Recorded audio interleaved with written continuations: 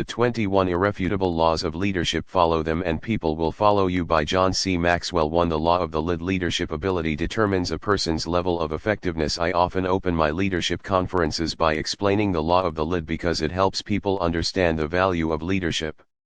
If you can get a handle on this law, you will see the incredible impact of leadership on every aspect of life. So here it is, leadership ability is the lid that determines a person's level of effectiveness. The lower an individual's ability to lead, the lower the lid on his potential. The higher the leadership, the greater the effectiveness. To give you an example, if your leadership rate's an 8, then your effectiveness can never be greater than a 7. If your leadership is only a 4, then your effectiveness will be no higher than a 3. Your leadership ability, for better or for worse, always determines your effectiveness and the potential impact of your organization. Let me tell you a story that illustrates the law of the lid.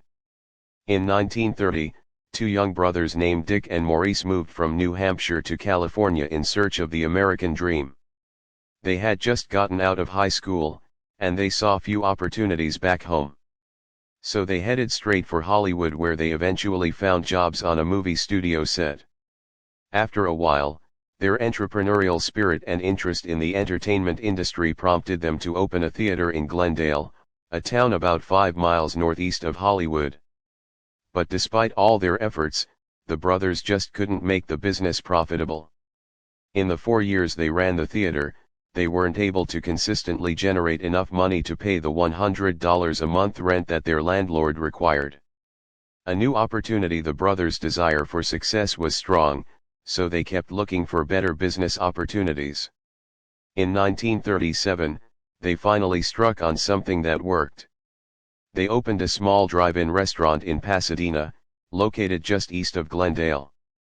People in Southern California had become very dependent on their cars, and the culture was changing to accommodate that, including its businesses. Drive-in restaurants were a phenomenon that sprang up in the early 30s, and they were becoming very popular. Rather than being invited into a dining room to eat, customers would drive into a parking lot around a small restaurant, place their orders with car hops, and receive their food on trays right in their cars. The food was served on china plates complete with glassware and metal utensils. It was a timely idea in a society that was becoming faster paced and increasingly mobile. Dick and Maurice's tiny drive-in restaurant was a great success, and in 1940, they decided to move the operation to San Bernardino, a working-class boomtown 50 miles east of Los Angeles. They built a larger facility and expanded their menu from hot dogs, fries, and shakes to include barbecued beef and pork sandwiches, hamburgers, and other items. Their business exploded. Annual sales reached $200,000, and the brothers found themselves splitting $50,000 in profits every year, a sum that put them in the town's financial elite. In 1948, their intuition told them that times were changing, and they made modifications to their restaurant business. They eliminated the car hops and started serving only walk-up customers. And they also streamlined everything. They reduced their menu and focused on selling hamburgers. They eliminated plates, glassware, and metal utensils, switching to paper products instead. They reduced their costs and the prices they charged customers. They also created what they called the speedy service system. Their kitchen became like an assembly line, where each person focused on service with speed. Their goal was to fill each customer's order in 30 seconds or less. And they succeeded. By the mid-1950s, annual revenue hit $350,000, and by then, Dick and Maurice split net profits of about $100,000 each year. Who were these brothers? Back in those days, you could have found out by driving by their small restaurant on the corner at 14th and E Streets in San Bernardino. On the front of the small octagonal building hung a neon sign that said simply McDonald's Hamburgers. Dick and Maurice McDonald had hit the great American jackpot, and the rest, as they say, is history, right? Wrong. The McDonalds never went any farther because their weak leadership put a lid on their ability to succeed. The story behind the story: it's true that the McDonald brothers were financially secure. Theirs was one of the most profitable restaurant enterprises in the country, and they felt that they had a hard time spending all the money they made. Their genius was in customer service and kitchen organization. That talent led to the creation of a new system of food and beverage service. In fact, their talent was so widely known in food service circles that people started writing them and visiting from all over the country to learn more about their methods. At one point, they received as many as 300 calls and letters every month. That led them to the idea of marketing the McDonald's concept. The idea of franchising restaurants wasn't new. It had been around for several decades. To the McDonald brothers, it looked like a way to make money without having to open another restaurant themselves. In 1952, they got started, but their effort was a dismal failure. The reason was simple. They lacked the leadership necessary to make it effective. Dick and Maurice were good restaurant owners. They understood how to run a business, make their systems efficient, cut costs, and increase profits. They were efficient managers. But they were not leaders.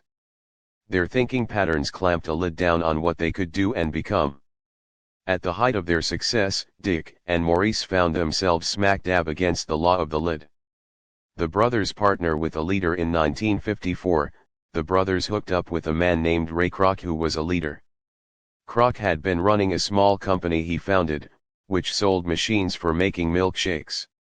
He knew about McDonald's. Their restaurant was one of his best customers. And as soon as he visited the store, he had a vision for its potential. In his mind he could see the restaurant going nationwide in hundreds of markets. He soon struck a deal with Dick and Maurice, and in 1955, he formed McDonald's System Incorporated, later called the McDonald's Corporation. Kroc immediately bought the rights to a franchise so that he could use it as a model and prototype to sell other franchises. Then he began to assemble a team and build an organization to make McDonald's a nationwide entity. He recruited and hired the sharpest people he could find, and as his team grew in size and ability, his people developed additional recruits with leadership skill. In the early years, Kroc sacrificed a lot. Though he was in his mid-50s, he worked long hours just as he had when he first got started in business 30 years earlier. He eliminated many frills at home, including his country club membership, which he later said added 10 strokes to his golf game. During his first 8 years with McDonald's, he took no salary. Not only that, but he personally borrowed money from the bank and against his life insurance to help cover the salaries of a few key leaders he wanted on the team. His sacrifice and his leadership paid off. In 1961, for the sum of $2.7 million, Kroc bought the exclusive rights to McDonald's from the brothers, and he proceeded to turn it into an American institution and global entity. The lid in the life and leadership of Ray Kroc was obviously much higher than that of his predecessors. In the years that Dick and Maurice McDonald had attempted to franchise their food service system, they managed to sell the concept to just 15 buyers, only 10 of whom actually opened restaurants. And even in that small enterprise, their limited leadership and vision were hindrances. For example, when their first franchisee, Neil Fox of Phoenix, told the brothers that he wanted to call his restaurant McDonald's, Dick's response was, "What for? McDonald's means nothing in Phoenix." On the other hand, the leadership lid in Ray Kroc's life was sky high. Between 1955 and 1959, Kroc succeeded in opening 100 restaurants. 4 years after that, there were 500 McDonald's. Today the company has opened more than 21,000 restaurants in no fewer than 100 countries. Leadership ability, or more specifically the lack of leadership ability, was the lid on the McDonald brothers' effectiveness. Success without leadership. I believe that success is within the reach of just about everyone. But I also believe that personal success without leadership ability brings only limited effectiveness. A person's impact is only a fraction of what it could be with good leadership. The higher you want to climb, the more you need leadership. The greater the impact you want to make, the greater your influence needs to be. Whatever you will accomplish is restricted by your ability to lead others. Let me give you a picture of what I mean. Let's say that when it comes to success, you're an 8, on a scale from 1 to 10. That's pretty good. I think it would be safe to say that the McDonald brothers were in that range. But let's also say that your leadership ability is only a 1. Your level of effectiveness would look like this. To increase your level of effectiveness, you have a couple of choices. You could work very hard to increase your dedication to success and excellence to work toward becoming a 10. It's possible that you could make it to that level, though the law of diminishing returns says that the effort it would take to increase those last 2 points might take more energy than it did to achieve the first 8. If you really killed yourself, you might increase your success by that 25%. But you have another option. Let's say that instead you work hard to increase your level of leadership. Over the course of time, you develop yourself as a leader, and eventually, your leadership ability becomes, say, a 6. Visually, the results would look like this. By raising your leadership ability without increasing your success dedication at all, you can increase your original effectiveness by 500%. If you were to raise your leadership to 8, where it matched your success dedication, you would increase your effectiveness by 700%. Leadership has a multiplying effect. I've seen its impact over and over again in all kinds of businesses and nonprofit organizations. And that's why I've taught leadership for more than 20 years. To change the direction of the organization, change the leadership ability is always the lid on personal and organizational effectiveness. If the leadership is strong, the lid is high. But if it's not, then the organization is limited. That's why in times of trouble, organizations naturally look for new leadership. When the country is experiencing hard times, IT elects a new president. When a company is losing money, IT hires a new CEO. When a church is floundering, IT searches for a new senior pastor. When a sports team keeps losing, IT looks for a new head coach.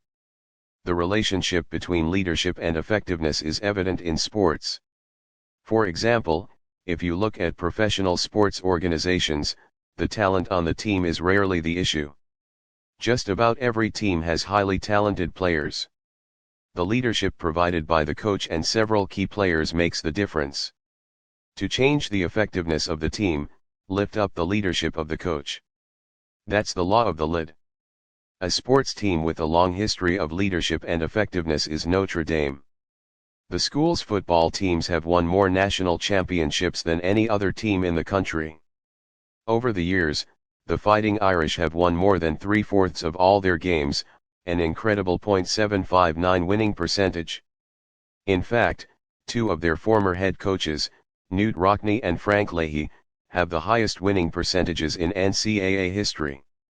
Back in the early 1980s, Notre Dame hired Gary Faust as its head football coach. He was following 2 great coaches, Ara Parseghian and Dan Devine, both of whom had won national championships during their tenure and both of whom were eventually inducted into the National Football Foundation Hall of Fame. Prior to coming to Notre Dame, Faust had compiled an incredible record of 174-17-2 during his 18 years as the head coach at Moeller High School. His teams experienced 7 undefeated seasons and won 6 Ohio State titles. 4 teams he coached were considered the best in the nation. But when he arrived at Notre Dame, it didn't take long for people to discover that he was in over his head. As a coach and strategist, he was effective, but he didn't have the leadership ability necessary to make it at the college level. During his 5 seasons at the university, he compiled a 30-26-1 record and winning percentage of .535, third worst in Notre Dame's 100-plus year history of college football. Faust coached only one other college team after that, the University of Akron, where he finished with an overall losing record of 43-53-3. He was another casualty of the law of the lid. Wherever you look, you can find smart, talented, successful people who are able to go only so far because of the limitations of their leadership. For example, when Apple got started in the late 1970s, Steve Wozniak was the brains behind the Apple computer. His leadership lid was low, but that was not the case for his partner, Steve Jobs. His lid was so high that he built a world-class organization and gave it a 9-digit value. That's the impact of the law of the lid. A few years ago, I met Don Stevenson, the chairman of Global Hospitality Resources Incorporated, of San Diego, California, an international hospitality advisory and consulting firm. Over lunch, I asked him about his organization. Today he primarily does consulting, but back then his company took over the management of hotels and resorts that weren't doing well financially. They oversaw many excellent facilities such as La Costa in Southern California. Don said that whenever they came into an organization to take it over, they always started by doing two things. First, they trained all the staff to improve their level of service to the customers, and second, they fired the leader. When he told me that, I was at first surprised. "You always fire him?" I asked. "Every time." "That's right. Every time," he said. "Don't you talk to the person first to check him out to see if he's a good leader?" I said. "No," he answered. "If he'd been a good leader, the organization wouldn't be in the mess it's in." And I thought to myself, of course. It's the law of the lid. To reach the highest level of effectiveness, you have to raise the lid one way or another. The good news is that getting rid of the leader isn't the only way. Just as I teach in conferences that there is a lid, I also teach that you can raise it, but that's the subject of another law of leadership. To the law of influence, the true measure of leadership is influence, nothing more, nothing less. If you don't have influence, you will never be able to lead others. So how do you measure influence? Here's a story to answer that question. In late summer of 1997, people were jolted by two events that occurred less than a week apart: the deaths of Princess Diana and Mother Teresa. On the surface, the two women could not have been more different. One was a tall, young, glamorous princess from England who circulated in the highest society. The other, a Nobel Peace Prize recipient, was a small, elderly Catholic nun born in Albania, who served the poorest of the poor in Calcutta, India. What's incredible is that their impact was remarkably similar. In a 1996 poll published by the London Daily Mail, Princess Diana and Mother Teresa were voted in first and second places as the world's two most caring people. That's something that doesn't happen unless you have a lot of influence. How did someone like Diana come to be regarded in the same way as Mother Teresa? The answer is that she demonstrated the power of the law of influence. Diana captured the world's imagination in 1981. Diana became the most talked about person on the globe when she married Prince Charles of England. Nearly 1 billion people watched Diana's wedding ceremony televised from St. Paul's Cathedral. And since that day, it seemed people never could get enough news about her. People were intrigued with Diana, a commoner who had once been a kindergarten teacher. At first she seemed painfully shy and totally overwhelmed by all the attention she and her new husband were receiving. Early in their marriage, some reports stated that Diana wasn't very happy performing the duties expected of her as a royal princess. However, in time she adjusted to her new role. As she started traveling and representing the royal family around the world at various functions, she quickly made it her goal to serve others and raise funds for numerous charitable causes. And during the process, she built many important relationships with politicians, organizers of humanitarian causes, entertainers, and heads of state. At first, she was simply a spokesperson and catalyst for fundraising, but as time went by, her influence increased and so did her ability to make things happen. Diana started rallying people to causes such as AIDS research, care for people with leprosy, and a ban on landmines. She was quite influential in bringing that last issue to the attention of the world's leaders. On a visit to the United States just months before her death, she met with members of the Clinton administration to convince them to support the Oslo Conference banning the devices. And a few weeks later, they made changes in their position. Patrick Fuller of the British Red Cross said, "The attention she drew to the issue influenced Clinton." She put the issue on the world agenda, there's no doubt about that. The emergence of a leader in the beginning, Diana's title had merely given her a platform to address others, but she soon became a person of influence in her own right. In 1996, when she was divorced from Prince Charles, she lost her title, but that loss didn't at all diminish her impact on others. Instead, her influence continued to increase while that of her former husband and in-laws declined despite their royal titles and position. Why? Diana instinctively understood the law of influence. Ironically, even in death Diana continued to influence others.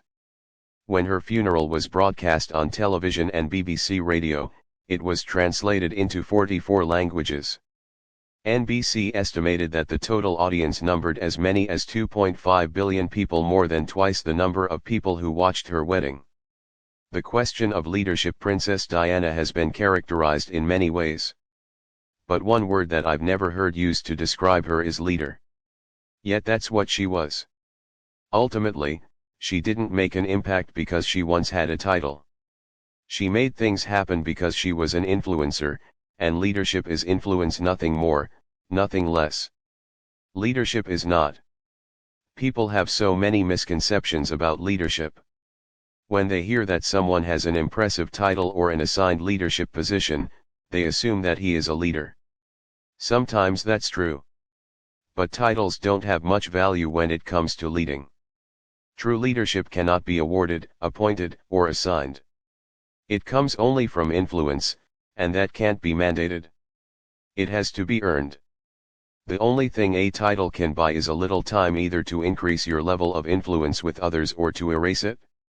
5 myths about leadership. There are plenty of misconceptions and myths that people embrace about leaders and leadership. Here are 5 common ones. 1. The management myth. A widespread misunderstanding is that leading and managing are one and the same. Up until a few years ago, books that claimed to be on leadership were often really about management. The main difference between the two is that leadership is about influencing people to follow, while management focuses on maintaining systems and processes. As former Chrysler chairman and CEO Lee Iacocca Riley commented, sometimes even the best manager is like the little boy with the big dog, waiting to see where the dog wants to go so that he can take him there. The best way to test whether a person can lead rather than just manage is to ask him to create positive change. Managers can maintain direction, but they can't change it.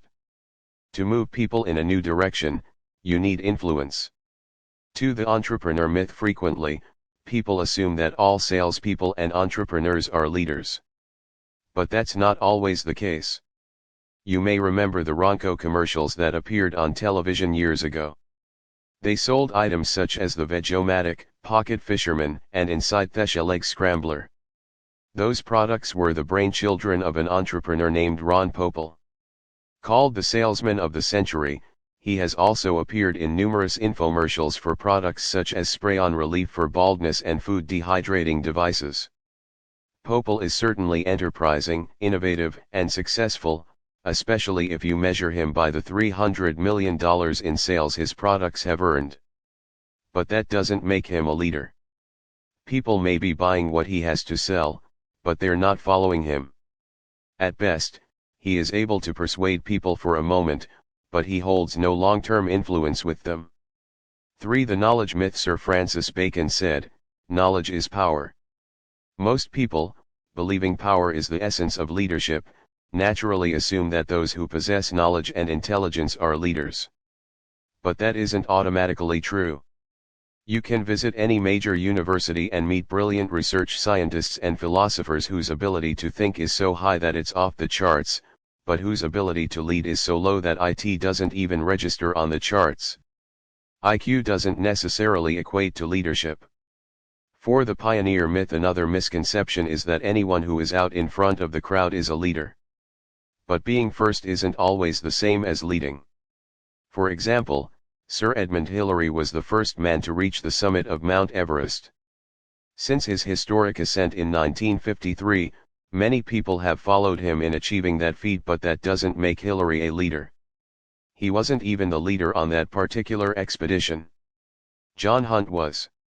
And when Hillary traveled to the South Pole in 1958 as part of the Commonwealth Trans-Antarctic Expedition, he was accompanying another leader, Sir Vivian Fuchs. To be a leader, a person has to not only be out front, but also have people intentionally coming behind him, following his lead, and acting on his vision. 5. The position myth. As mentioned earlier, the greatest misunderstanding about leadership is that people think it is based on position, but it's not. Stanley Houghton affirmed, "It's not the position that makes the leader, it's the leader that makes the position." Look at what happened several years ago at Cordiant, the advertising agency formerly known as Saatchi & Saatchi. In 1994, institutional investors at Saatchi & Saatchi forced the board of directors to dismiss Maurice Saatchi, the company's CEO. What was the result? Several executives followed him out. So did many of the company's largest accounts, including British Airways and Mars, the candy maker. Saatchi's influence was so great that his departure caused the company's stock to fall immediately from $8.58 to $4 per share. What happened is a result of the law of influence. Saatchi lost his title and position, but he continued to be the leader. Who's the real leader? I personally learned the law of influence when I accepted my first job out of college at a small church in rural Indiana. I went in with all the right credentials.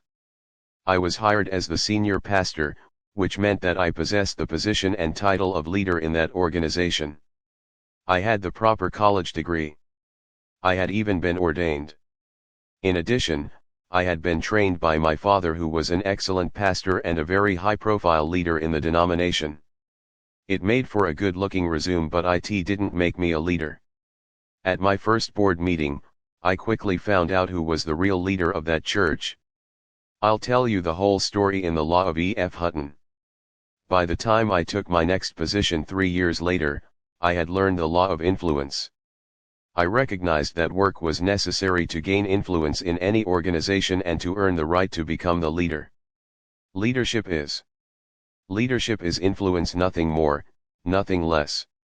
When you become a student of leaders, as I am, you recognize people's level of influence in everyday situations all around you. Let me give you an example. In 1997, I moved to Atlanta, Georgia. In that same year, Dan Reeves became the coach of the NFL's Atlanta Falcons. I was glad to hear that. Reeves is an excellent coach and leader. Though he had most recently coached the New York Giants, Reeves made his reputation as the head coach of the Denver Broncos. From 1981 to 1992, he compiled an excellent 117-79-1 record, earned 3 Super Bowl appearances, and received NFL Coach of the Year honors 3 times. Despite Reeves's success in Denver, he didn't always experience smooth sailing. He was known to have had disagreements with quarterback John Elway and assistant coach Mike Shanahan. What was the reason for the problem? It was said that during the 1989 season, Shanahan and Elway sometimes worked on their own offensive game plan, ignoring Reeves's wishes. I don't know if that was true, but if it was, then Shanahan, not Reeves, had developed greater influence with the Denver quarterback. It didn't matter that Reeves held the title and position of head coach. It didn't even matter how good a coach Reeves was. Shanahan had become the more influential leader in the quarterback's life. And leadership is influence. Shanahan left the Broncos at the end of that season, but he returned in 1995 as the team's head coach. He became entitled what he evidently already had been in terms of influence to some of the players, their leader. And that leadership has now paid off. In January of 1998, he led the Denver Broncos franchise and quarterback John Elway to their first Super Bowl victory. Leadership without leverage. I admire and respect the leadership of my good friend Bill Hybels, the senior pastor of Willow Creek Community Church in South Barrington, Illinois, the largest church in North America. Bill says he believes that the church is the most leadership-intensive enterprise in society. A lot of business people I know are surprised when they hear that statement, but I think Bill is right. What is the basis of his belief? Positional leadership doesn't work in volunteer organizations because those types of leaders have no real leverage and they are ineffective. In other organizations, the person who has position has incredible leverage. In the military, leaders can use rank and, if all else fails, throw people into the brig. In business, bosses have tremendous leverage in the form of salary, benefits, and perks. Most followers are pretty cooperative when their livelihood is at stake. But in voluntary organizations, such as churches, the only thing that works is leadership in its purest form. Leaders have only their influence to aid them. And as Harry A. Overstreet observed, the very essence of all power to influence lies in getting the other person to participate. Followers in voluntary organizations cannot be forced to get on board. If the leader has no influence with them, then they won't follow. When I recently shared that observation with a group of about 150 CEOs from the automobile industry, I saw light bulbs going on all over the room. And when I gave them a piece of advice, they really got excited. I'm going to share that same advice with you. If you really want to find out whether your people are capable of leading, send them out to volunteer their time in the community. If they can get people to follow them while they're serving at the Red Cross, a United Way shelter, or their local church, then you know that they really do have influence and leadership ability. From commander to private to commander-in-chief, one of my favorite stories that illustrates the law of influence concerns Abraham Lincoln. In 1832, years before he became president, young Lincoln gathered together a group of men to fight in the Black Hawk War. In those days, the person who put together a volunteer company for the militia often became its leader and assumed a commanding rank. In this instance, Lincoln had the rank of captain. But Lincoln had a problem. He knew nothing about soldiering. He had no prior military experience, and he knew nothing about tactics. He had trouble remembering the simplest military procedures. For example, one day Lincoln was marching a couple of dozen men across a field and needed to guide them through a gate into another field. But he couldn't manage it. Recounting the incident later, Lincoln said, "I could not for the life of me remember the proper word of command for getting my company endwise. Finally, as we came near the gate, I shouted, 'This company is dismissed for 2 minutes, when it will fall in again on the other side of the gate.'" As time went by, Lincoln's level of influence with others in the militia actually decreased. While other officers proved themselves and gained rank, Lincoln found himself going in the other direction. He began with the title and position of captain, but they did him little good. He couldn't overcome the law of influence. By the end of his military service, Abraham Lincoln found his rightful place, having achieved the rank of private. Fortunately for Lincoln and for the fate of our country, he overcame his inability to influence others. He followed his undistinguished career in the military with stints in the Illinois State Legislature and the U.S. House of Representatives. But over time and with much effort and personal experience, he became a person of remarkable influence and impact. Here is a favorite leadership proverb: "He who thinks he leads, but has no followers, is only taking a walk." If you can't influence others, they won't follow you. And if they won't follow, you're not a leader. That's the law of influence. No matter what anybody else tells you, remember that leadership is influence, nothing more, nothing less.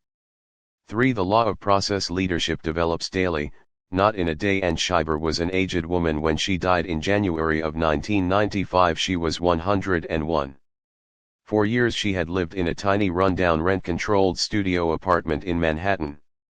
The paint on the walls was peeling, and the old bookcases that lined the walls were covered in dust. Rent was $400 a month.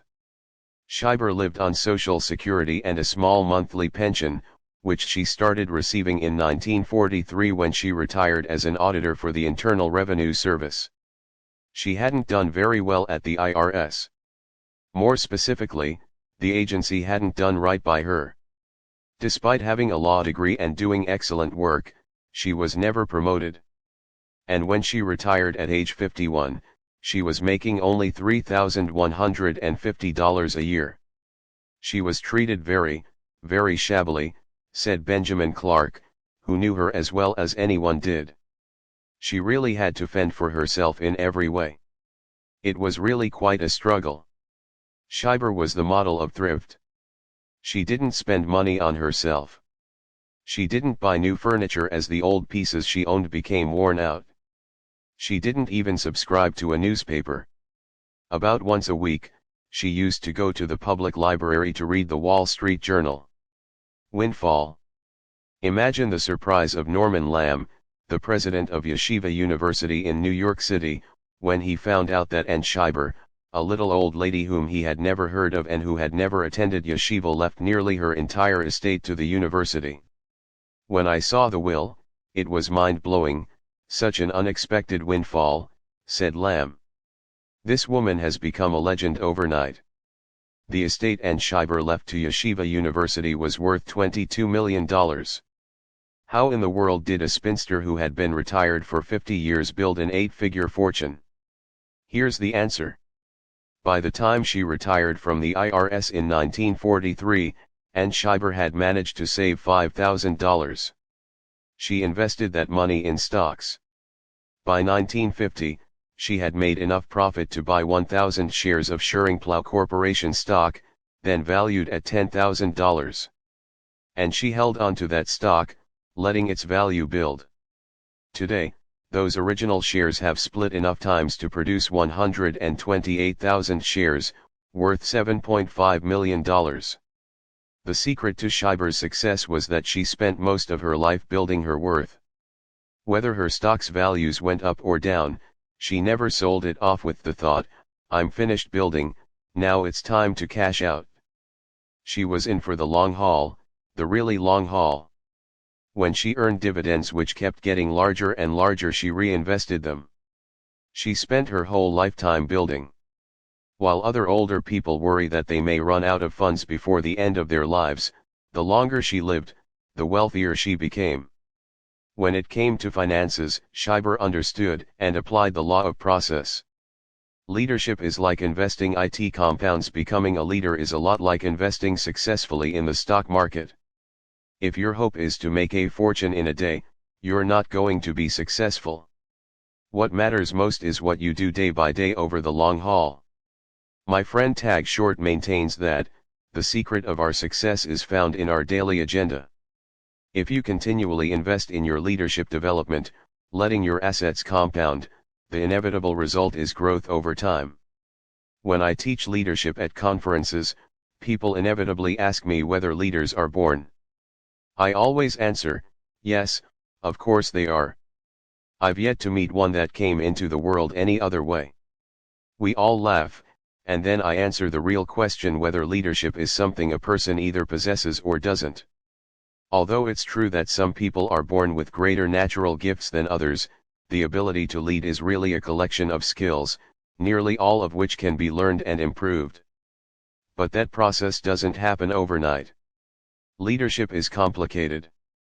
It has many facets: respect, experience, emotional strength, people skills, discipline, vision, momentum, timing. The list goes on. As you can see, many factors that come into play in leadership are intangible. That's why leaders require so much seasoning to be effective. That's why only now, at age 51, do I feel that I am truly beginning to understand the many aspects of leadership with clarity. Leaders are learners. In a study of 90 top leaders from a variety of fields, leadership experts Warren Bennis and Bert Nanas made a discovery about the relationship between growth and leadership. It is the capacity to develop and improve their skills that distinguishes leaders from their followers. Successful leaders are learners.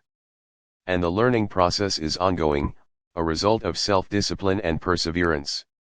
The goal each day must be to get a little better, to build on the previous day's progress. The 4 phases of leadership growth. Whether you do or don't have great natural ability for leadership, your development and progress will probably occur according to the following 4 phases. Phase 1: I don't know what I don't know. Most people fail to recognize the value of leadership. They believe that leadership is only for a few, for the people at the top of the corporate ladder. They have no idea of the opportunities they're passing up when they don't learn to lead. This point was driven home for me when a college president shared with me that only a handful of students signed up for a leadership course offered by the school. Why? Only a few thought of themselves as leaders. If they had known that leadership is influence, and that in the course of each day most individuals usually try to influence at least 4 other people, their desire might have been sparked to learn more about the subject. It's unfortunate because as long as a person doesn't know what he doesn't know, he doesn't grow.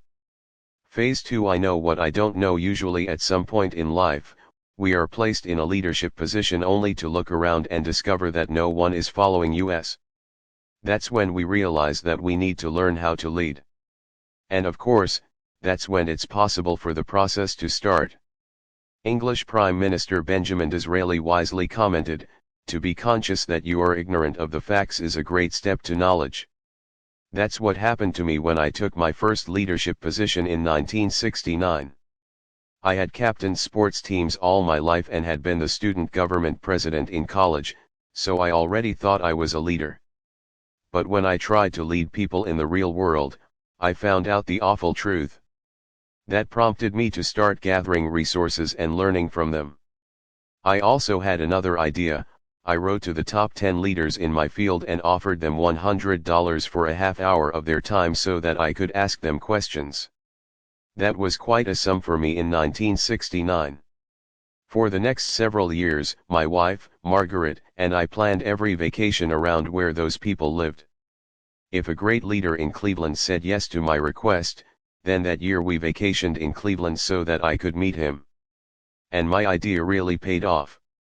Those men shared insights with me that I could have learned no other way. Phase 3. I grow and know, and it starts to show when you recognize your lack of skill and begin the daily discipline of personal growth in leadership. Exciting things start to happen.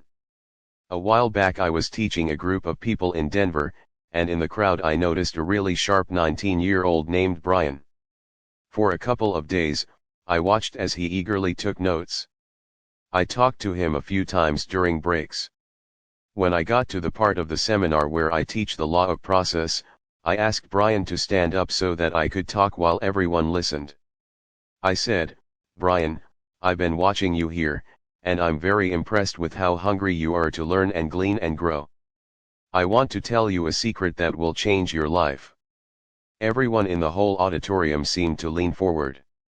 I believe that in about 20 years, you can be a great leader. I want to encourage you to make yourself a lifelong learner of leadership. Read books, listen to tapes regularly, and keep attending seminars. And whenever you come across a golden nugget of truth or a significant quote, file it away for the future. It's not going to be easy, I said.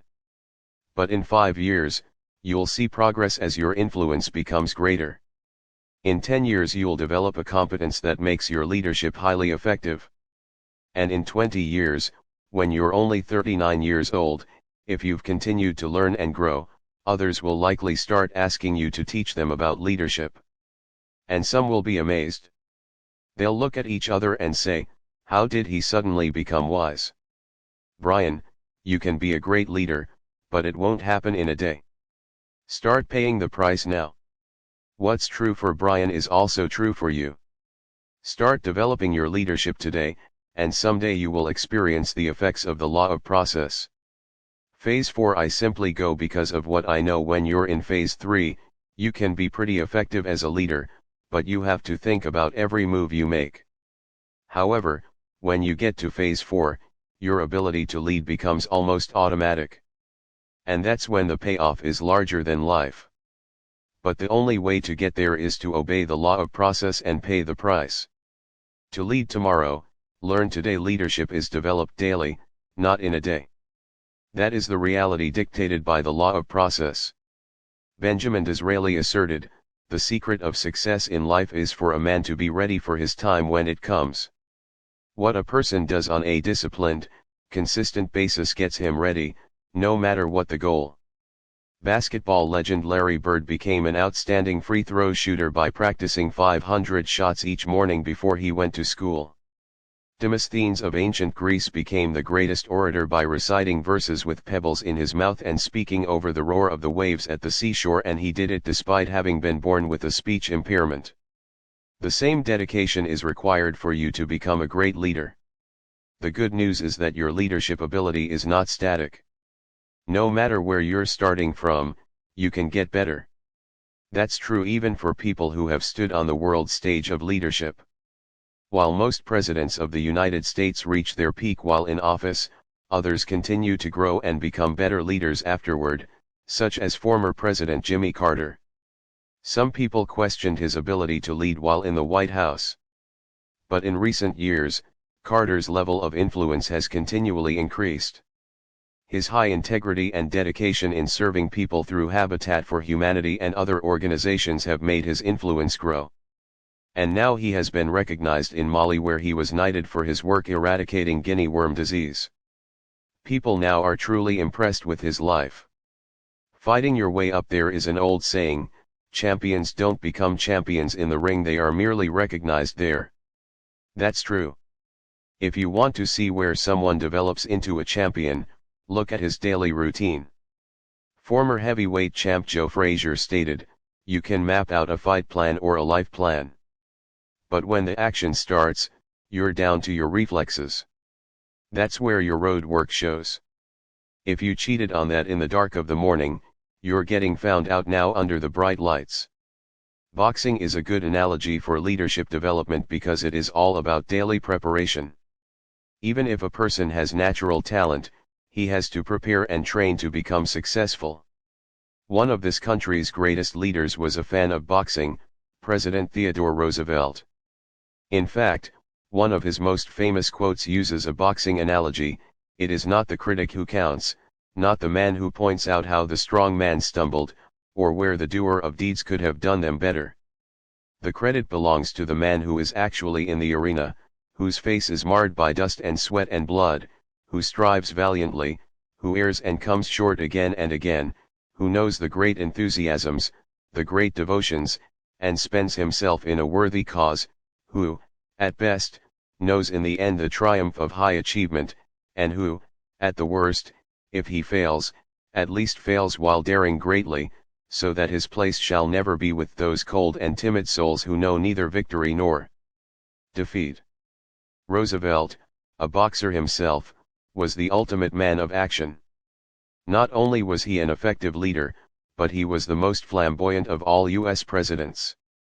British historian Hugh Brogan described him as the ablest man to sit in the White House since Lincoln, the most vigorous since Jackson, the most bookish since John Quincy Adams.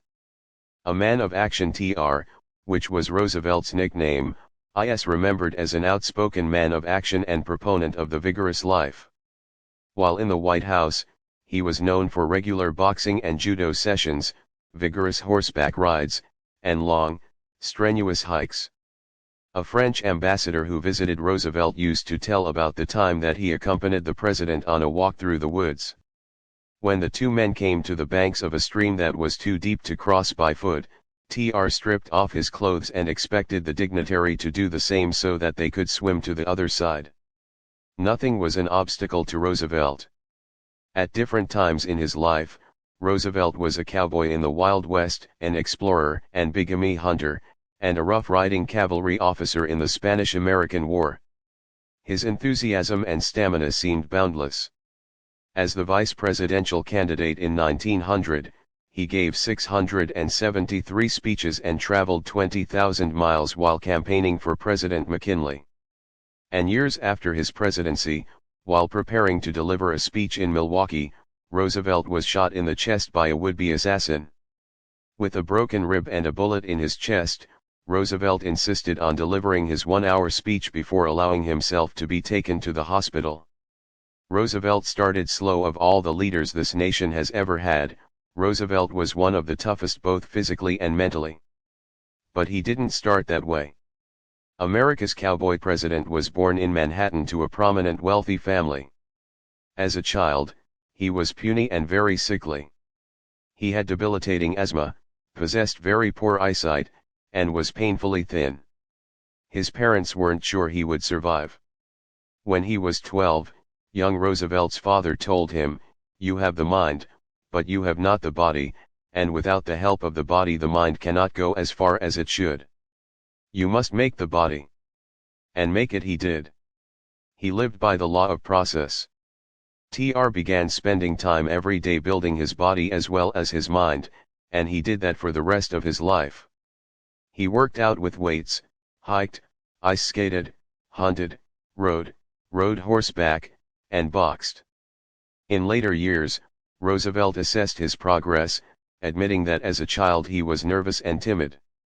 Yet, he said, "From reading of the people I admired, and from knowing my father, I had a great admiration for men who were fearless and who could hold their own in the world, and I had a great desire to be like them." By the time Tr graduated from Harvard, he was like them, and he was ready to tackle the world of politics.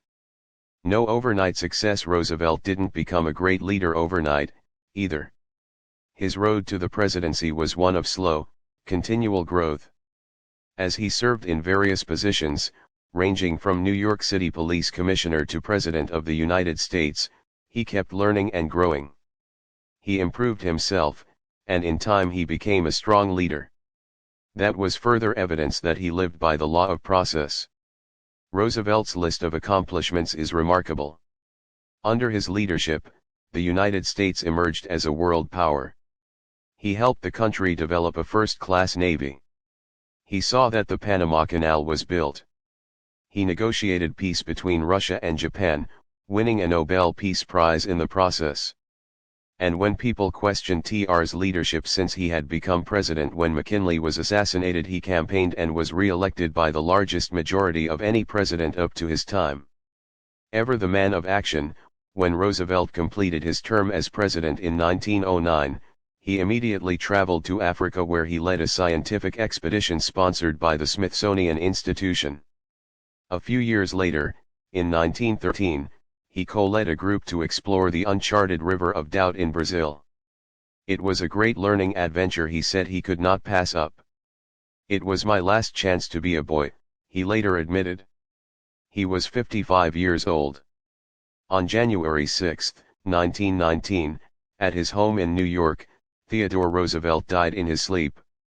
Then Vice President Marshall said, death had to take him sleeping, for if Roosevelt had been awake, there would have been a fight. When they removed him from his bed, they found a book under his pillow.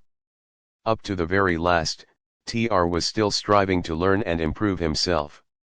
He was still practicing the law of process. If you want to be a leader, the good news is that you can do it. Everyone has the potential, but it isn't accomplished overnight. It requires perseverance. And you absolutely cannot ignore the law of process. Leadership doesn't develop in a day. It takes a lifetime. For the law of navigation, anyone can steer the ship, but it takes a leader to chart the course. In 1911, two groups of explorers set off on an incredible mission. Though they used different strategies and routes, the leaders of the teams had the same goal, to be the first in history to reach the South Pole. Their stories are life and death illustrations of the law of navigation. One of the groups was led by Norwegian explorer Roald Amundsen. Ironically, Amundsen had not originally intended to go to Antarctica. His desire was to be the first man to reach the North Pole. But when he discovered that Robert Peary had beaten him there, Amundsen changed his goal and headed toward the other end of the earth. North or south, he knew his planning would pay off. Amundsen carefully charted his course before his team ever set off. Amundsen had painstakingly planned his trip.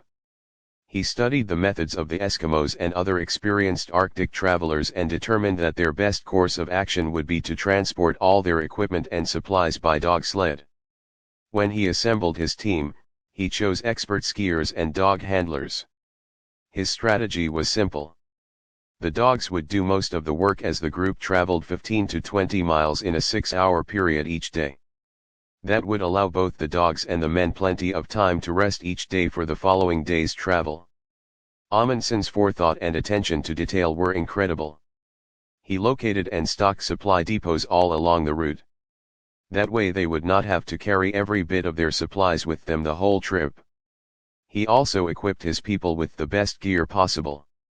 Amundsen had carefully considered every possible aspect of the journey, thought it through, and planned accordingly. And it paid off. The worst problem they experienced on the trip was an infected tooth that one man had to have extracted. Scott violated the law of navigation. The other team of men was led by Robert Falcon Scott, a British naval officer who had previously done some exploring in the Antarctic area. Scott's expedition was the antithesis of Amundsen's. Instead of using dogs' LEDs, Scott decided to use motorized sledges and ponies.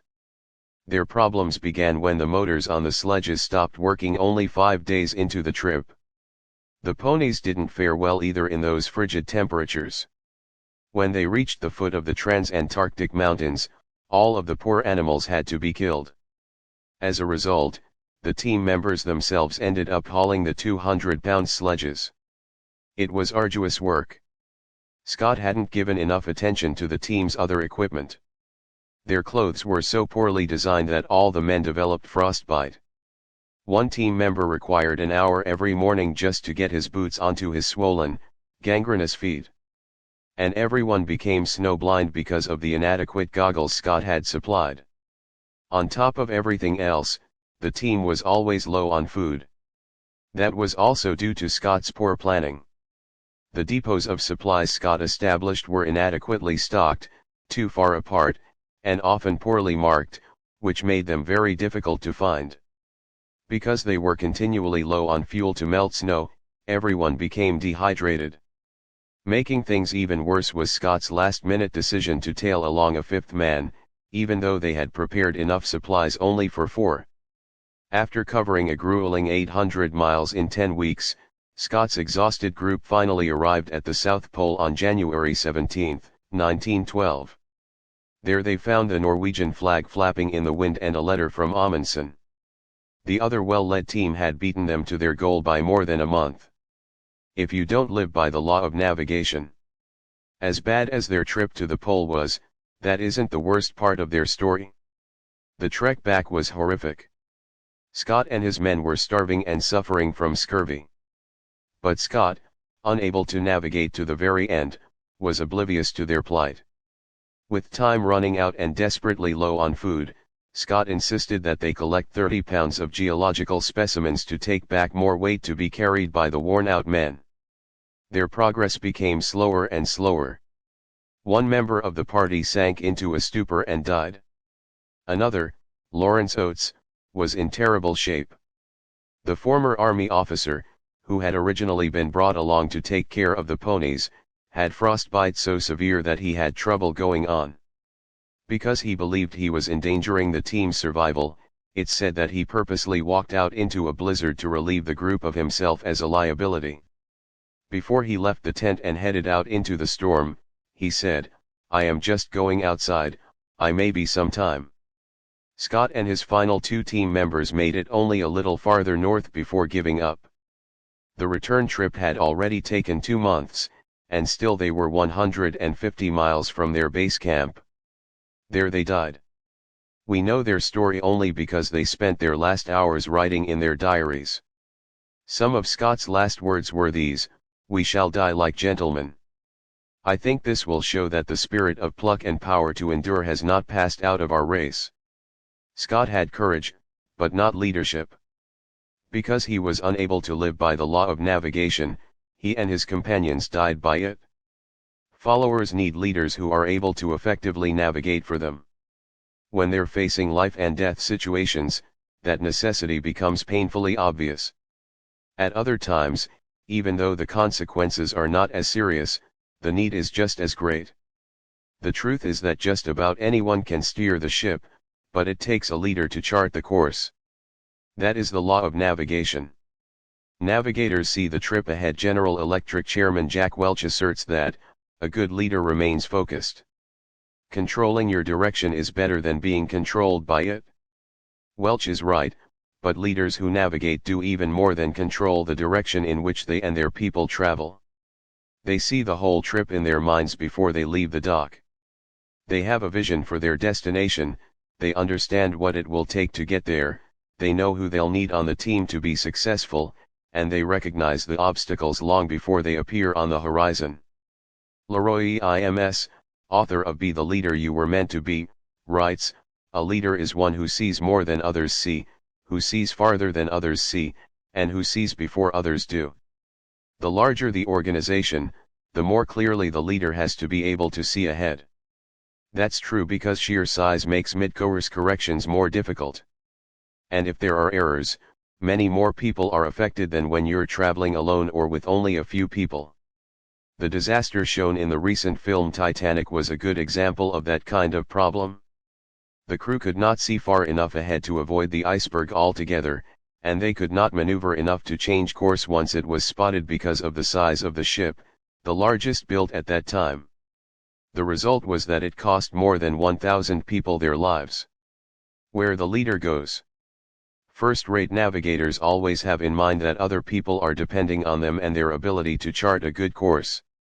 I read an observation by James A. Autry in Life and Work, A Manager's Search for Meaning, that illustrates this idea. He said that occasionally you hear about the crash of 4 military planes flying together in a formation. The reason for the loss of all 4 is this: when jet fighters fly in groups of 4, one pilot, the leader, designates where the team will fly.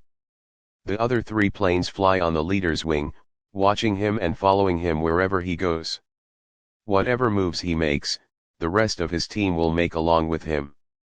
That's true whether he soars in the clouds or smashes into a mountaintop. Before leaders take their people on a journey, they go through a process in order to give the trip the best chance of being a success. Navigators draw on past experience. Every past success and failure can be a source of information and wisdom if you allow it to be. Successes teach you about yourself and what you're capable of doing with your particular gifts and talents. Failures show what kinds of wrong assumptions you've made and where your methods are flawed. If you fail to learn from your mistakes, you're going to fail again and again. That's why effective navigators start with experience. But they certainly don't end there. Navigators listen to what others have to say. No matter how much you learn from the past, it will never tell you all you need to know for the present. That's why top-notch navigators gather information from many sources. They get ideas from members of their leadership team. They talk to the people in their organization to find out what's happening on the grassroots level. And they spend time with leaders from outside the organization who can mentor them. Navigators examine the conditions before making commitments. I like action, and my personality prompts me to be spontaneous. On top of that, I have reliable intuition when it comes to leadership. But I'm also conscious of my responsibilities as a leader. So before I make commitments that are going to impact my people, I take stock and thoroughly think things through. Good navigators count the cost before making commitments for themselves and others. Navigators make sure their conclusions represent both faith and fact. Being able to navigate for others requires a leader to possess a positive attitude. You've got to have faith that you can take your people all the way. If you can't confidently make the trip in your mind, you're not going to be able to take it in real life. On the other hand, you also have to be able to see the facts realistically. You can't minimize obstacles or rationalize your challenges. If you don't go in with your eyes wide open, you're going to get blindsided. As Bill Ejim observes, realistic leaders are objective enough to minimize illusions. They understand that self-deception can cost them their vision. Sometimes it's difficult balancing optimism and realism, intuition and planning, faith and fact. But that's what it takes to be effective as a navigating leader. A lesson in navigation. I remember the first time I really understood the importance of the law of navigation. I was 28 years old, and I was leading Faith Memorial in Lancaster, Ohio, my second church. Before my arrival there in 1972, the church had experienced a decade-long plateau in its growth. But by 1975, our attendance had gone from 400 to more than 1,000. I knew we could keep growing and reach more people, but only if we built a new auditorium. The good news was that I already had some experience in building and relocation because I had taken my first church through the process. The bad news was that the first one was really small in comparison to the second one. To give you an idea of the difference, the changing room in the nursery in Lancaster was going to be larger than the whole sanctuary in the original building of my first church. It was going to be a multimillion-dollar project more than 20 times larger than my first one. But even that was not the greatest obstacle.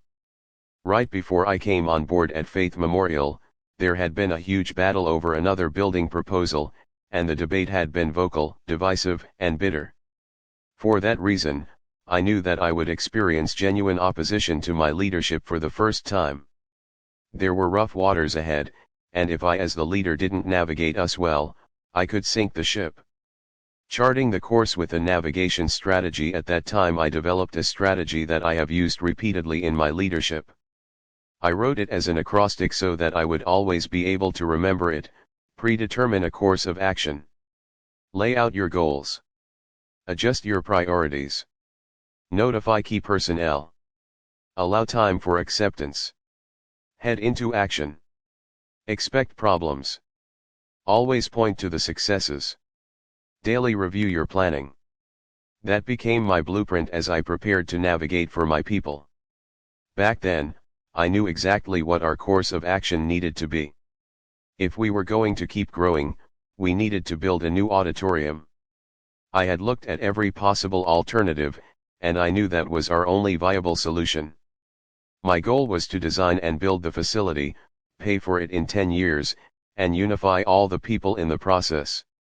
I also knew our biggest adjustment would come in the area of finances, since it would turn our current budget upside down. I started preparing for the congregational meeting. I scheduled it a couple of months ahead to give me time to get everything ready. The first thing I did was direct our board members and a group of key financial leaders to conduct a 20-year analysis of our growth and financial patterns. It covered the previous 10 years and projections for the next 10 years. Based on that, we determined the requirements of the facility. Then we formulated a 10-year budget that carefully explained how we would handle the financing. I also asked that all of the information we were gathering be put into a 20-page report that I intended to give to the members of the congregation.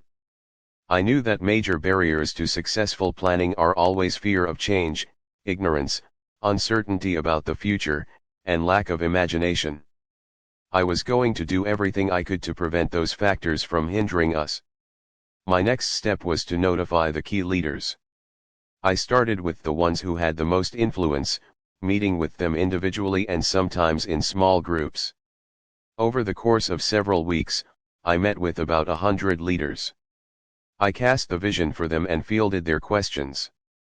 And when I could sense that a person was hesitant about the project, I planned to meet individually with him again. Then I allowed time for the rest of the people to be influenced by those leaders and for acceptance to develop among the congregation. When the time rolled around for the congregational meeting, we were ready to head into action. I took 2 hours to present the project to the people.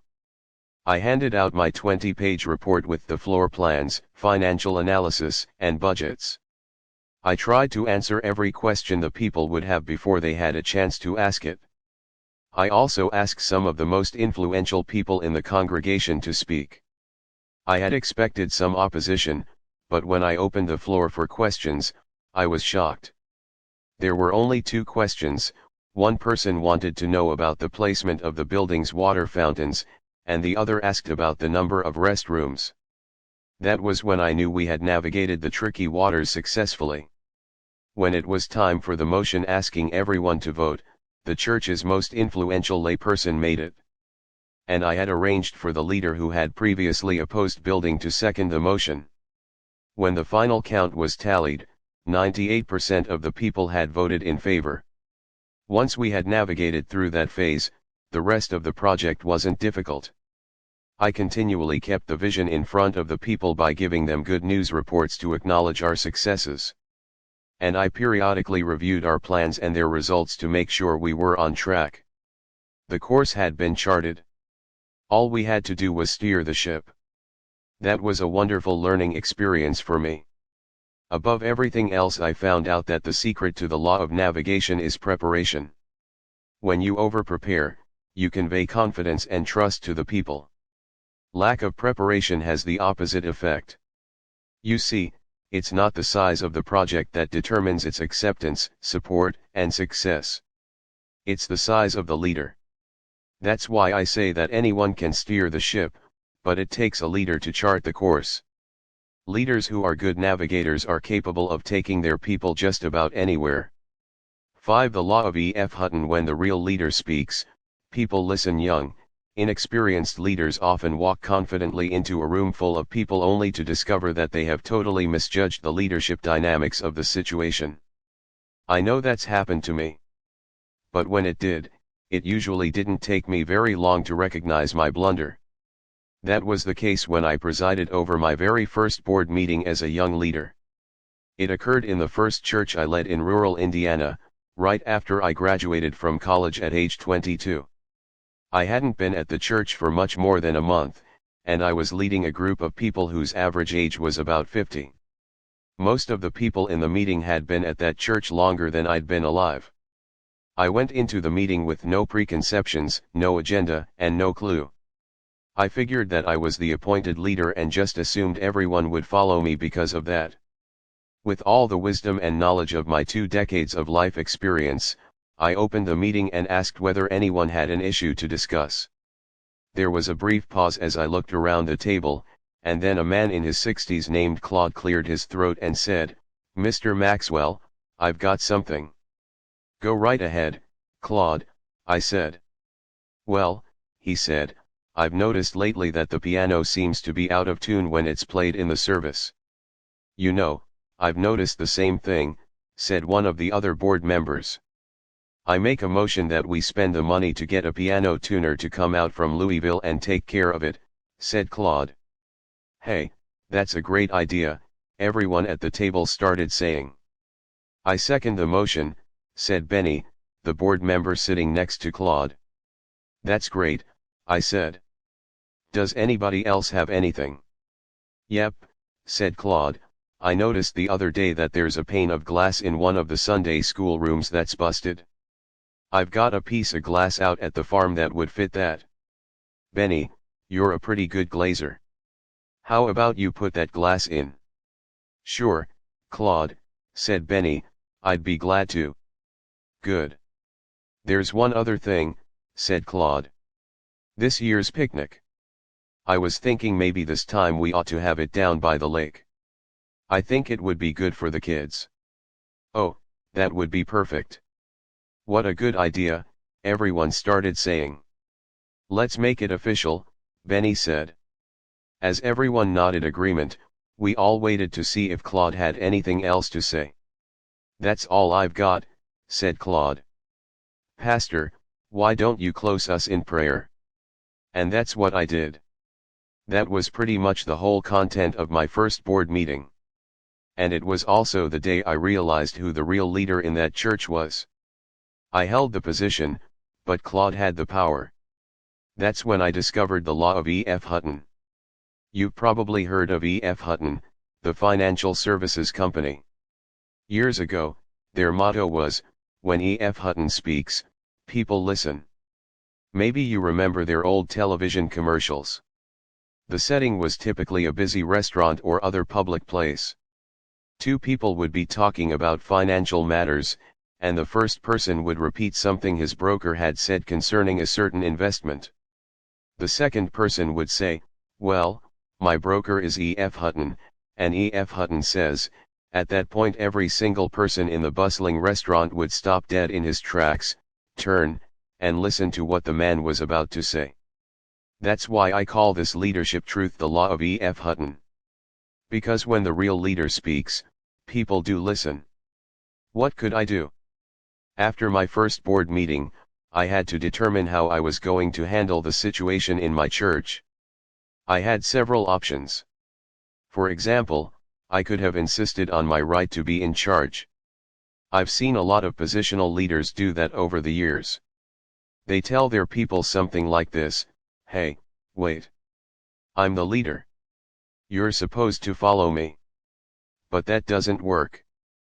People might be polite to you, but they won't really follow.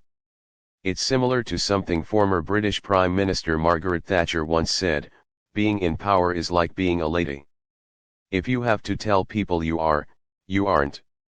Another option would have been to try to push Claude out as the leader. But how do you think that would have turned out? He was more than twice my age, he had lived in that area his whole life, and he was respected by everybody in the and everybody knew that he would be there long after I left. I pursued a third option. By the time the next board meeting was ready to roll around, I had a list of items that I knew needed to be accomplished at the church.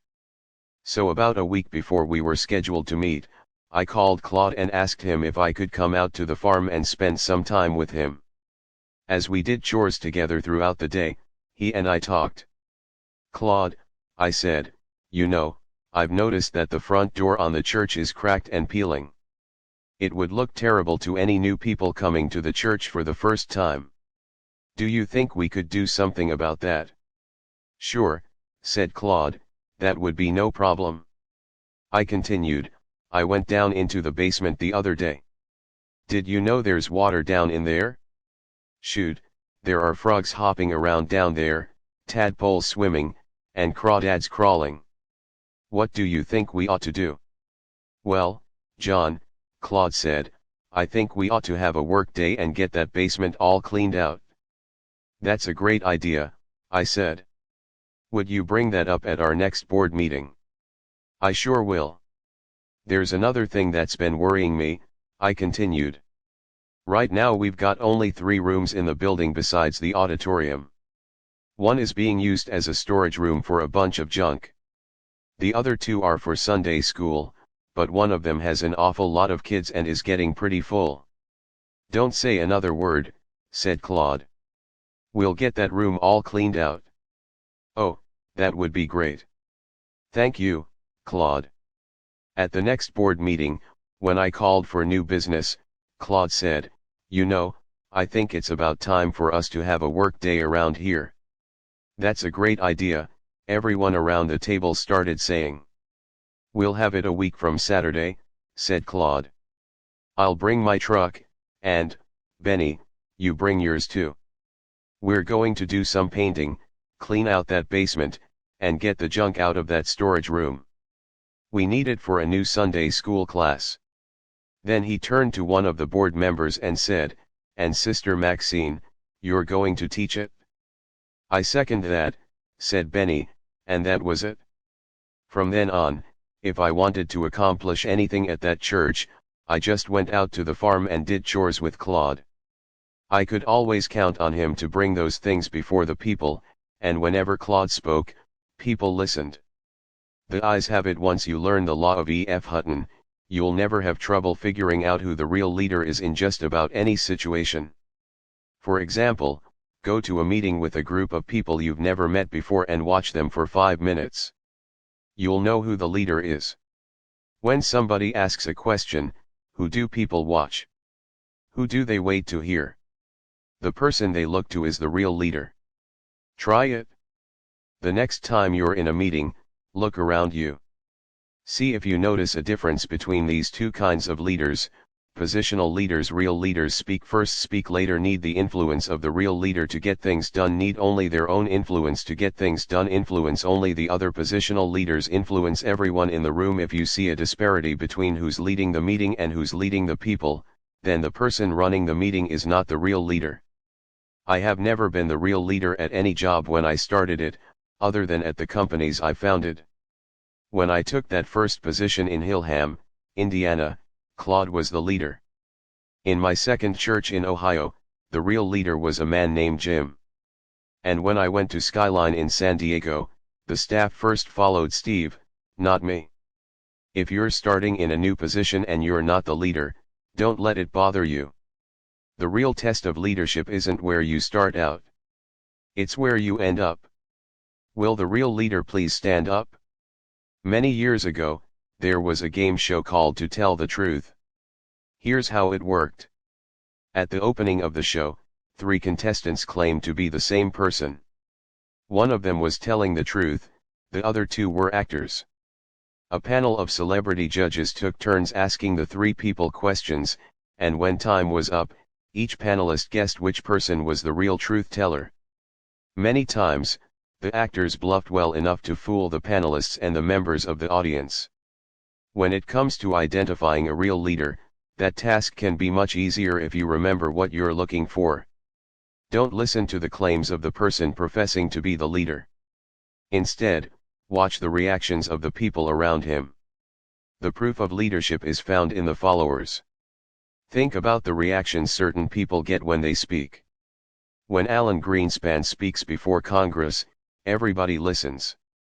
When he prepares to make a statement on lending rates, the entire financial community stops what it's doing. It's really a lot like the old E.F. Hutton commercials. When Martin Luther King Jr. was alive, he got an incredible amount of respect. No matter where or when he spoke, people black and white listened. Today, Billy Graham gets a similar kind of respect because of his unquestionable integrity and lifetime of service. For nearly 50 years, his advice has been heeded by world leaders. Every president of the United States since Harry Truman has sought his leadership and wise counsel. The law of E.F. Hutton reveals itself in just about every kind of situation. I read a story about former NBA player Larry Bird that illustrates it well. During the final seconds of an especially tense game, Boston Celtics coach K.C. Jones called a timeout. As he gathered the players together at courtside, he diagrammed a play, only to have Bird say, "Get the ball out to me and get everyone out of my way." Jones responded, "I'm the coach, and I'll call the plays." Then he turned to the other players and said, "Get the ball to Larry and get out of his way." It just shows that when the real leader speaks, people listen. People become real leaders because of. How do the real leaders become the real leaders within groups? As I explained in the chapter on the law of process, leadership doesn't develop in just a day. Neither does a person's recognition as a leader. Over the course of time, 7 key areas reveal themselves in leaders' lives that cause them to step forward as leaders. 1. Character. Who they are. True leadership always begins with the inner person. That's why someone like Billy Graham is able to draw more and more followers to him as time goes by. People can sense the depth of his character. 2. Relationships. Who they know. You're a leader only if you have followers, and that always requires the development of relationships. The deeper the relationships, the stronger the potential for leadership. Each time I entered a new leadership position, I immediately started building relationships. Build enough of the right kinds of relationships with the right people, and you can become the real leader in an organization. 3. Knowledge. What they know. Information is vital to a leader. You need a grasp of the facts, an understanding of the factors involved, and a vision for the future. Knowledge alone won't make someone a leader, but without it, he can't become one. I always spent a lot of time doing homework before I tried to take the lead in an organization. 4. Intuition. What they feel. Leadership requires more than just a command of data. It demands an ability to deal with numerous intangibles, as I explain in the chapter on the law of intuition. 5. Experience. Where they have been. The greater the challenges you've faced in the past, the more likely followers are to give you a chance. Experience doesn't guarantee credibility, but it encourages people to give you a chance to prove that you are capable. 6. Past success. What they've done. Nothing speaks to followers like a good track record. When I went to my first church, I had no track record. I couldn't point to past successes to help people believe in me. But by the time I went to my second church, I had a few. Every time I extended myself, took a risk, and succeeded, followers had another reason to trust my leadership ability and to listen to what I had to say. 7. Ability. What they can do. The bottom line for followers is what a leader is capable of. Ultimately, that's the reason people will listen to you and acknowledge you as their leader. As soon as they no longer believe you can deliver, they will stop listening. When she spoke. Once you have a handle on the law of E.F. Hutton, you understand that people listen to what someone has to say not necessarily because of the truth being communicated in the message, but because of their respect for the speaker. I was reminded of this again recently when I read something about Mother Teresa. When most people think about her, they envision a frail little woman dedicated to serving the poorest of the poor. That she was. but she was also a real leader.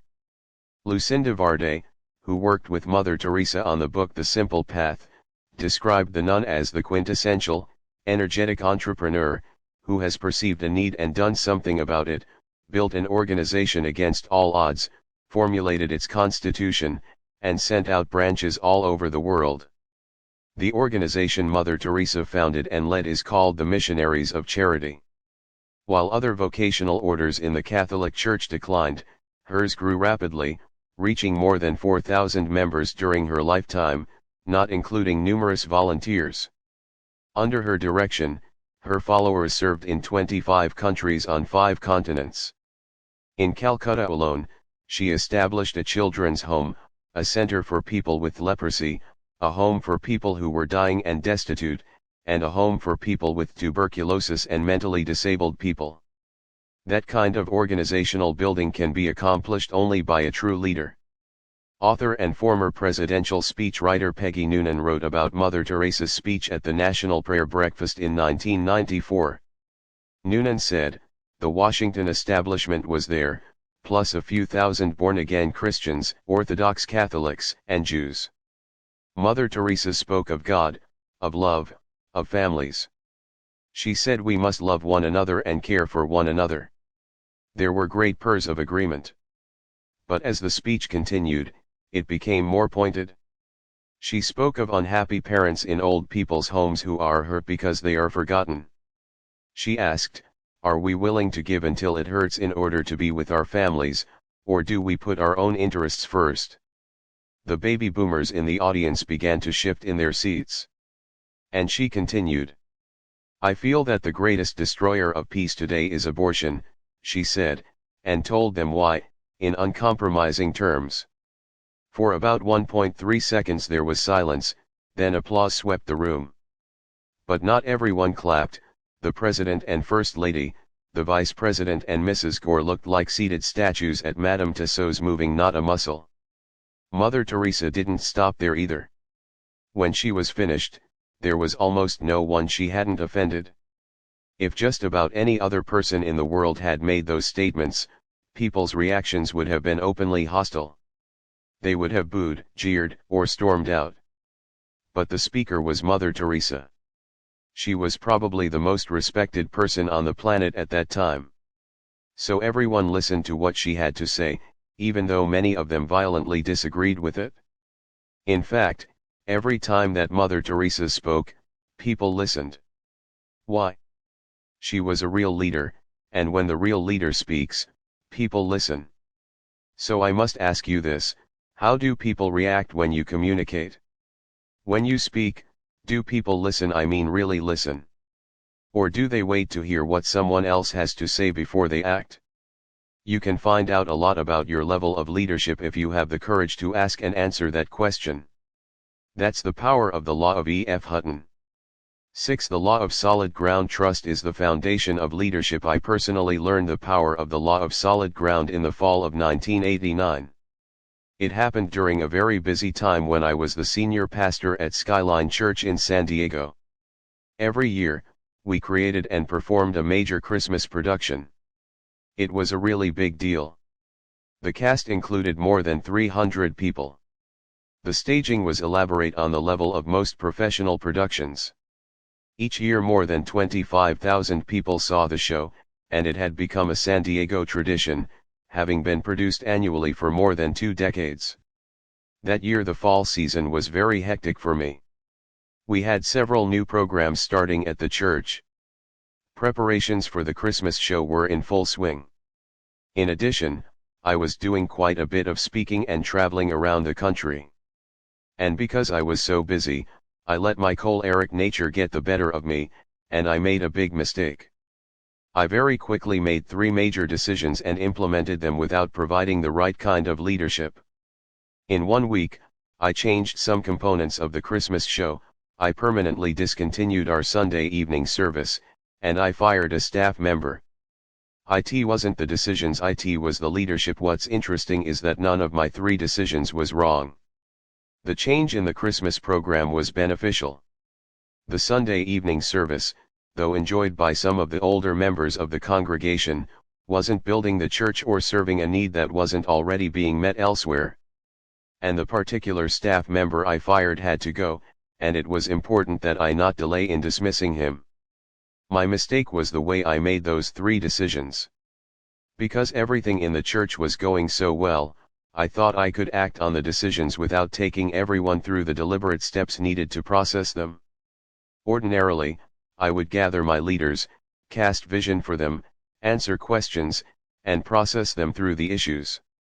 Then I would give them time to exert their influence with the next level of leaders in the church.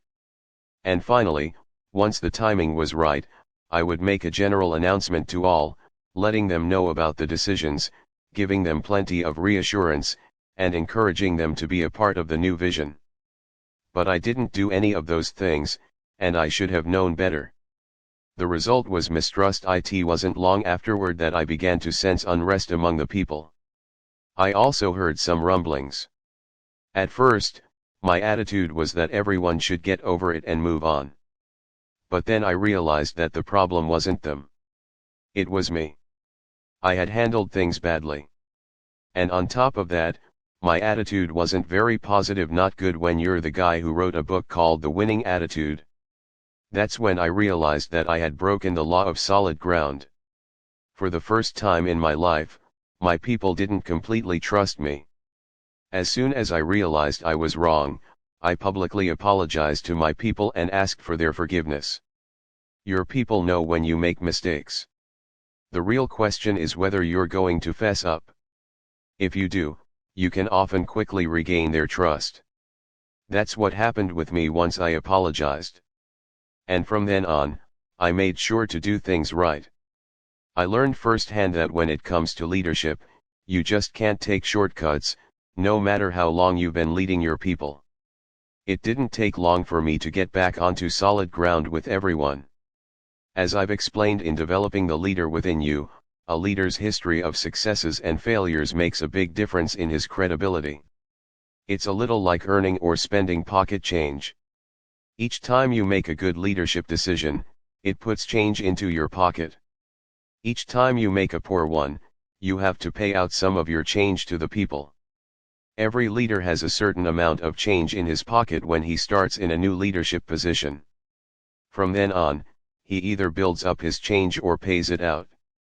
If he makes one bad decision after another, he keeps paying out change.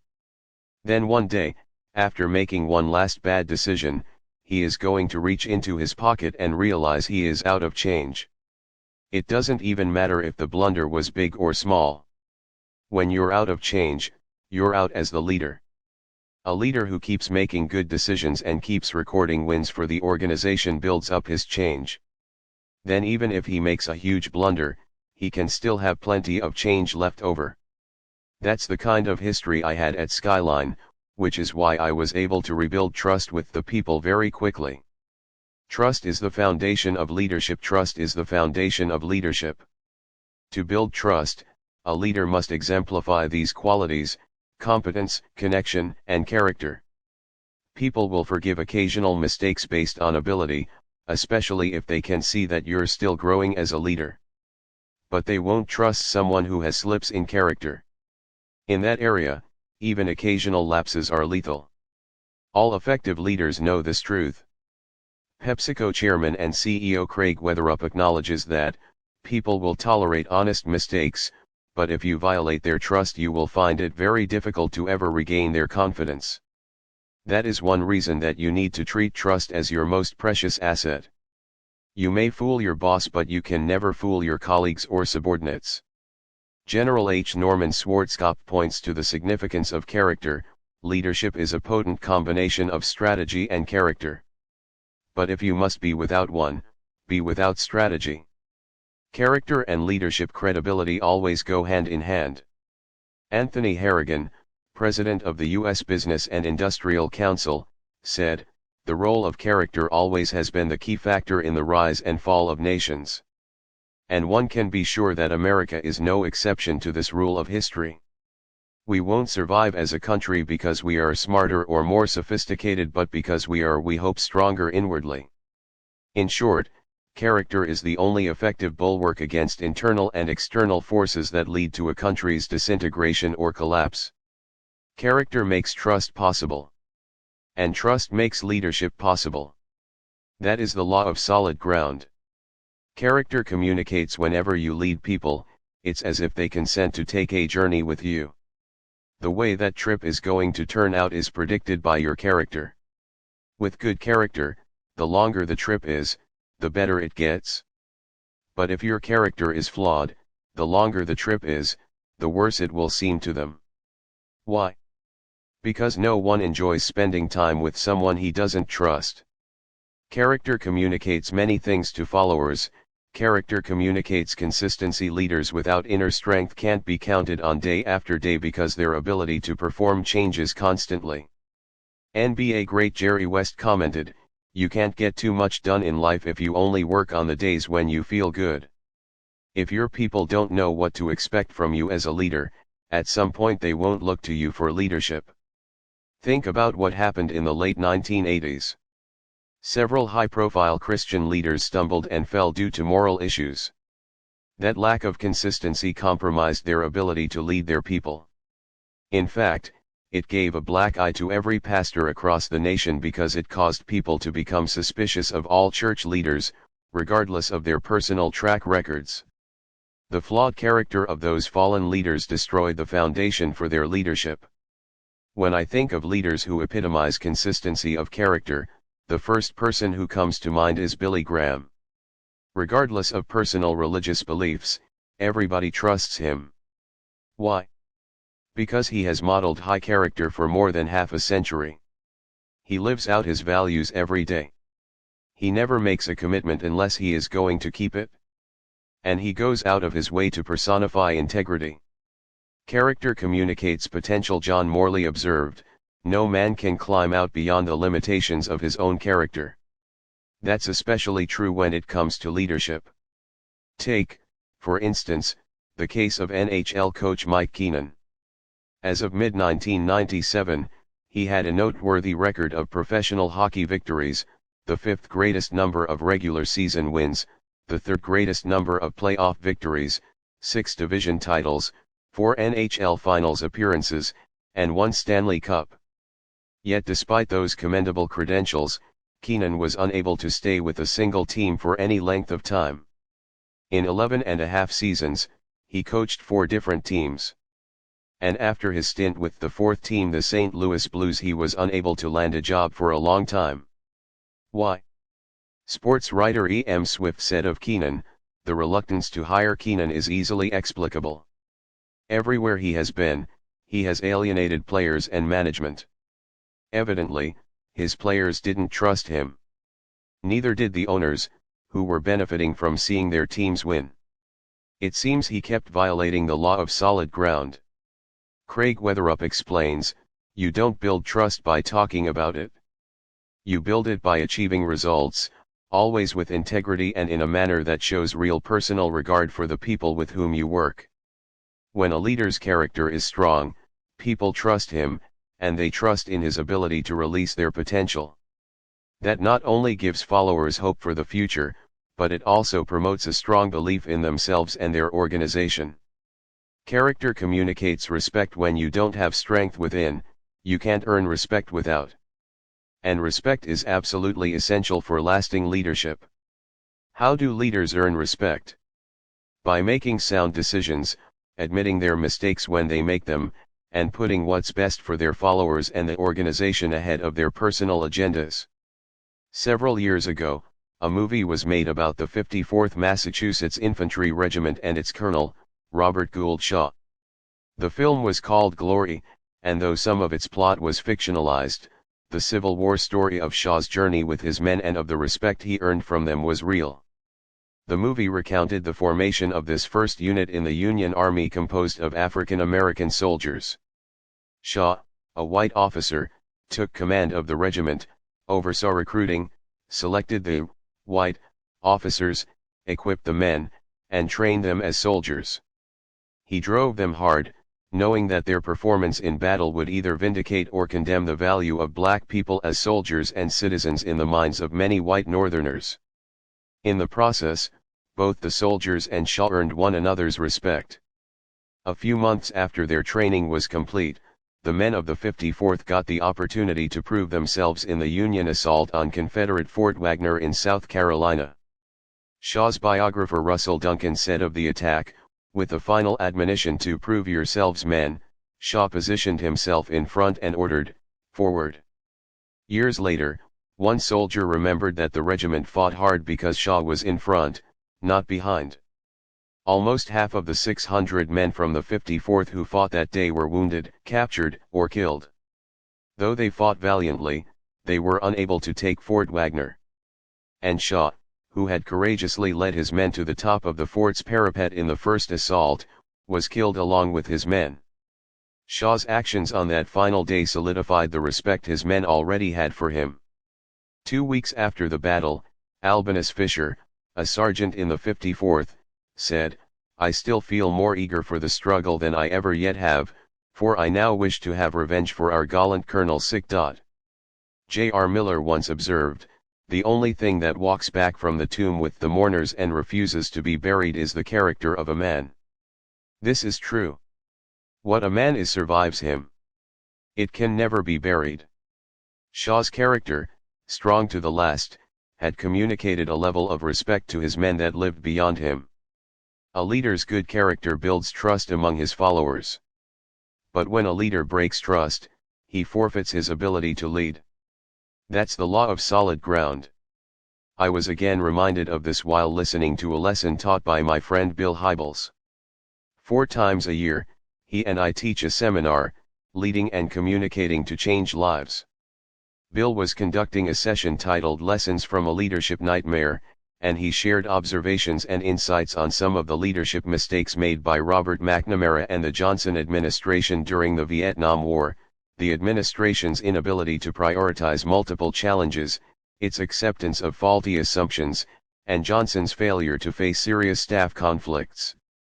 But in my opinion, the greatest insight Bill shared during that talk concerned the failure of American leaders, including McNamara, to face and publicly admit the terrible mistakes they had made concerning the war in Vietnam. Their actions broke trust with the American people, and because of that, they violated the law of solid ground. The United States has been suffering from its repercussions ever since. An inherited policy becomes a leadership-shattering problem. Vietnam was already at war when President Kennedy and Robert McNamara, his Secretary of Defense, took office in January of 1961. The Vietnam region had been a battleground for decades, and the United States got involved in the mid-1950s when President Eisenhower sent a small number of U.S. troops to Vietnam as advisors. When Kennedy took office, he continued Eisenhower's policy. It was always his intention to let the South Vietnamese fight and win their own war, but over time, the United States became increasingly involved. Before the war was over, more than 500,000 American troops at a time served in Vietnam. If you remember those war years, you may be surprised to know that American support for the war was very strong even as the number of troops being sent overseas rapidly increased and the casualties mounted. By 1966, more than 200,000 Americans had been sent to Vietnam, yet 2/3 of all Americans surveyed by Lewis Harris believed that Vietnam was the place where the United States should stand and fight communism. And most people expressed the belief that the US should stay until the fight was finished. First trust, then support, but support didn't continue for long. The Vietnam War was being handled very badly. On top of that, our leaders continued the war even after they realized that we couldn't win it. But the worst mistake of all was that McNamara and President Johnson weren't honest with the American people about it. That broke the law of solid ground, and it ultimately destroyed the administration's leadership. In his book In Retrospect, McNamara recounts that he repeatedly minimized American losses and told only half-truths about the war. For example, he says, "Upon my return to Washington from Saigon on December 21, 1963, I was less than candid when I reported to the press. I said, we observed the results of a very substantial increase in Viet Cong activity, true, but I then added, We reviewed the plans of the South Vietnamese and we have every reason to believe they will be successful, an overstatement at best. For a while, nobody questioned McNamara's statements because there was no reason to mistrust the country's leadership. But in time, people recognized that his words and the facts weren't matching up. And that's when the American public began to lose faith. Years later, McNamara admitted his failure. We of the Kennedy and Johnson administrations who participated in the decisions on Vietnam acted according to what we thought were the principles and traditions of this nation. We made our decisions in light of those values. Yet we were wrong, terribly wrong. By then, it was too late. Many would argue that McNamara's admission came 30 years and 58,000 lives too late. The cost of Vietnam was high, and not just in human lives. As the American people's trust in their leaders eroded, so did their willingness to follow them. Protests led to open rebellion and to society-wide turmoil. The era that had begun with the hope and idealism characterized by John F. Kennedy ultimately ended with the mistrust and cynicism associated with Richard Nixon. Whenever a leader breaks the law of solid ground, he pays a price in his leadership. McNamara and President Johnson lost the trust of the American people, and their ability to lead suffered as a result. Eventually, McNamara resigned as Secretary of Defense. Johnson, the consummate politician, recognized his weakened position, and he didn't run for re-election. But the repercussions of broken trust didn't end there. The American people's distrust for politicians has continued to this day, and it is still growing. No leader can break trust with his people and expect to keep influencing them. Trust is the foundation of leadership. Violate the law of solid ground, and you're through as a leader. 7. The law of respect. People naturally follow leaders stronger than themselves. If you had seen her, your first reaction might not have been respect. She wasn't a very impressive-looking woman, just a little over 5 feet tall, in her late 30s, with dark brown weathered skin. She couldn't read or write. The clothes she wore were coarse and worn, although they were neat. When she smiled, people could see that her top 2 front teeth were missing. She lived alone. The story was that she had abandoned her husband when she was 29. She gave him no warning. One day he woke up, and she was gone. She talked to him only once after that, years later, and she never mentioned his name again afterward. Her employment was intermittent. Most of the time she took domestic jobs in small hotels, scrubbing floors, making up rooms, and cooking. But just about every spring and fall she would disappear from her place of employment, come back broke, and work again to scrape together what little money she could. When she was present on the job, she worked hard and seemed physically tough, but she also was known to have bouts where she would suddenly fall asleep, some coming in the middle of a conversation. She attributed her affliction to a blow to the head she had taken during a teenage fight. Who would respect a woman like that? The answer is the more than 300 slaves who followed her to freedom out of the South. They recognized and respected her leadership. So did just about every abolitionist in New England. The year was 1857. The woman's name was Harriet Tubman. A leader by any other name while she was only in her 30s, Harriet Tubman came to be called Moses because of her ability to go into the land of captivity and bring so many of her people out of slavery's bondage. Tubman started life as a slave. She was born in 1820 and grew up in the farmland of Maryland. When she was 13, she received the blow to her head that troubled her all her life. She was in a store, and a white overseer demanded her assistance so that he could beat an escaping slave. When she refused and blocked the overseer's way, the man threw a 2-pound weight that hit Tubman in the head.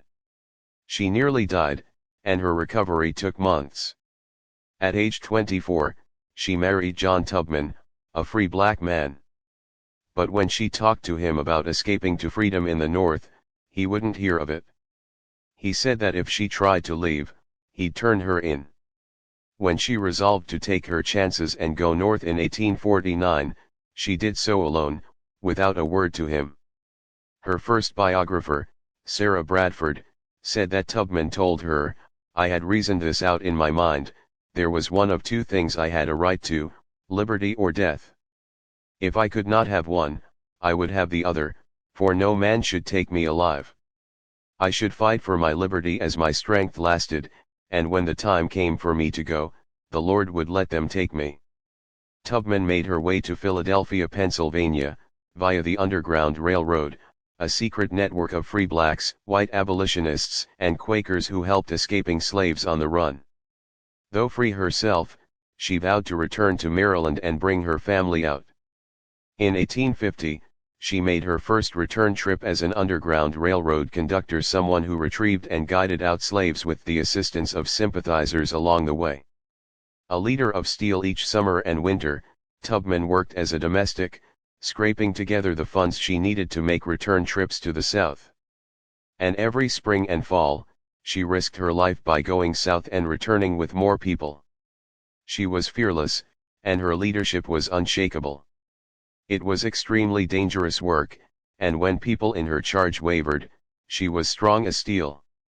Tubman knew escaped slaves who returned would be beaten and tortured until they gave information about those who had helped them. So she never allowed any people she was guiding to give up. "Dead folks tell no tales," she would tell a faint-hearted slave as she put a loaded pistol to his head. "You go on or die." Between 1850 and 1860, Harriet Tubman guided out more than 300 people, including many of her own family members. She made 19 trips in all and was very proud of the fact that she never once lost a single person under her care. "I never ran my train off the track," she said, "and I never lost a passenger." Southern whites put a $12,000 price on her head, a fortune. Southern blacks simply called her Moses.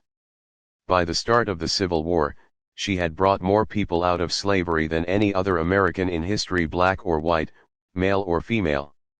Increasing respect. Tubman's reputation and influence commanded respect, and not just among slaves who dreamed of gaining their freedom. Influential Northerners of both races sought her out. She spoke at rallies and in homes throughout Philadelphia, Pennsylvania, Boston, Massachusetts, St. Catharines, Canada, and Auburn, New York, where she eventually settled. People of prominence sought her out, such as Senator William Seward, who later became Abraham Lincoln's Secretary of State, and outspoken abolitionist and former slave Frederick Douglass. Tubman's advice and leadership were also requested by John Brown, the famed revolutionary abolitionist. Brown always referred to the former slave as General Tubman, and he was quoted as saying she was a better officer than most whom he had seen, and could command an army as successfully as she had led her small parties of fugitives. That is the essence of the law of respect. A test of leadership. Harriet Tubman would appear to be an unlikely candidate for leadership because the deck was certainly stacked against her. She was uneducated. She lived in a culture that didn't respect African Americans. And she labored in a country where women didn't have the right to vote yet. Despite her circumstances, she became an incredible leader. The reason is simple: people naturally follow leaders stronger than themselves. Everyone who came in contact with her recognized her strong leadership ability and felt compelled to follow her. That's how the law of respect works. It's not a guessing game. People don't follow others by accident. They follow individuals whose leadership they respect. Someone who is an 8 in leadership, on a scale from 1 to 10, with 10 being the strongest, doesn't go out and look for a 6 to follow. He naturally follows a 9 or 10. The less skilled follow the more highly skilled and gifted. Occasionally, a strong leader may choose to follow someone weaker than himself. But when that happens, it's for a reason. For example, the stronger leader may do it out of respect for the person's office or past accomplishments. Or he may be following the chain of command. In general, though, followers are attracted to people who are better leaders than themselves. That is the law of respect. When people get together for the first time as a group, take a look at what happens. As they start interacting, the leaders in the group immediately take charge. They think in terms of the direction they desire to go and who they want to take with them. At first, People may make tentative moves in several different directions, but after the people get to know one another, it doesn't take long for them to recognize the strongest leaders and to follow them. Usually the more leadership ability a person has, the more quickly he recognizes leadership or its lack in others. In time, people in the group get on board and follow the strongest leaders. Either that or they leave the group and pursue their own agenda. I remember hearing a story that shows how people come to follow stronger leaders. It happened in the early 1970s when Hall of Fame basketball center Bill Walton joined coach John Wooden's UCLA team. As a young man, Walton wore a beard. It has been said that the coach told him his players were not allowed to have facial hair. Walton, attempting to assert his independence, said that he would not shave off his beard. Wooden's no-nonsense response was, "We'll miss you, Bill." Needless to say, Walton shaved the beard. A respected leader steps down in October of 1997. College basketball saw the retirement of another great leader, someone who engendered respect as he spent more than 30 years of his life pouring himself into others. His name is Dean Smith, and he was the head basketball coach of the University of North Carolina. He compiled a remarkable record while leading the Tar Heels and is considered one of the best to coach at any level. In 32 years as head coach at North Carolina, he won 879 games, more than any other coach in college basketball's history. His teams recorded 27 consecutive 20-win seasons. They won 13 Atlantic Coast Conference titles, played in 11 Final Fours, and won 2 national championships. The respect Smith has earned among his peers is tremendous. When he scheduled the press conference to announce his retirement, people such as John Thompson, head coach of Georgetown, whom Smith beat for the national championship in 1982, and former player Larry Brown, who now coaches the Philadelphia 76ers, came to show their support. Michael Hooker, the chancellor of the University of North Carolina, gave Smith an open invitation to do just about anything he wanted at the school in the coming years. Even the President of the United States called to honor Smith. Those closest to him respected Smith the most, but the law of respect can be best seen in Smith's career by looking at the way his players interacted with him. They respected him for many reasons. He taught them much, about basketball as well as life. He pushed them to achieve academically, with nearly every player earning a degree. He made them winners. And he showed them incredible loyalty and respect. Charlie Scott, who played for Smith and graduated from North Carolina in 1970, advanced to play pro basketball and then went on to work as marketing director for Champion Products.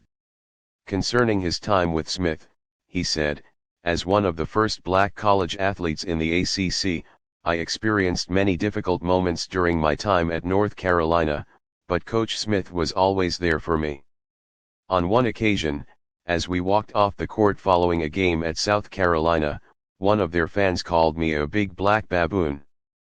2 assistants had to hold Coach Smith back from going after the guy. It was the first time I had ever seen Coach Smith visibly upset, and I was shocked. But more than anything else, I was proud of him." During his time at North Carolina, Smith made quite an impact. His leadership not only won games and the respect of his players, but also helped produce a remarkable 49 men who went on to play professional basketball. Included in that list are greats such as Bob Mikado, James Worthy, and of course, Michael Jordan, not only one of the best players ever to dribble a basketball, but also a fine leader in his own right. James Jordan, Michael's father, credited Smith and his leadership for a lot of his son's success. Before a playoff game in Chicago in 1993, the elder Jordan observed, "People underestimate the program that Dean Smith runs." He helped Michael realize his athletic ability and hone it. But more important than that, he built character in Michael that took him through his career. I don't think Michael was privileged to any more teaching than anyone else. He had the personality to go with the teaching, and at Carolina he was able to blend the two of them together. That's the only way I can look at it, and I think that's what made Michael the player he became. In recent years, Michael Jordan has been adamant about his desire to play for only one coach, Phil Jackson, the man he believes is the best in the business. It makes sense. A leader like Jordan wants to follow a strong leader. That's the law of respect. It's just possible that Jordan's desire got its seed when the young North Carolinian, still developing, was being led and developed by his strong coach, Dean Smith. How many will follow? There are many ways to measure a follower's respect for his leader, but perhaps the greatest test of respect comes when a leader creates major change in an organization. I experienced this test in 1997 when I moved my company, Enjoy, from San Diego, California, to Atlanta, Georgia.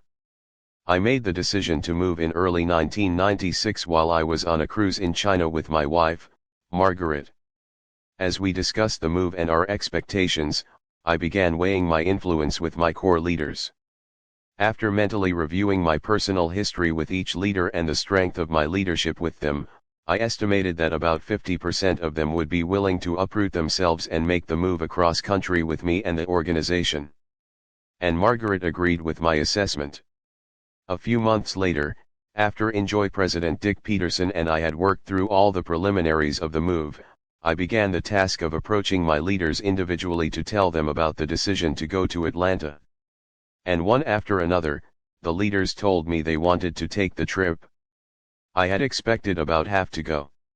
Imagine how delighted I was when I discovered that every single one of my core leaders was going with me 100%. About a year has passed since we made the move, and all of those top leaders are still working with me in Atlanta. Why did so many make the trip? I know one of the reasons is that those leaders are difference makers and want to be part of the vision of our organization. Another is that I've invested a lot of time and energy in my relationships with them, adding value to their lives. But there is another, more important reason. The reasons I've named wouldn't have been enough if I had been a weaker leader. Because I've spent my whole life developing my leadership skills, that has made it possible for me to lead other strong leaders. People who are 9s and 10s don't follow a 7. That's just the way leadership works. That's the secret of the law of respect. 8. The law of intuition. Leaders evaluate everything with a leadership bias. Do you remember the old television show Dragnet? If you do, then you probably know the phrase that Jack Webb made famous in it, just the facts, ma'am, just the facts. Of all the laws of leadership, the law of intuition is probably the most difficult to understand. Why? Because it depends on so much more than just the facts. The law of intuition is based on facts plus instinct and other intangible factors. And the reality is that leadership intuition is often the factor that separates the greatest leaders from the merely good ones. Let me recount a conversation I had several years ago with a staff member named Tim Elmore. It will give you some insight into the law of intuition. The best leaders read and respond. It occurred when we lived in San Diego, and 3 players were competing on the Chargers football team for the starting quarterback's position. Tim asked me who I thought would secure the job, and without hesitation, I said, Stan Humphries. Really? Replied Tim. I didn't think he had a chance. He's not all that big, and they say he doesn't have a strong work ethic in the weight room. He doesn't even really look like a quarterback. That doesn't matter, I said. He's a better leader. Watch Stan play, and you'll see that he has the ability to read just about any situation, call the right play, and pull it off. He's the one who'll get the job. And Stan did get the job. He was so good that he was able to lead a fairly weak San Diego team to the Super Bowl in 1995. All professional quarterbacks have physical talent. At the pro level, the differences in physical ability really aren't that significant. What makes one man a third-string backup and another a Hall of Famer is intuition. The great ones can see things others can't, make changes, and move forward before others know what's happening. It's informed intuition. Several years ago I learned a lot about how quarterbacks are trained to think when I was invited to visit the University of Southern California by Coach Larry Smith. He asked me to speak to the Trojans football team before a big game. While I was there, I also visited their offensive war room. On chalkboards covering every wall, the coaches had mapped out every possible situation their team could be in according to down, yardage, and place on the field. And for every situation, the coaches had mapped out a specific play designed to succeed, based on their years of experience and their intuitive knowledge of the game. Together those plays constituted the approach and bias they would take into the game in order to win it. The 3 USC quarterbacks had to memorize every one of those plays. The night before the game, I watched as the coaches fired one situation after another at those 3 young men, requiring them to tell which play was the right one to be called. After they were finished, I noticed that the offensive coordinator headed for a cot in the war room, and I said, "Aren't you going home to get some sleep?" "No," he said. "I always spend Friday night here to make sure that I know all the plays too." "Yeah, but you've got all of them written down on that sheet that you'll carry with you tomorrow on the sidelines," I said. "Why don't you just use that?" "I can't rely on that," he answered, "there isn't time. You see, by the time the ball carrier's knee touches the ground, I have to know what play to call next. There's no time to fumble around deciding what to do." It was his job to put the coaching staff's intuition into action in an instant. Leadership is their bias. The kind of informed intuition that coaches and quarterbacks have on game day is similar to what leaders exhibit. Leaders see everything with a leadership bias, and as a result, they instinctively, almost automatically, know what to do. You can see this read and react instinct in all great leaders. For example, look at the career of U.S. Army General H. Norman Schwarzkopf. Time after time, he was assigned commands that others avoided, but he was able to turn the situations around as the result of his exceptional leadership intuition and ability to act. When Schwarzkopf had been in the Army 17 years, he finally got his chance to command a battalion. It occurred in December 1969 during his second tour of Vietnam as a lieutenant colonel. The command, which nobody wanted, was of the 1st Battalion of the 6th Infantry, called the 1st of the 6th. But because the group had such a horrible reputation, it was nicknamed the worst of the 6th. Confirming this was the fact that as he took command, Schwarzkopf was told that the battalion had just flunked an annual inspection. They had scored an abysmal 16 out of 100 points. He had only 30 days to whip his men into shape. Seeing through a leadership lens after the change in command ceremony, Schwarzkopf met the outgoing commander, who told him, "This is for you," handing him a bottle of scotch. "You're gonna need it." "Well, I hope you do better than I did. I tried to lead as best I could, but this is a lousy battalion. It's got lousy morale. It's got a lousy mission. Good luck to you." And with that, he left. Schwarzkopf's intuition told him that he faced a terrible situation, but it was even worse than he had expected.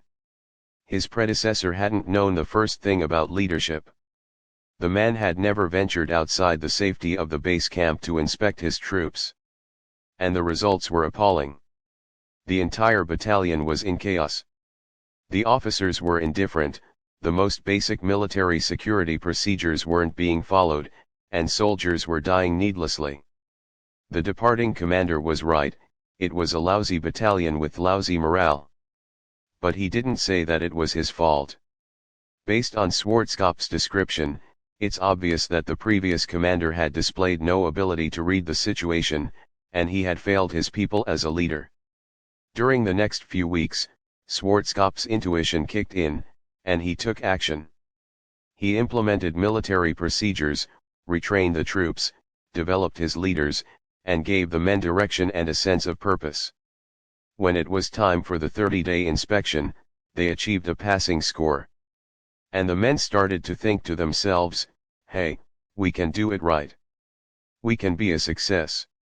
We're not the worst of the 6th anymore." As a result, fewer men died, morale rose, and the battalion started to become effective in its mission. Schwarzkopf's leadership was so strong and the turnaround was so effective that just a few months after he took it over, his battalion was selected to perform more difficult missions, the kind that could be carried out only by a disciplined, Well-led group with strong morale. Another leadership challenge later in his career, Schwarzkopf got the opportunity to command a brigade. Once again, he accepted a post that others didn't want, and he followed someone who I believe was another poor leader. The unit was the 1st Reconnaissance/Commando Brigade of the 9th Infantry at Fort Lewis, but people called it the Circus Brigade because of the way the previous commander had run it. Schwarzkopf's leadership intuition told him that the people he commanded were good. The real problem was that their priorities were all wrong. He immediately rallied his officers, set new priorities, and empowered them to retrain their people to get back on track. As he implemented changes, his vision for them was clear in his mind. He wanted them to be ready for battle. The unit began improving. A weaker leader might have been afraid to push the troops while they were regaining their confidence, but Schwarzkopf's intuition told him that his people needed a goal to galvanize them. So he found one: the desert maneuvers scheduled for the following summer. Schwarzkopf received his commander's commitment to let the men of the 1st represent the division in the exercises, and then he threw everything he had into preparing his people to fulfill that mission. And when the maneuvers came around that summer, Schwarzkopf's 3 battalions went up against 13 Marine battalions and performed so successfully that the Marine commander, a 2-star general, refused to speak to Schwarzkopf when the exercises were finished. How leaders think. Because of their intuition, leaders evaluate everything with a leadership bias. Some people are born with great leadership intuition. Others have to work hard to develop and hone it. But either way it evolves, the result is a combination of natural ability and learned skills. This informed intuition causes leadership issues to jump out. The best way to describe this bias is an ability to get a handle on intangible factors, understand them, and work with them to accomplish leadership goals. Intuition helps leaders become readers of the numerous intangibles of leadership. Leaders are readers of their situation in all kinds of circumstances. They capture details that elude others. For example, when I was the senior pastor of Skyline, my church in San Diego, there were times when I was required to travel for long periods of time. Often when I returned after being gone for 10 to 14 days, I could tell something was going on. I could feel it. And usually in an hour or so of talking with staff and getting the pulse of what was going on, I'd be able to track it down.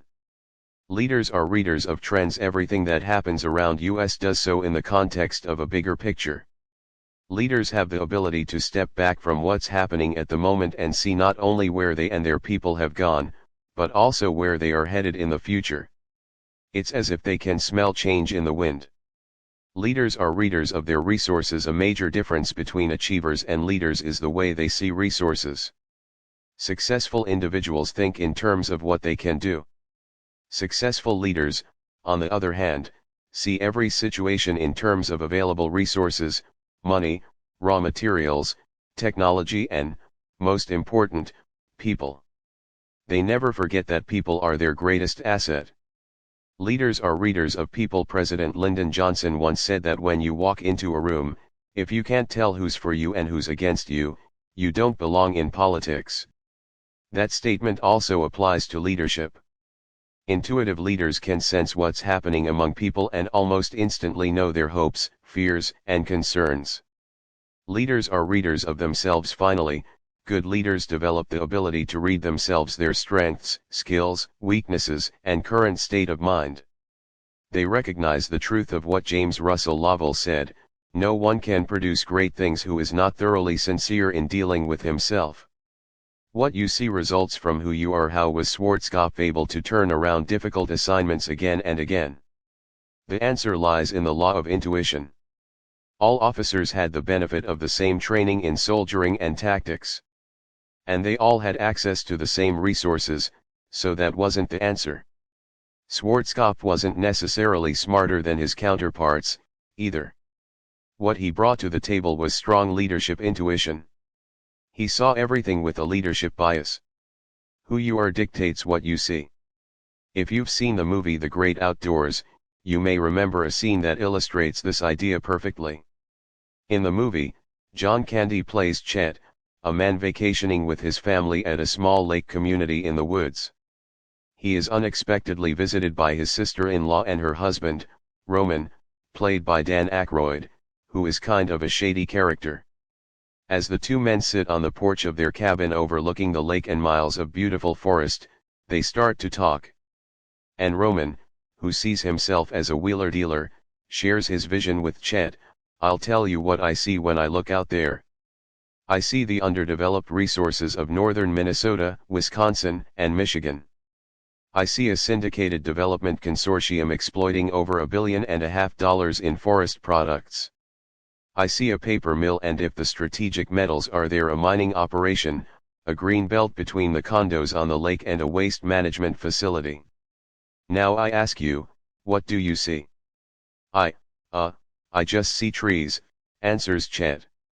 "Well," says Roman, "nobody ever accused you of having a grand vision." Chet saw trees because he was there to enjoy the scenery. Roman saw opportunity because he was a businessman whose desire was to make money. How you see your world around you is determined by who you are. 3 levels of leadership intuition. Just about everyone is capable of developing a degree of leadership intuition, though we don't all start off at the same place. I've found that all people fit into 3 major intuition levels. 1. Those who naturally see it. Some people are born with exceptional leadership gifts.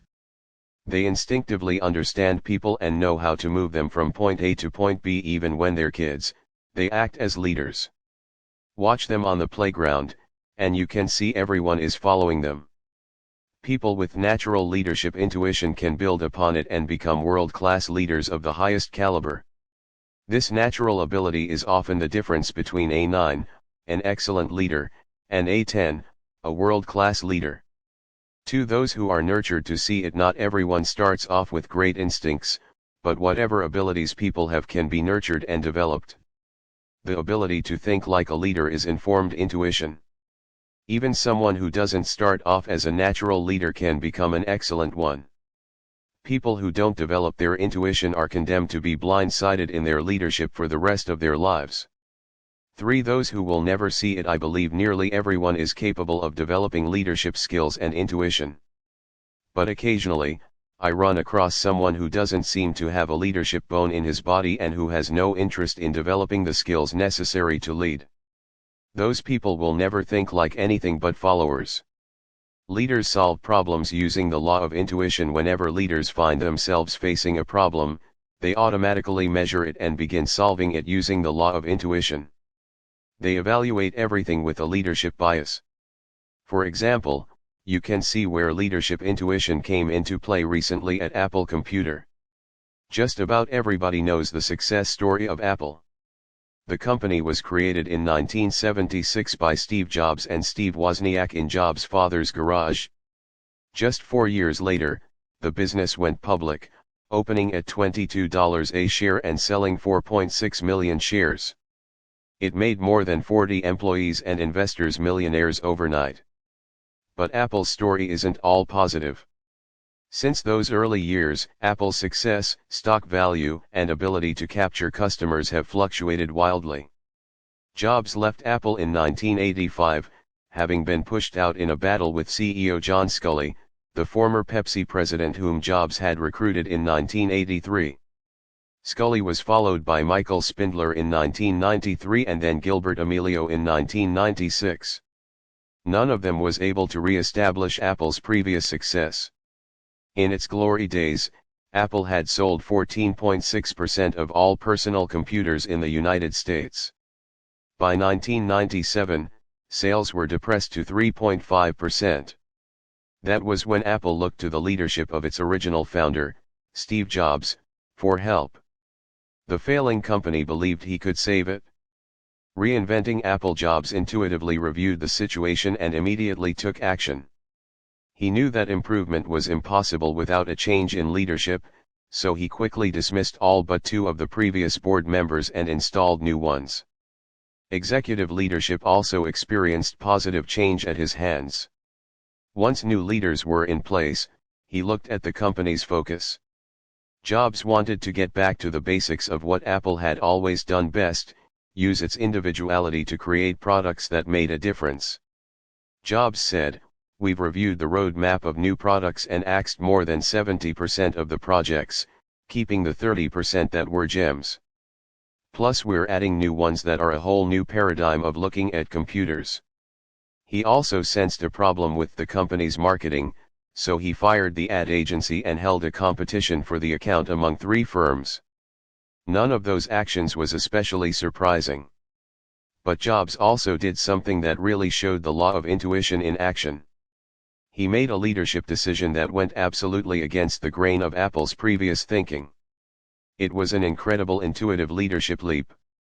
Jobs created a strategic alliance with the man whom Apple employees considered to be their archenemy, Bill Gates. Jobs explained, "I called Bill and said Microsoft and Apple should work more closely together, but we have this issue to resolve, this intellectual property dispute. Let's resolve it." They negotiated a deal quickly, which settled Apple's lawsuit against Microsoft. Gates promised to pay off Apple and invest $150 million in non-voting stock. That cleared the way for future partnership and brought much-needed capital to the company. It was something only an intuitive leader would have done. Not surprisingly, when Jobs announced the new alliance to a meeting of the Apple faithful, they booed. But on Wall Street, Apple stock value immediately soared 33% to $26.31. Apple looks as if it's turning around. Prior to Jobs' return, the company had posted net quarterly losses the previous year totaling more than $1 billion. However, in the first fiscal quarter of 1998, Apple finally recorded a net profit of $47 million. In the long run, it's hard to know whether the company will ever recapture its former success. But at least it now has a fighting chance. Leadership is really more art than science. The principles of leadership are constant, but the application changes with every leader and every situation. That's why it requires intuition. Without it, you can get blindsided, and that's one of the worst things that can happen to a leader. If you want to lead long, you've got to obey the law of intuition. 9. The law of magnetism. Who you are is who you attract. Effective leaders are always on the lookout for good people. I think each of us carries around a mental list of what kind of people we would like to have in our organization. Think about it. Do you know who you're looking for right now? What is your profile of the perfect employee? What does he look like? What qualities do these people possess? Do you want them to be aggressive and entrepreneurial? Are you looking for leaders? Do you care whether they are in their 20s, 40s, or 60s? Stop right now, take a moment, and make a list of the qualities you'd like to see in the people on your team. Find a pencil or pen. And do it now before you read any farther. My people would have these qualities now. What will determine whether the people you want are the people you get, whether they will possess the qualities you desire? You may be surprised by the answer. Believe it or not, who you get is not determined by what you want. It's determined by who you are. Go back to the list you just made, and next to each characteristic you identified, check to see if you possess that quality. For example, if you wrote that you would like great leaders and you are an excellent leader, that's a match. Put a check by it. But if your leadership is no better than average, put an X and write only average leader next to it. If you wrote that you want people who are entrepreneurial and you possess that quality, put a check. Otherwise, mark it with an X, and so on. Now review the whole list. If you see a whole bunch of XS, then you're in trouble because the people you describe are not the type who will want to follow you. In most situations, you draw people to you who possess the same qualities you do. That's the law of magnetism. Who you are is who you attract. From musicianship to leadership. When I was a kid, my mother used to tell me that birds of a feather flock together. I thought that was a wise saying when I was spending time with my older brother, Larry, and playing ball. He was a good athlete, so I figured that made me one too. As I grew up, I think I instinctively recognized that good students spent time with good students, people who only wanted to play stuck together, and so on. But I don't think I really understood the impact of the law of magnetism until I moved to San Diego, California, and became the leader of my last church. My predecessor at Skyline Church was Dr. Orville Butcher.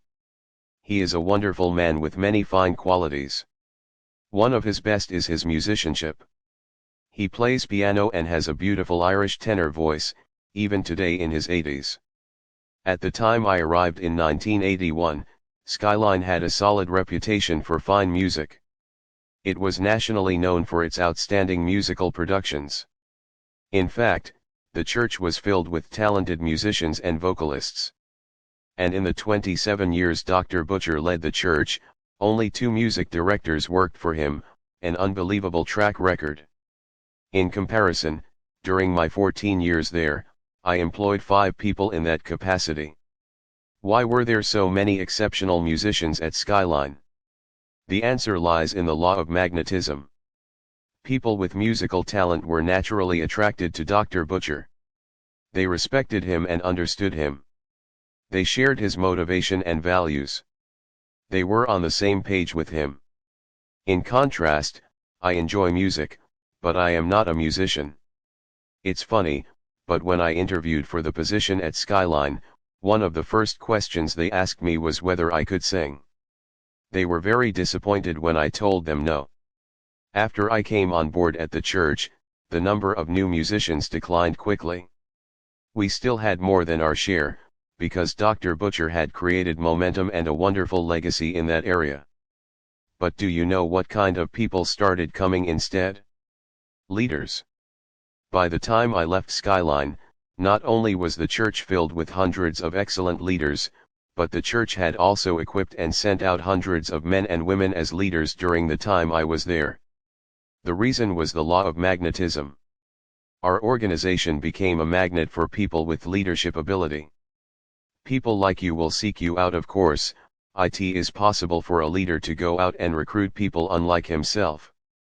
Good leaders know that one secret to success is to staff their weaknesses. That way they can focus and function in their areas of strength while others take care of the important matters that would otherwise be neglected. But it's crucial to recognize that people who are different will not naturally be attracted to you. Leaders draw people who are like themselves. For example, think about the NFL's Dallas Cowboys. In the 60s and 70s, the Cowboys' image was squeaky clean. Tex Schramm was the president and general manager of the team, and Tom Landry was the coach. Players were men like Roger Staubach, called Captain Comeback, a family man with strong values similar to those of Tom Landry. In those days, the Cowboys were called America's team. They were one of the most popular groups of athletes around the country. And they were respected not only because of the talent and character of the individuals associated with the organization, but also because of their incredible ability to work together as a team. As they developed a winning tradition in Dallas, they continued to attract more winners. But for the past 10 years, the Dallas Cowboys have been a very different kind of team. They have changed, and their image has too. Instead of working together as a team, they sometimes appear to be a loosely associated group of individuals who are in the game solely for their own benefit. Unfortunately, because the country has also changed, they could still be called America's team. Various players, such as wide receiver Michael Irvin, have been on the wrong side of the law. Even coach Barry Switzer found himself in trouble several times, such as when he tried to take a loaded gun through the security gate at an airport. Why has the complexion of the team changed so drastically? It's the law of magnetism. In 1989 the Cowboys' ownership changed. The new owner, Jerry Jones, is an individualist and something of a maverick. He had no qualms about going out and signing his own deals with shoe and soft drink companies despite the fact that all the NFL teams had already signed a collective endorsement contract with a competitor.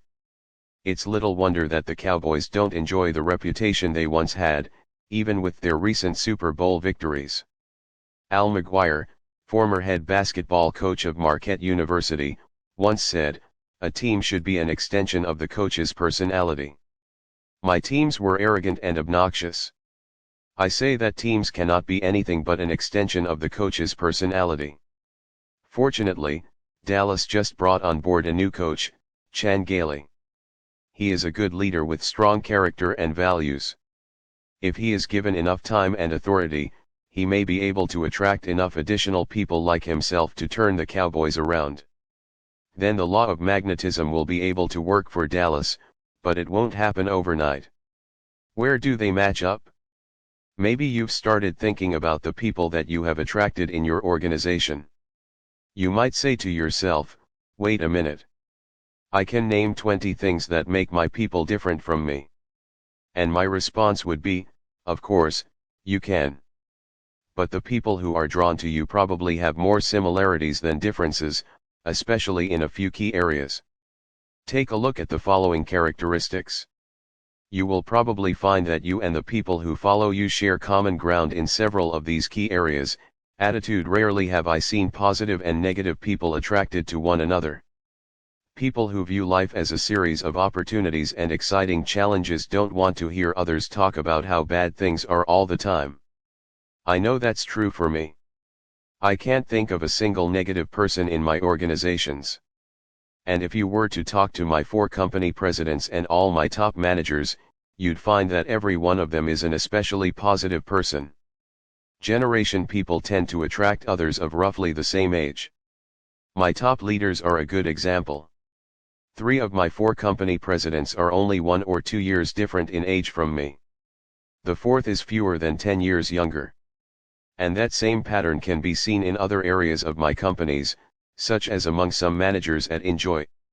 For instance, Kevin Small, who heads the seminar marketing area, is a sharp, aggressive young man in his 20s. Can you guess what kind of people are attracted to him? Most of them are sharp and aggressive and in their 20s. Who you are is who you attract. Background. In the chapter on the law of process, I wrote about Theodore Roosevelt. One of his memorable accomplishments is his daring charge up San Juan Hill with the Rough Riders during the Spanish-American War. Roosevelt personally recruited that all-volunteer cavalry company, and it was said to be a remarkably peculiar group of people. It was comprised primarily of 2 types of men, wealthy aristocrats from the Northeast and cowboys from the Wild West. Why? Because TR was an aristocratic-born, Harvard-educated New Yorker who turned himself into a real-life cowboy and big game hunter in the Dakotas of the West.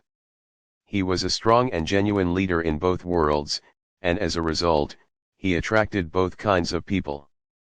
Values. People are attracted to leaders whose values are similar to their own. Think about the people who flocked to President John F. Kennedy after he was elected in 1960. He was a young idealist who wanted to change the world, and he attracted people with a similar profile. When he formed the Peace Corps and called people to service, saying, "Ask not what your country can do for you, ask what you can do for your country," thousands of young, idealistic people stepped forward to answer the challenge. It doesn't matter whether the shared values are positive or negative. Either way, the attraction is equally strong. Think about someone like Adolf Hitler. He was a very strong leader, as you can judge by his level of influence. But his values were rotten to the core. What kinds of people did he attract? Leaders with similar values: Hermann Göring, founder of the Gestapo; Joseph Goebbels, a bitter anti-Semite who ran Hitler's propaganda machine; Reinhard Heydrich, second in command of the Nazi secret police, who ordered mass executions of Nazi opponents; and Heinrich Himmler, chief of the SS and director of the Gestapo, who initiated the systematic execution of Jews. They were all strong leaders, and they were all utterly evil men. The law of magnetism is powerful. Whatever character you possess, you will likely find in the people who follow you. Life experience is another area of attraction for people. For example, anytime I speak to a new audience, I can tell within 30 seconds what kind of speaker they are used to hearing. If they regularly listen to gifted and energetic communicators, they are a sharp and responsive audience. You can see it in their faces. Their sense of expectation is high, their body language is positive, and when you get ready to speak, They have paper and pencil ready to take notes. But if people are used to a poor communicator, I find that they just check out mentally. Leadership ability. Finally, the people you attract will have leadership ability similar to your own. As I said in discussing the law of respect, people naturally follow leaders stronger than themselves. But you also have to factor in the law of magnetism, which states that who you are is who you attract. What that means is that if you are a 7 when it comes to leadership, you are more likely to draw 5s and 6s to you than 2s and 3s. The leaders you attract will be similar in style and ability to you. History changes course. A vivid example of the law of magnetism can be seen among the military leaders of the Civil War. When the southern states seceded, there were questions about which side many of the generals would fight for. Robert E. Lee was considered the best general in the nation, and President Lincoln actually offered him command of the Union Army. But Lee would never consider fighting against his native Virginia. He declined the offer and joined the Confederacy, and the best generals in the land followed him. If Lee had chosen to lead an army for the Union instead, many other good generals would have followed him north. As a result, the war probably would have been much shorter. It might have lasted 2 years instead of 5, and hundreds of thousands of lives would have been saved. It just goes to show you that the better leader you are, the better leaders you will attract. And that has an incredible impact on everything you do. How do the people you are currently attracting to your organization or department look to you? Are they the strong, capable potential leaders you desire? Or could they be better? Remember, their quality does not ultimately depend on a hiring process, a human resources department, or even what you consider to be the quality of your area's applicant pool. It depends on you. Who you are is who you attract. That is the law of magnetism. 10. The law of connection. Leaders touch a heart before they ask for a hand. I love communicating. It's one of the joys of my life and one of my passions. Although I've spent more than 30 years speaking professionally, I'm always looking for ways to grow and keep improving in that area. That's why I try to see first-rate communicators in person when I get the chance. For instance, I made a trip to San Jose, California, to see an event sponsored by the local Chamber of Commerce. Speaking that day was an all-star cast of communicators: Mark Russell, who used humor so effectively; Mario Cuomo, who infused passion into everything he said; the brilliant Malcolm Forbes, whose insight made every subject he talked about seem brand new; and Colin Powell, whose confidence gave everyone in the audience security and hope. Every one of those communicators was strong and was able to develop an incredible rapport with the audience. But as good as they were, none was as good as my favorite. Head and shoulders above the rest stood Elizabeth Dole. The audience's best friend. No doubt you've heard of Elizabeth Dole. She is a lawyer by trade, was a cabinet member in the Reagan and Bush administrations, and is now the president of the American Red Cross. She is a marvelous communicator. Her particular gift, which she demonstrated in San Jose that day, was making me and everyone else in her audience feel as though she was really our friend. She made me glad I was there. The bottom line is that she really knows how to connect with people. In 1996, she demonstrated that ability to the whole country when she spoke at the Republican National Convention. If you watched it on television, you know what I'm talking about. When Elizabeth Dole walked out into the audience that night, they felt that she was their best friend. She was able to develop an amazing connection with them. I also felt that connection, even though I was sitting in my living room at home watching her on television. Once she finished her talk, I would have followed her anywhere. Bob never made the connection. Also speaking at that convention was Bob Dole, Elizabeth's husband. Not surprising since he was the Republican nominee for the presidential race. Anyone who watched would have observed a remarkable difference between the communication abilities of the two speakers. Where Elizabeth was warm and approachable, Bob appeared stern and distant. Throughout the campaign, he never seemed to be able to connect with the people. Many factors come into play in the election of a president of the United States, but not least among them is the ability of a candidate to connect with his audience. A lot has been written about the Kennedy-Nixon debates of the 1960 election. One of the reasons Kennedy succeeded was that he was able to make the television audience feel connected to him. The same kind of connection developed between Ronald Reagan and his audiences. And in the 1992 election, Bill Clinton worked extremely hard to develop a sense of connection with the American people. To do it, he even appeared on the talk show Arsenio and played the saxophone. I believe Bob Dole is a good man. But I also know he never connected with the people. Ironically, after the presidential race was over, he appeared on Saturday Night Live, a show that made fun of him during the entire campaign, implying that he was humorless and out of touch. On the show, Dole came across as relaxed, approachable, and able to make fun of himself. And he was a hit with the audience. I can't help wondering what might have happened if he had done more of that early in the campaign. The heart comes first. Effective leaders know that you first have to touch people's hearts before you ask them for a hand. That is the law of connection. All great communicators recognize this truth and act on it almost instinctively. You can't move people to action unless you first move them with emotion. The heart comes before the head. An outstanding orator and African-American leader of the 19th century was Frederick Douglass. It's said that he had a remarkable ability to connect with people and move their hearts when he spoke. Historian Lerone Bennett said of Douglass, he could make people laugh at a slave owner preaching the duties of Christian obedience, could make them see the humiliation of a black maiden ravished by a brutal slave owner, could make them hear the sobs of a mother separated from her child. Through him, people could cry, curse, and feel. Through him they could live slavery. Public and private connection. Connecting with people isn't something that needs to happen only when a leader is communicating to groups of people. It needs to happen with individuals. The stronger the relationship and connection between individuals, the more likely the follower will want to help the leader. That is one of the most important principles I've taught my staff over the years.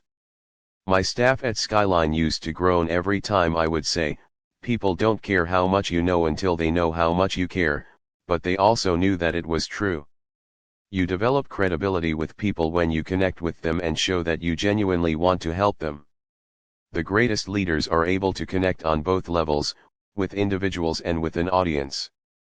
A perfect example was Ronald Reagan. His ability to develop rapport with an audience is reflected in the nickname he received as president, the Great Communicator. But he also had the ability to touch the hearts of the individuals close to him. Former Reagan speechwriter Peggy Noonan said that when the president used to return to the White House from long trips and the staff heard his helicopter landing on the lawn, everyone would stop working, and staff member Donna Elliott would say, "Daddy's home." It was an indication of the affection his people felt for him. You don't need the charisma of Ronald Reagan to connect with people. You will sometimes discover the ability to connect with people where you would least expect to find it. I was reminded of that recently as I read about the funeral of Sonny Bono. Though he had succeeded in recent years in the world of politics, having served as the mayor of Palm Springs and a member of the U.S. House of Representatives, most people remember Bono from his show business days. He was hard to take seriously. He wore outrageous clothes. He was always the butt of then-wife Cher's jokes, and he couldn't sing. But the man knew how to connect with others. At his funeral, House Speaker Newt Gingrich said of Bono, "You looked at him and thought to yourself, this can't be a famous person." He smiled, he said something, then you thought to yourself, this can't be a serious person.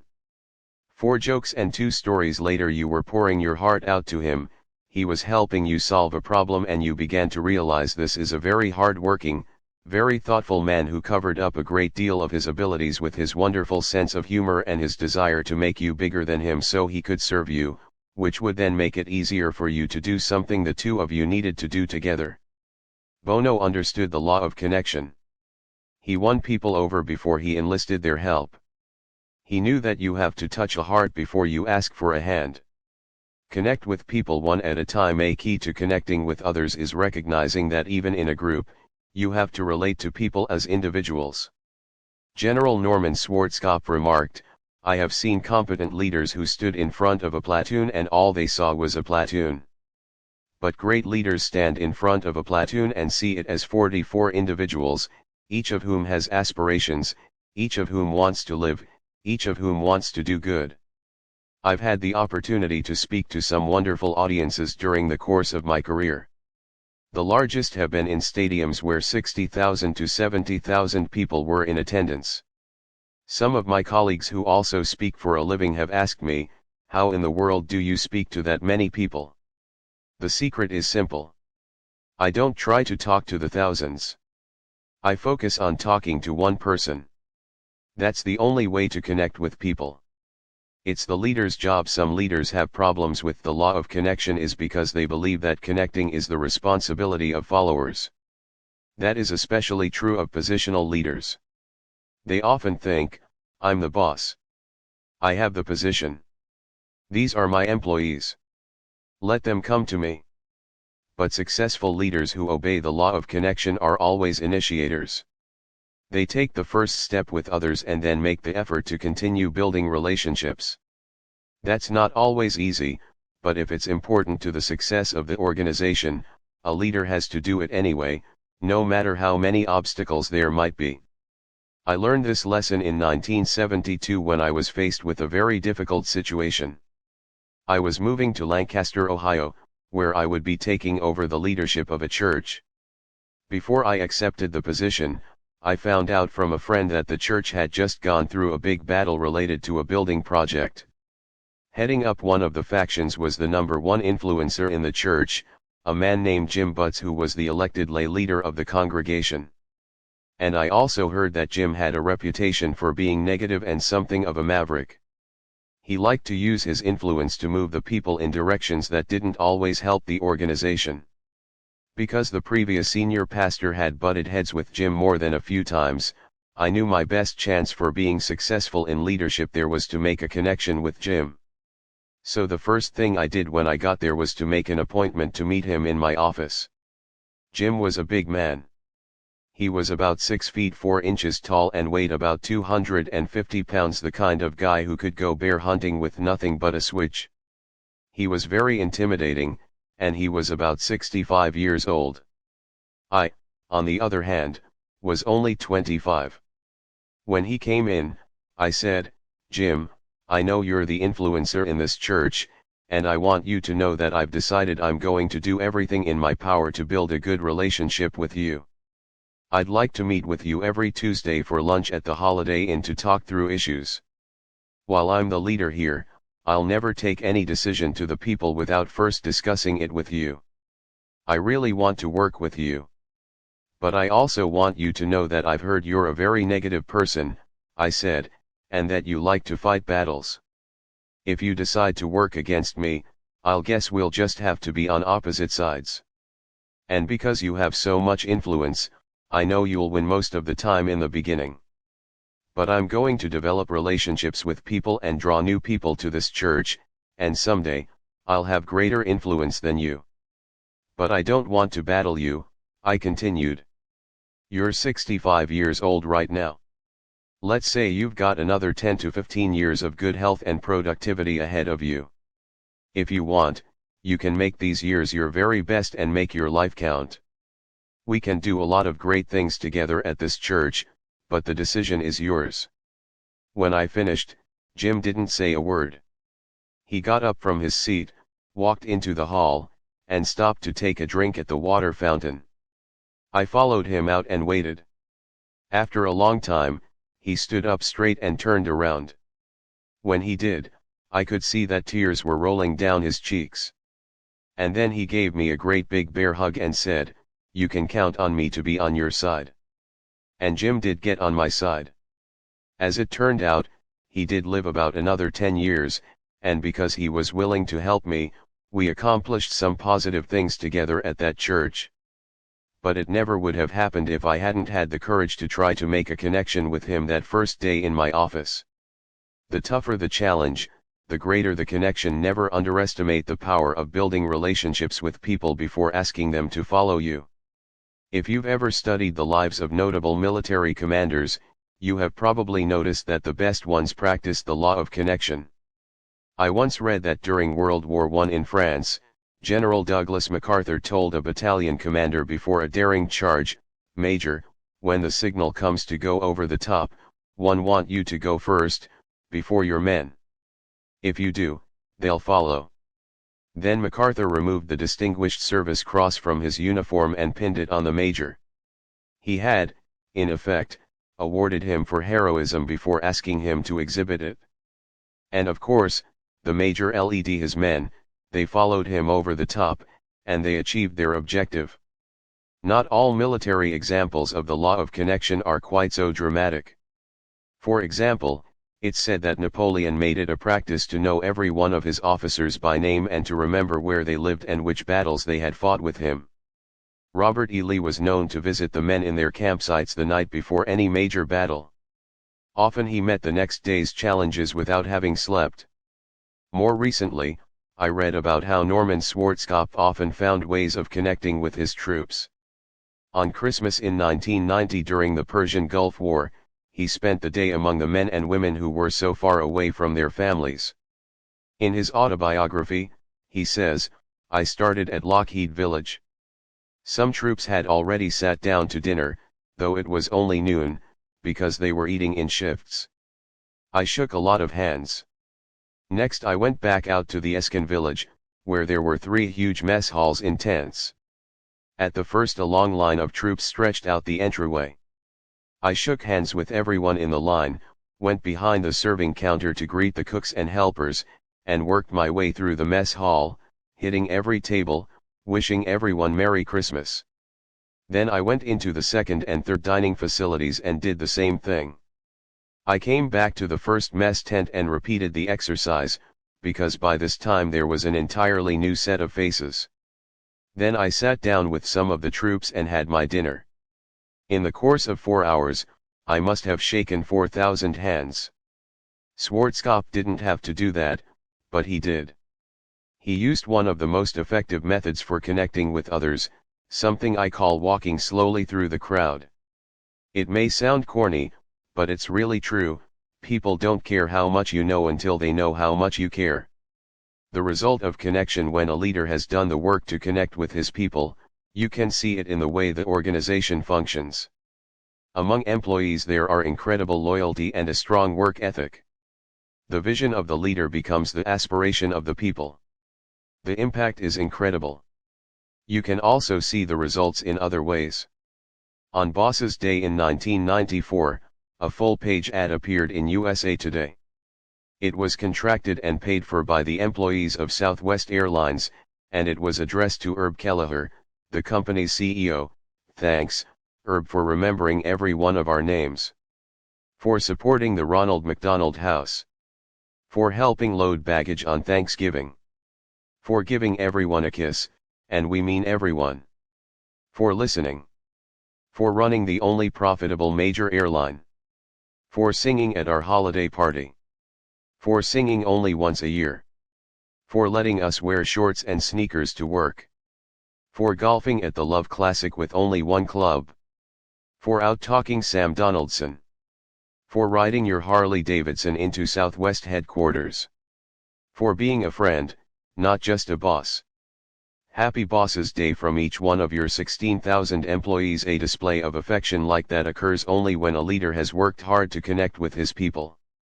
Don't ever underestimate the importance of building relational bridges between yourself and the people you lead. There's an old saying, to lead yourself, use your head; to lead others, use your heart. That's the nature of the law of connection. Always touch a person's heart before you ask him for a hand.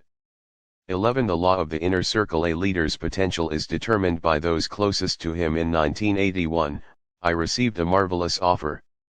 I was working as an executive director at Wesleyan World Headquarters when I was given the opportunity to become the leader of the largest church in the Wesleyan denomination. The name of the church was Skyline, and it was located in the San Diego, California, area. The church had a great history. It had been founded in the 1950s by a wonderful man named Orville Butcher, and he was retiring after serving there for 27 years. Dr. Butcher had touched the lives of thousands of people with his leadership, and the church had a strong, nationally recognized reputation. It was a good church, but it did have one problem. It had not grown in years. After making it to a little more than 1,000 members, it had reached a plateau. The first time I flew out to talk with the board, I knew that Skyline was the place I was supposed to be. I immediately called and told my wife, Margaret, that we should start packing and preparing for a move. And as soon as they offered me the job, off we went with our 2 kids to San Diego. As we drove across country, I began thinking about the task ahead. I was really looking forward to the challenge of taking Skyline to a new level. After we arrived, I met with each of the staff members to assess individual abilities. Almost immediately I discovered why the church had flatlined. The staff were good people, but they weren't strong leaders. No matter what I did with them, they would never be able to take the organization to the place we needed to go. You see, every leader's potential is determined by the people closest to him. If those people are strong, then the leader can make a huge impact. If they are weak, he can't. That is the law of the inner circle. 3 phases to new growth. The task that lay ahead of me was clear. I needed to remove the weak leaders I possessed and bring in better ones. That was the only way I would be able to turn the situation around. Mentally, I divided the people into 3 groups according to their ability to lead and deliver results. The first group I wanted to deal with was the bottom third, the staff contributing least to the organization. I knew I could dismiss them right away because the impact of their departure could be nothing but positive. I immediately replaced them with the best people I could find. I then began working on the middle third. One by one, as I found good leaders from outside the organization, I brought them in and let go the weakest of the existing staff. It took me another year to process out the old middle group. By the end of 3 years, I had completely cleaned house, leaving only 2 on staff out of the original group.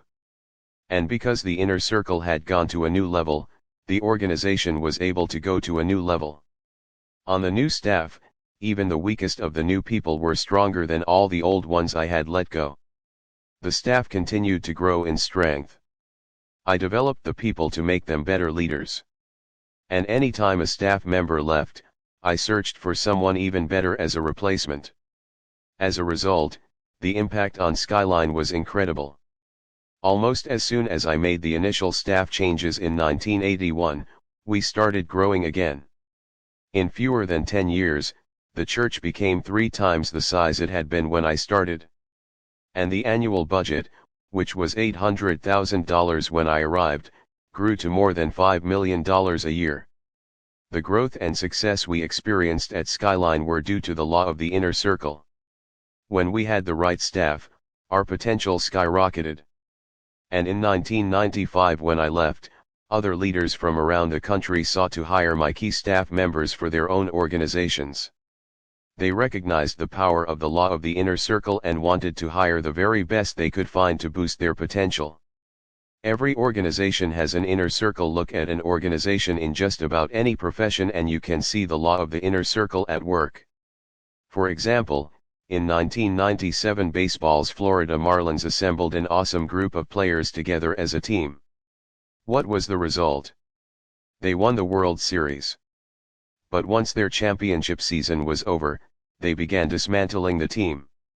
It was a fire sale similar to the one that the San Diego Padres management held in the early 1990s before their team was sold. The result in Florida will be the same as it was in San Diego. Without their key players, their inner circle, the Marlins will fall into the ranks of the mediocre. The potential of the leader along with the potential of the whole organization is determined by those closest to him. Knowing what I do about the impact of the law of the inner circle, I am amazed when I meet people who continue to hold up the Lone Ranger as their model for leadership. One of the best illustrations of how unrealistic that ideal of leadership really is can be found in American Spirit by Lawrence Miller. Problems are always solved in the same way. The Lone Ranger and his faithful Indian companion come riding into town. The Lone Ranger, with his mask and mysterious identity, background, and lifestyle, never becomes intimate with those whom he will help. His power is partly in his mystique. Within 10 minutes the Lone Ranger has understood the problem, identified who the bad guys are, and has set out to catch them. He quickly outwits the bad guys, draws his gun, and has them behind bars. And then there was always that wonderful scene at the end where the helpless victims are standing in front of their ranch or in the town square marveling at how wonderful it is now that they have been saved. That's baloney. There are no Lone Ranger leaders. Think about it, if you're alone, you're not leading anybody, are you? Leadership expert Warren Bennis was right when he maintained, the leader finds greatness in the group, and he or she helps the members find it in themselves. Think of any highly effective leader, and you will find someone who surrounded himself with a strong inner circle. My friend Joseph Fisher reminded me of that as he talked about the impact of evangelist Billy Graham. His success has come as the result of a fantastic inner circle: Ruth Bell Graham, Grady Wilson, Cliff Barrows, and George Beverly Shea. They made him better than he ever would have been alone. You could say the same thing of two-term President Ronald Reagan. He was successful because he surrounded himself with good people. The best don't always do the best. At a conference where I was teaching the law of the inner circle, a man named Ashley Randall of Woodbine, Georgia, came up to me during a break and said, "John, you're right about the power of association with good people. I bicycle a lot, and I follow the world-class racers. In endurance bicycle races like the Tour de France, the winner is almost always the person who is racing with the strongest team. They aren't the first to finish every day, but they are always in the first pack to finish each day. I've also found that to be true myself," he said. "I've competed in a couple of triathlons, and I can testify that I swim, bike, and run better on the day of the race than I do any other day of training. It's because I am surrounded by people who are swimming, biking, and running at a higher level and doing it with me. You can tell when a leader has mastered the law of the inner circle. For example, Jack Welch, chairman and CEO of General Electric, doesn't leave to chance the formation of the top inner circles within his organization. Since assuming leadership of GE in 1981, he has personally given his okay to every general manager's circle of executives. That's 500 positions in all. The value of raising up the right people in your inner circle under the best circumstances. A leader should try to raise up people for his inner circle from within his organization. Of course, that's not always possible, as my story from Skyline shows. But you can't beat the satisfaction and rewards of bringing up men and women from the farm team. Hewlett-Packard manager Ned Barnholt believes there are three groups of people in an organization when it comes to their response to leadership and its impact. 1. Those who get it almost immediately and they're off and running with it. 2. Those who are skeptical and not sure what to do with it. And 2. Another third who start out negative and hope it will go away. I used to spend most of my time with those who were the most negative, says Barnholt, trying to convince them to change. Now I spend my time with the people in the first group. I'm investing in my best assets. That attitude pays rich dividends in the future. You may be wondering where you should be spending your time in your organization. You should try to bring 5 types of people into your inner circle. All of them can add tremendous value to you and your organization. 1. Potential value: those who raise up themselves. The first ability that every leader must have is the ability to lead and motivate himself. Always keep your eyes open for people with potential. 2. Positive value: those who raise morale in the organization. Here is an old poem by Ella Wheeler Wilcox that my mother used to recite to me. There are 2 kinds of people on earth today, just 2 kinds of people, no more, I say. Not the good and the bad, for 'tis well understood that the good are half bad and the bad are half good. No. The 2 kinds of people on earth I mean are the people who lift and the people who lean. People who are able to lift up others and boost the morale in an organization are invaluable, and they are always a tremendous asset to a leader's inner circle. 3. Personal value: those who raise up the leader. A friend once told me, "It's lonely at the top, so you had better know why you're there." It's true that leaders carry a heavy load. When you're out front, you can be an easy target. But you don't have to go it alone. That's why I say, it's lonely at the top, so you'd better take someone with you. Who could be better than someone who lifts you up, not as a yes man, but as a solid supporter and friend? Solomon of ancient Israel recognized this truth: as iron sharpens iron, friends sharpen the minds of each other. Seek for your inner circle people who help you improve. For production value those who raise up others. Radio comedian Fred Allen said about television host Ed Sullivan, "He'll be around as long as other people have talent." Though he said it as a joke, there was a lot of wisdom in his comment. Sullivan had an eye for talent and was a master at attracting talented people to his show.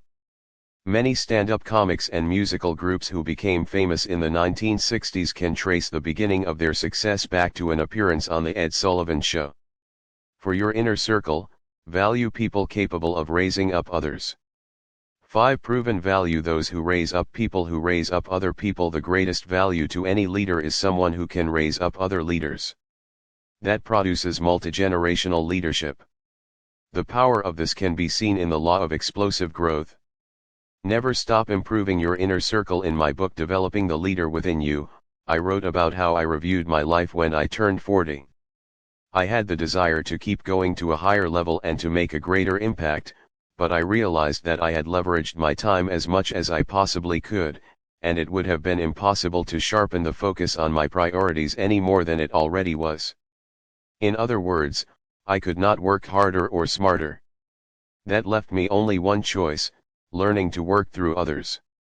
That's the day I truly understood the law of the inner circle. Since then, I have been committed to continually developing my inner circle.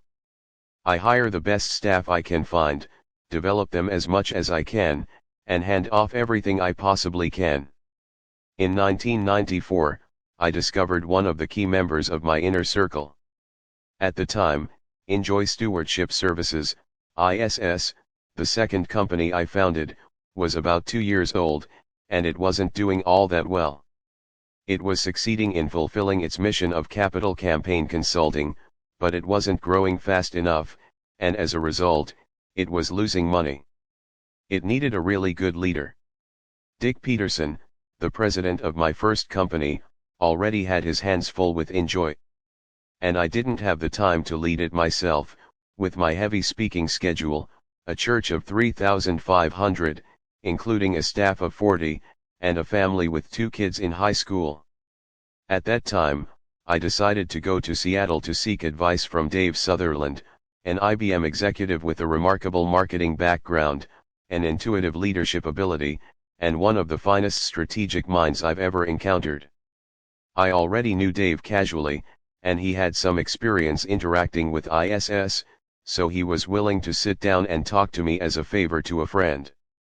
Several weeks prior to the meeting, I filled him in on everything I thought he needed to know, and I asked him to think about what he would do if he were the one trying to take the company to the next level. As we sat down in my hotel room in Seattle, he started to lay out an incredible strategy for ISS. He believed in our mission because we had helped his church and pastor earlier that year. And he knew exactly what it would take to move the company to the next level. After about 30 minutes, that's when it hit me. Dave is the guy who can do it. Dave, I said, I want to hire you to run ISS. Dave ignored me and kept communicating the plan to me. About an hour later, I told him again, Dave, I want to hire you. Again, he ignored me and kept telling Dick and me his plan. Finally, after we had been at it about 4 hours, I told him again. I said, Dave, didn't you hear me? I'm telling you that I want to hire you to be the president of ISS. Why are you ignoring me? At that point, he took my request seriously. I realized that I didn't have much to offer Dave. He was one of the top guys in the country for IBM in its marketing area. And all I had was a small company and a dream. But because of the law of the inner circle, I knew that my potential and that of my organizations would skyrocket if Dave became a part of my team.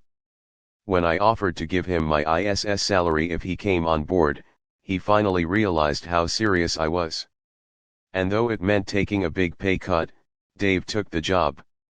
Today, ISS is the fastest growing company of its type and the second largest capital campaign consulting firm in the United States. It has gone to a whole new level, thanks to Dave Sutherland. And not only that, Dave brings his strategic thinking and marketing savvy to the table for all four of my companies. Dave Sutherland is only one of a dozen or so key players that I've added to my inner circle.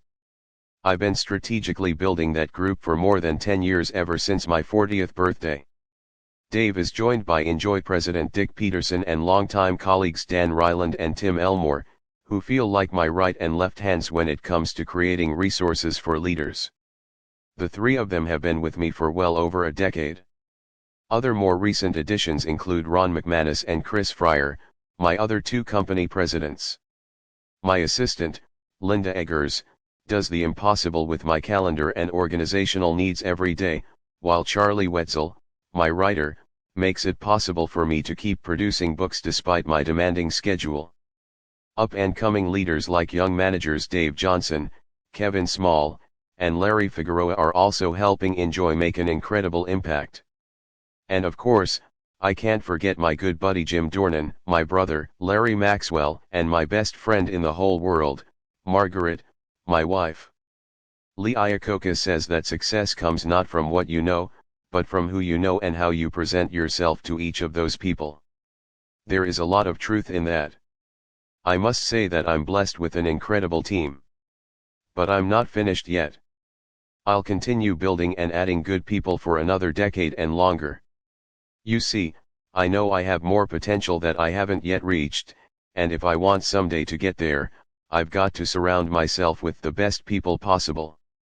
That's the only way it will ever happen. That's the law of the inner circle. 12. The law of empowerment. Only secure leaders give power to others. Just about everybody has heard of Henry Ford. He was the revolutionary innovator in the automobile industry and a legend in American business history. In 1903, he co-founded the Ford Motor Company with the belief that the future of the automobile lay in putting it within the reach of the average American. Ford said, "I will build a motor car for the multitude.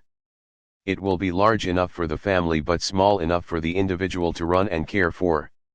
It will be constructed of the best materials, by the best men to be hired, after the simplest designs that modern engineering can devise.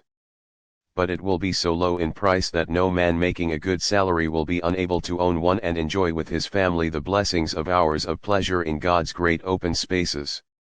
Henry Ford carried out that vision with the Model T, and it changed the face of 20th century American life.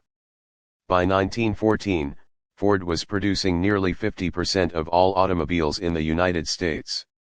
The Ford Motor Company looked like an American success story. A less-known chapter of the story, however, all of Ford's story is not about positive achievement, and one of the reasons was that he didn't embrace the law of empowerment. Henry Ford was so in love with his Model T that he never wanted to change or improve it, nor did he want anyone else to tinker it. One day when a group of his designers surprised him by presenting him with the prototype of an improved model, Ford ripped its doors off the hinges and proceeded to destroy the car with his bare hands. For almost 20 years, the Ford Motor Company offered only one design, the Model T, which Ford had personally developed. It wasn't until 1927 that he finally grudgingly agreed to offer a new car to the public. The company produced the Model A, but it was incredibly far behind its competitors in technical innovations. Despite its early head start and the incredible lead over its competitors, the Ford Motor Company's market share kept shrinking. By 1931, it was down to only 28%. Henry Ford was the antithesis of an empowering leader. He always seemed to undermine his leaders and look over the shoulders of his people. He even created a sociological department within Ford Motor Company to check up on his employees and direct their private lives. And as time went by, he became more and more eccentric. He once went into his accounting office and tossed the company's books into the street, saying, Just put all the money we take in sick a big barrel, and when a shipment of material comes in, reach into the barrel and take out enough money to pay for it. He also devoted more and more of his time and money to pet projects, such as growing and experimenting with hundreds of varieties of soybeans. Perhaps Ford's most peculiar dealings were with his executives, especially his son Edsel. The younger Ford had worked at the company since he was a boy. As Henry became more eccentric, Edsel worked harder to keep the company going. If it weren't for Edsel, the Ford Motor Company probably would have gone out of business in the 1930s. Henry eventually gave Edsel the presidency of the company and publicly said that Ford Motor Company's future looked bright with his leadership. Yet at the same time he undermined him and backed other leaders within the organization. Anytime a promising leader rose up in the company, Henry tore him down. As a result, the company kept losing its most promising executives. The few who stayed did so because of Edsel. They figured that someday old Henry would die, and Edsel would finally take over and set things right. But that's not what happened. In 1943, Edsel died at age 49. Another Henry Ford, Edsel's oldest son, the 26-year-old Henry Ford II, quickly left the Navy so that he could return to Dearborn, Michigan, and take over the company. At first, he faced opposition from his grandfather's entrenched followers. But within 2 years, he gathered the support of several key people, received the backing of the board of directors. His mother controlled 41% of Ford Motor Company's stock, and convinced his grandfather to step down so that he could become president in his place. Young Henry was taking over a company that hadn't made a profit in 15 years. At that time, it was losing $1 million a day. The young president knew he was in over his head, so he began looking for leaders. Fortunately, the first group actually approached him. It was a team of 10 men, headed by Colonel Charles Tex Thornton, who had decided they wanted to work together following their service at the War Department during World War II. Their contribution to Ford Motor Company was substantial. In the years to come, the group produced 6 company vice presidents and 2 presidents. The second influx of leadership came with the entrance of Ernie Breech, an experienced General Motors executive and the former president of Bendix Aviation. Young Henry hired him to be Ford's executive vice president. Although Breech held a position second to Henry's, the expectation was that he would take command and turn the company around. And he did. Breech quickly brought in more than 150 outstanding executives from General Motors, and by 1949, Ford Motor Company was on a roll again. In that year, the company sold more than 1 million Fords, Mercurys, and Lincolns, the best sales since the Model A. Who's the boss? If Henry Ford II had lived by the law of empowerment, the Ford Motor Company might have grown enough to eventually overtake General Motors and become the #1 car company again. But only secure leaders are able to give power to others. Henry felt threatened. The success of Tex Thornton, Ernie Breech, and Louis Crusoe, a legendary GM executive Breech had brought into the company, made Henry worry about his own place at Ford. His position was based not on influence but on his name and his family's control of company stock. So Henry began pitting one top executive against another. He would invite Thornton to his office and encourage him to criticize fellow executive Crusoe. After a while, Crusoe got fed up with Thornton's insubordination and demanded that Breech fire him, which he did. Then Ford started backing Crusoe, who worked for Breech. Ford biographers Peter Collier and David Horowitz described the second Henry Ford's method this way: Henry's instinct for survival manifested itself as craftiness combined with a kind of weakness. He had endowed Crusoe with the power to do virtually whatever he wished. By withdrawing his grace from Breech and bestowing it on his lieutenant, he had made antagonists of the 2 men most vital to Ford's success. While Henry had lost confidence in Breech, however, he had left him officially in charge because this increased his own maneuverability. And, as Crusoe's official superior, Breech could be useful if Henry wanted to keep Crusoe in check. This became a pattern in the leadership of Henry Ford II. Anytime an executive gained power and influence, Henry undercut the person's authority by moving him to a position with less clout, supporting the executive's subordinates, or publicly humiliating him. This continued all the days Henry II was at Ford. As one Ford president, Lee Iacocca, commented after leaving the company, Henry Ford, as I would learn firsthand, had a nasty habit of getting rid of strong leaders. If you can't lead him. Iacocca said that Henry Ford II once described his leadership philosophy to him, years before Iacocca himself became its target. Ford said, "If a guy works for you, don't let him get too comfortable. Don't let him get cozy or set in his ways. Always do the opposite of what he expects. Keep your people anxious and off balance." Both Henry Fords failed to abide by the law of empowerment. Rather than finding leaders, building them up, giving them resources, authority, and responsibility, and then turning them loose to achieve, they alternately encouraged and undermined their best people because of their own insecurity. But if you want to be successful as a leader, you have to be an empowerer. Theodore Roosevelt realized that, the best executive is the one who has sense enough to pick good men to do what he wants done, and the self-restraint enough to keep from meddling with them while they do it. Barriers to Empowerment leadership analysts Lynn McFarland, Larry Sen, and John Childress affirm that the empowerment leadership model shifts away from position power where all people are given leadership roles so they can contribute to their fullest capacity. Only empowered people can reach their potential. When a leader can't or won't empower others, he creates barriers within the organization that people cannot overcome. If the barriers remain long enough, then the people give up, or they move to another organization where they can maximize their potential.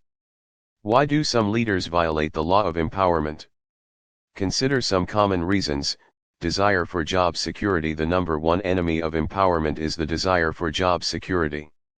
A weak leader worries that if he helps subordinates, he will become dispensable.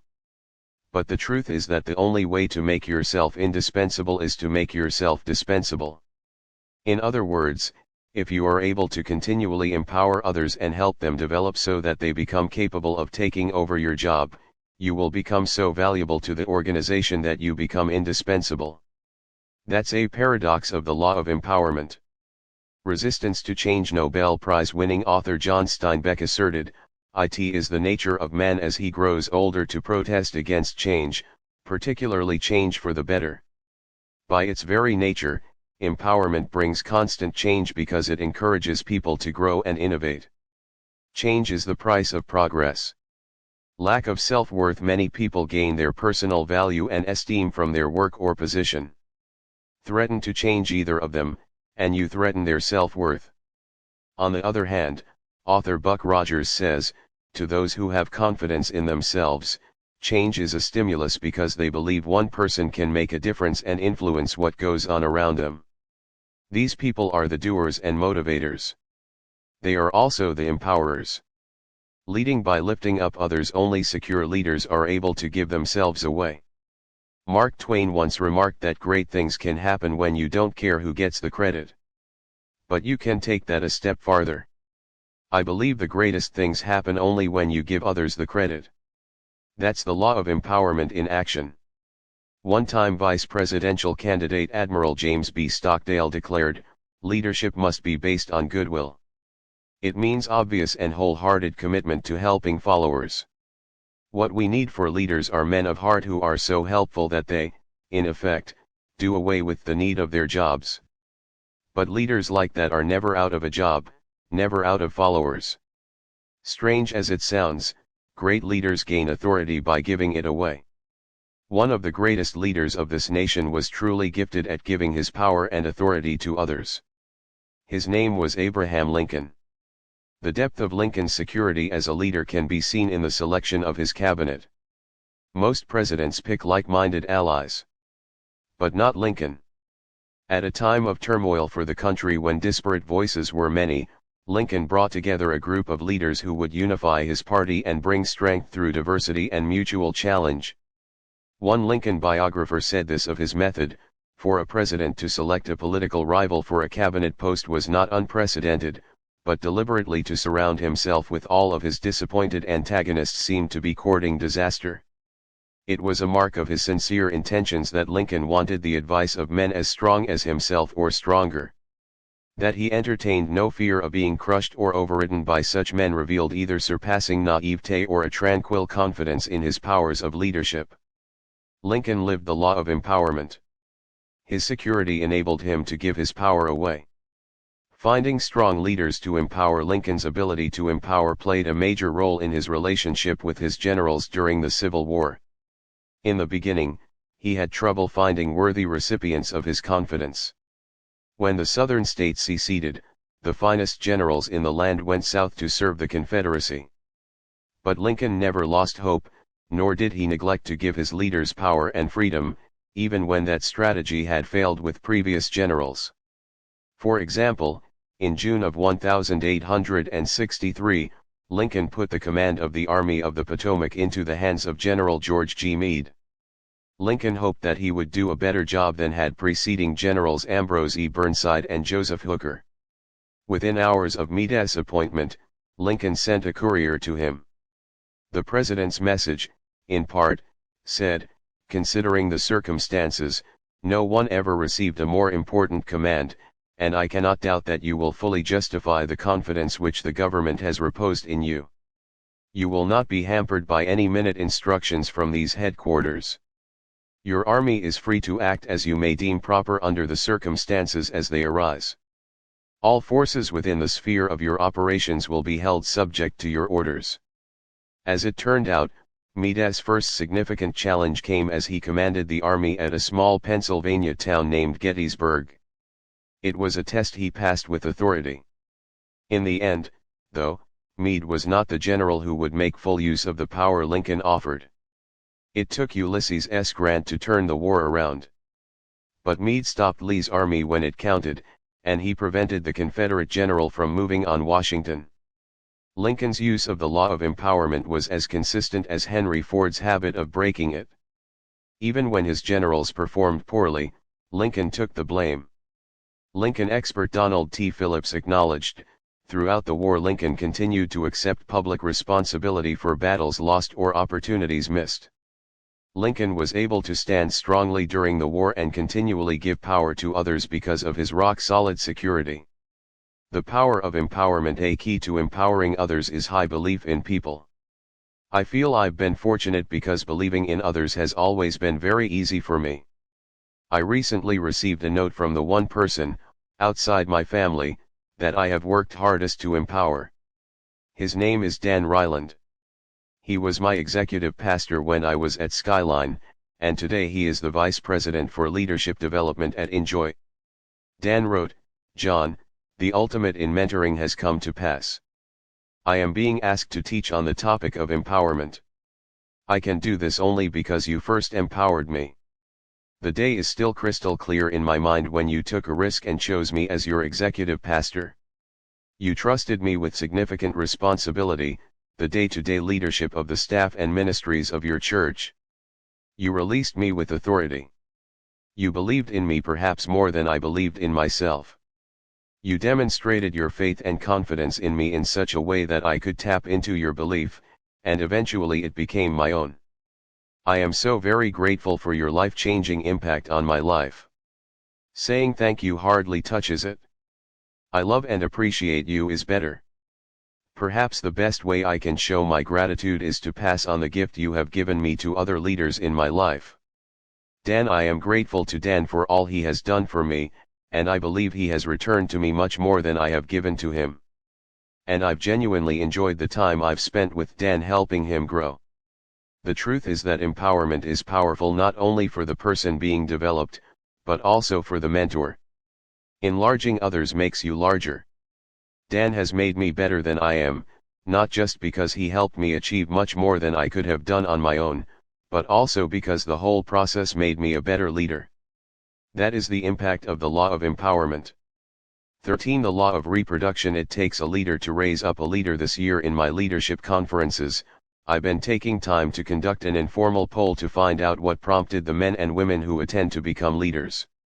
The results of the survey are as follows: How they became leaders. Natural gifting 10% result of crisis, 5% influence of another leader, 85%. If you've ever given much thought to the origins of leadership, then you're probably not surprised by those figures. It's true that a few people step into leadership because their organization experiences a crisis, and they are compelled to do something about it. Another small group is comprised of people with such great natural gifting and instincts that they are able to navigate their way into leadership on their own. But more than 4 out of 5 of all the leaders that you ever meet will have emerged as leaders because of the impact made on them by established leaders who mentored them. That happens because of the law of reproduction. It takes a leader to raise up a leader. Many follow in their footsteps of the people I surveyed. About 1/3 are leaders in the business world and 2/3 are leaders in churches. But the responses will be similar in just about any field. For instance, you will find the law of reproduction at work in professional football. Let me ask you this: did you know that the development and mentoring of nearly half of the head coaches in the NFL, in 1998, can be traced to 2 outstanding former pro football leaders, Bill Walsh and Tom Landry? 10 current NFL head coaches spent a year or longer working for 3-time Super Bowl champion Bill Walsh or for one of the top assistants he trained. And 5 NFL coaches have a direct or indirect mentoring connection with 2-time Super Bowl winner Tom Landry or one of the men he trained. Just about every successful coach in the NFL has spent time working with another strong leader who helped to teach and model for him. In addition to the ones with a Walsh or Landry connection, there are other NFL examples. Dave Wannstedt worked for 2-time Super Bowl champion Jimmy Johnson, and head coaches Bill Cowher and Tony Dungy spent significant time working with Marty Schottenheimer of the Kansas City Chiefs. It takes a leader to raise up a leader. Some do it, some don't. In the chapter on the law of respect, I explained that people naturally follow leaders stronger than themselves. In the same way, only leaders are capable of developing other leaders. People cannot give to others what they themselves do not possess. Followers simply cannot develop leaders. But just because a person is a leader, it does not necessarily mean that he will raise up other leaders. For every Bill Walsh, George Seifert, or Tom Landry, there is a Vince Lombardi, a person who is a great coach and leader in his own right, but who doesn't raise up other great coaches to follow in his footsteps. Why don't all leaders develop others? There are many reasons. Sometimes they just don't recognize the tremendous value of developing leaders. I'll talk more about that value in the chapter on the law of explosive growth. Others may focus so much attention on their followers and give them so much that they don't have anything left for their key staff. I suspect that was the case with Vince Lombardi. For other leaders, the real problem may be insecurity. Remember what the law of empowerment teaches: only secure leaders give power to others. As a kid, did you ever play follow the leader? I know I did. Even then I wanted to be the leader. Do you remember what you had to do to stay in front in that game? You purposely tried to get your followers to make mistakes. That's what sent them to the back of the line. The same thing was true when playing the game of horse on the basketball court. You made your shots so hard that others couldn't possibly duplicate them.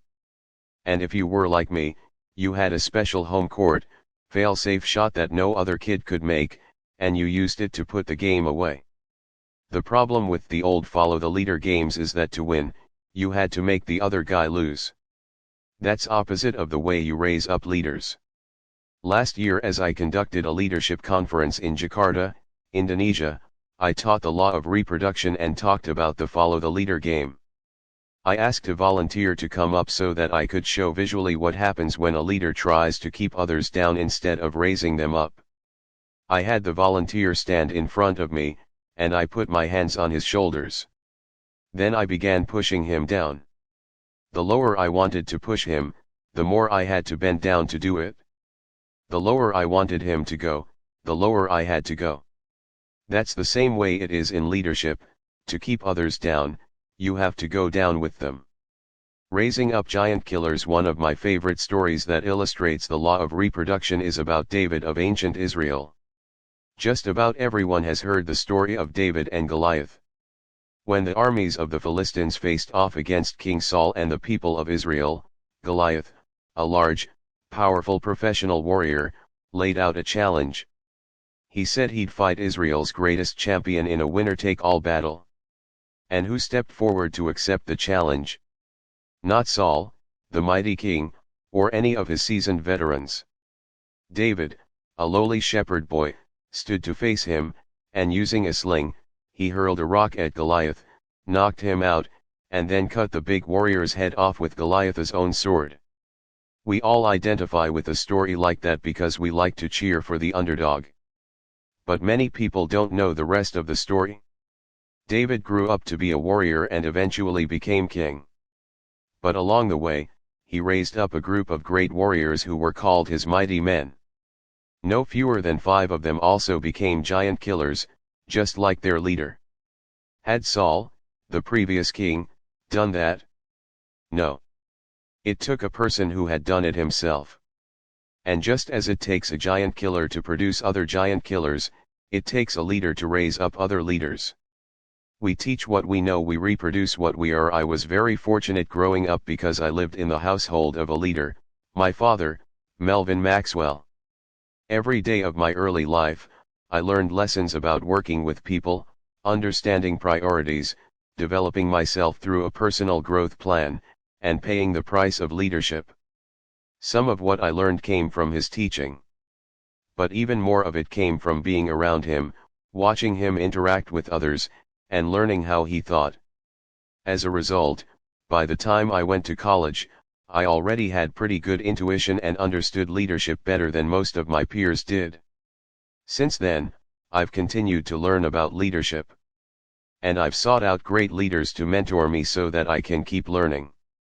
If you want to continue developing as a leader, you should do the same.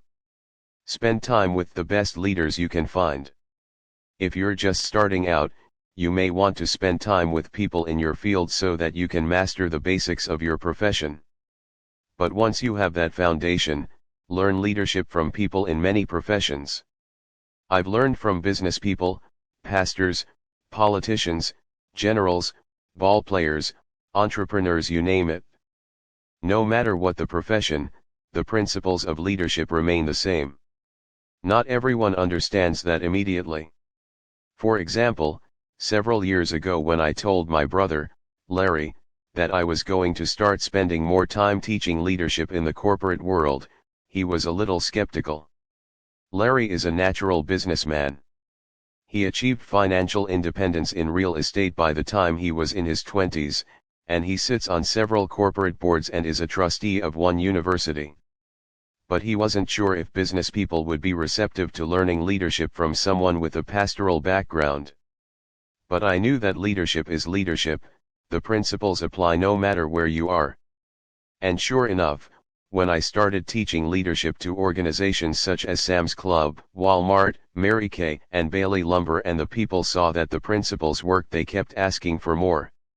Why would such big companies seek advice from someone who leads 4 small companies? Because they understand the law of reproduction. They know that it takes a leader to raise up other leaders no matter the field. Take the next step. The only way you will be able to develop other leaders is to become a leader. If you've already taken those first steps, you are to be commended. You're in a position to begin raising up other leaders. As you get started, keep in mind that leaders who develop leaders. See the big picture. Every effective leadership mentor makes the development of leaders one of his highest priorities in life. He knows that the potential of the organization depends on the growth of its leadership. The more leaders there are, the greater its chance of success. Attract potential leaders. You've probably heard the Ross Perot quote, "Leaders don't flock. You have to find them one at a time." That's true. But as the law of magnetism also suggests, if you first develop your leadership qualities, you will be capable of attracting people with leadership potential. When you do that and also earn their respect, you will get the opportunity to develop them into better leaders. Create an eagle environment. An environment where leadership is valued and taught becomes an asset to a leadership mentor. It not only attracts eagles, but it also helps them learn to fly. An eagle environment is one where the leader casts a vision, offers incentives, encourages creativity, allows risks, and provides accountability. Do that long enough with enough people, and you'll develop a leadership culture where eagles begin to flock. The impact carries over once you understand the law of reproduction. You recognize its incredible impact on an organization. If a company has poor leaders, what little leadership it has will only get worse. If a company has strong leaders and they are reproducing themselves, then the leadership just keeps getting better and better. Occasionally, a company will emerge where the leadership is so strong and the development process is so deliberate that the impact not only drives that organization to the highest level, but it also overflows into other businesses. That is the case at General Electric, led by Chairman Jack Welch. GE has become one of the best-run companies in the world, and it keeps developing leader upon leader. In fact, the company has lost more leaders capable of running organizations than most other good companies are able to produce in their lifetimes. Scan this list of CEOs who once worked at GE: William Enders, General Dynamics Norman P. Blake Jr., USF&G Larry A. Bossidy, Allied Signal Incorporated Michael J. Emmy, Systems and Computer Technology Stanley C. Gault, Rubbermaid Incorporated, and later, Goodyear Tire and Rubber Corp. Fred Gehry, late Chief Executive of Rohr Incorporated Robert Goldsmith, former Chief Executive, Rohr Incorporated Glenn Heiner, Owens Corning Fiberglass Clyde Keaton, Clean Harbors Chuck Lillis, Media One Group, formerly U.S. West Media Group. Michael Lockhart, General Signal Corp. Daniel McLaughlin, Equifax Richard Miller, Wang Laboratories George Schofield, Zurn Industries Roger Shipka, Ryland Group Incorporated Harry C. Stonecipher, Sunstrand, and later, McDonnell Douglas Corp. John M. Tranny, Stanley Works Walter Williams, Rubbermaid Thomas Vanderslice, President of GTE, then CEO for Apollo Computer, and then CEO of M/Acom, which produces microwave components Alva Away, American Express Co. Just as in the world of pro football, the ability of many leaders can be traced to a common source. How was General Electric able to produce so many outstanding leaders? First, leadership development is one of the company's highest priorities. It spends more than $500 million a year on training and develops leaders at its own institute in Crotonville, often called the Harvard of corporate America. But even more important than that is the fact that the company is run by a great leader, Jack Welch. It all starts at the top because it takes a leader to raise up another leader. Followers can't do it. Neither can institutional programs. It takes one to know one, show one, and grow one. That's the law of reproduction. 14. The law of buy-in. People buy into the leader, then the vision. In the fall of 1997, a few members of my staff and I had the opportunity to travel to India and teach 4 leadership conferences. India is an amazing country, full of contradictions.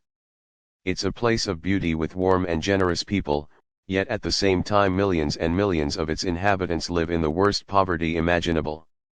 It was there that I was reminded of the law of buy-in. I'll never forget when our plane landed in Delhi.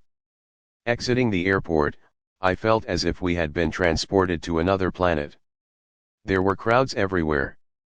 People on bicycles, in cars, on camels and elephants. People on the streets, some sleeping right on the sidewalks. Animals roamed free, no matter where we were. And everything was in motion. As we drove along the main street toward our hotel, I also noticed something else. Banners. Wherever we looked, we could see banners celebrating India's 50 years of liberty, along with huge pictures of one man, Mahatma Gandhi. Today, people take for granted that Gandhi was a great leader. But the story of his leadership is a marvelous study in the law of buy-in. Mohandas K. Gandhi, called Mahatma, which means great soul, was educated in London. After finishing his education in law, he traveled back to India and then to South Africa. There he worked for 20 years as a barrister and political activist. And in that time he developed as a leader, fighting for the rights of Indians and other minorities who were oppressed and discriminated against by South Africa's apartheid government. By the time he returned to India in 1914, Gandhi was very well known and highly respected among his countrymen. Over the next several years, as he led protests and strikes around the country, people rallied to him and looked to him more and more for leadership. In 1920, a mere 6 years after returning to India, he was elected president of the All India Home Rule League. The most remarkable thing about Gandhi isn't that he became their leader, but that he was able to change the people's vision for obtaining freedom. Before he began leading them, the people used violence in an effort to achieve their goals. For years, riots against the British establishment had been common. But Gandhi's vision for change in India was based on nonviolent civil disobedience. He once said, "Nonviolence is the greatest force at the disposal of mankind. It is mightier than the mightiest weapon of destruction devised by the ingenuity of man." Gandhi challenged the people to meet oppression with peaceful disobedience and non-cooperation. Even when the British military massacred more than 1,000 people at Amritsar in 1919, Gandhi called the people to stand, but without fighting back. Rallying everyone to his way of thinking wasn't easy. But because the people had come to buy into him as their leader, they embraced his vision. And then they followed him faithfully. He asked them not to fight, and eventually, they stopped fighting. When he called for everyone to burn foreign-made clothes and start wearing nothing but homespun material, millions of people started doing it. When he decided that a march to the sea to protest the SALT Act would be their rallying point for civil disobedience against the British, the nation's leaders followed him the 200 miles to the city of Dandi, where they were arrested by government representatives. Their struggle for independence was slow and painful, but Gandhi's leadership was strong enough to deliver on the promise of his vision. In 1947, India gained home rule. Because the people had bought into Gandhi, they accepted his vision. And once they had embraced the vision, they were able to carry it out. That's how the law of buy-in works. The leader finds the dream and then the people. The people find the leader, and then the dream. Don't put the cart first. When I teach leadership seminars, I field a lot of questions about vision. Invariably, someone will come up to me during a break, give me a brief description of an evolving vision, and ask me, "Do you think my people will buy into my vision?" My response is always the same: first tell me this. Do your people buy into you? You see, many people who approach the area of vision in leadership have it all backward. They believe that if the cause is good enough, people will automatically buy into it and follow. But that's not how leadership really works. People don't follow worthy causes. They follow worthy leaders who promote worthwhile causes. People buy into the leader first, then the leader's vision. Having an understanding of that changes your whole approach to leading people. For the person who attends one of my conferences and asks whether his people will follow, the question really becomes, have I given my people reasons to buy into me? If his answer is yes, they will gladly buy into his vision. But if he has not built his credibility with his people, it really doesn't matter how great a vision he has. Not long ago I was reading an article in Business Week that profiled entrepreneurs who partner with venture capitalists in the computer industry. Silicon Valley in California is evidently full of people who work in the computer industry for a while and then try to start their own companies. Every day hundreds of them are buzzing around trying to find investors so that they can get their ideas and enterprises off the ground. Many are unsuccessful. But if an entrepreneur succeeds once, then he finds it pretty easy to find money the next time around. Many times, the investors aren't even interested in finding out what the entrepreneur's vision is. If they've bought into the person, then they readily accept the ideas. For example, software entrepreneur Judy Estrom and her partner have founded 2 companies over the years. She said that funding her first company took 6 months and countless presentations, even though she had a viable idea and believed in it 100%. But the startup of her second company happened almost overnight. It took only 2 phone calls that lasted mere minutes for her to land $5 million in backing. When the word got out that she was starting her second company, people were dying to give her even more money.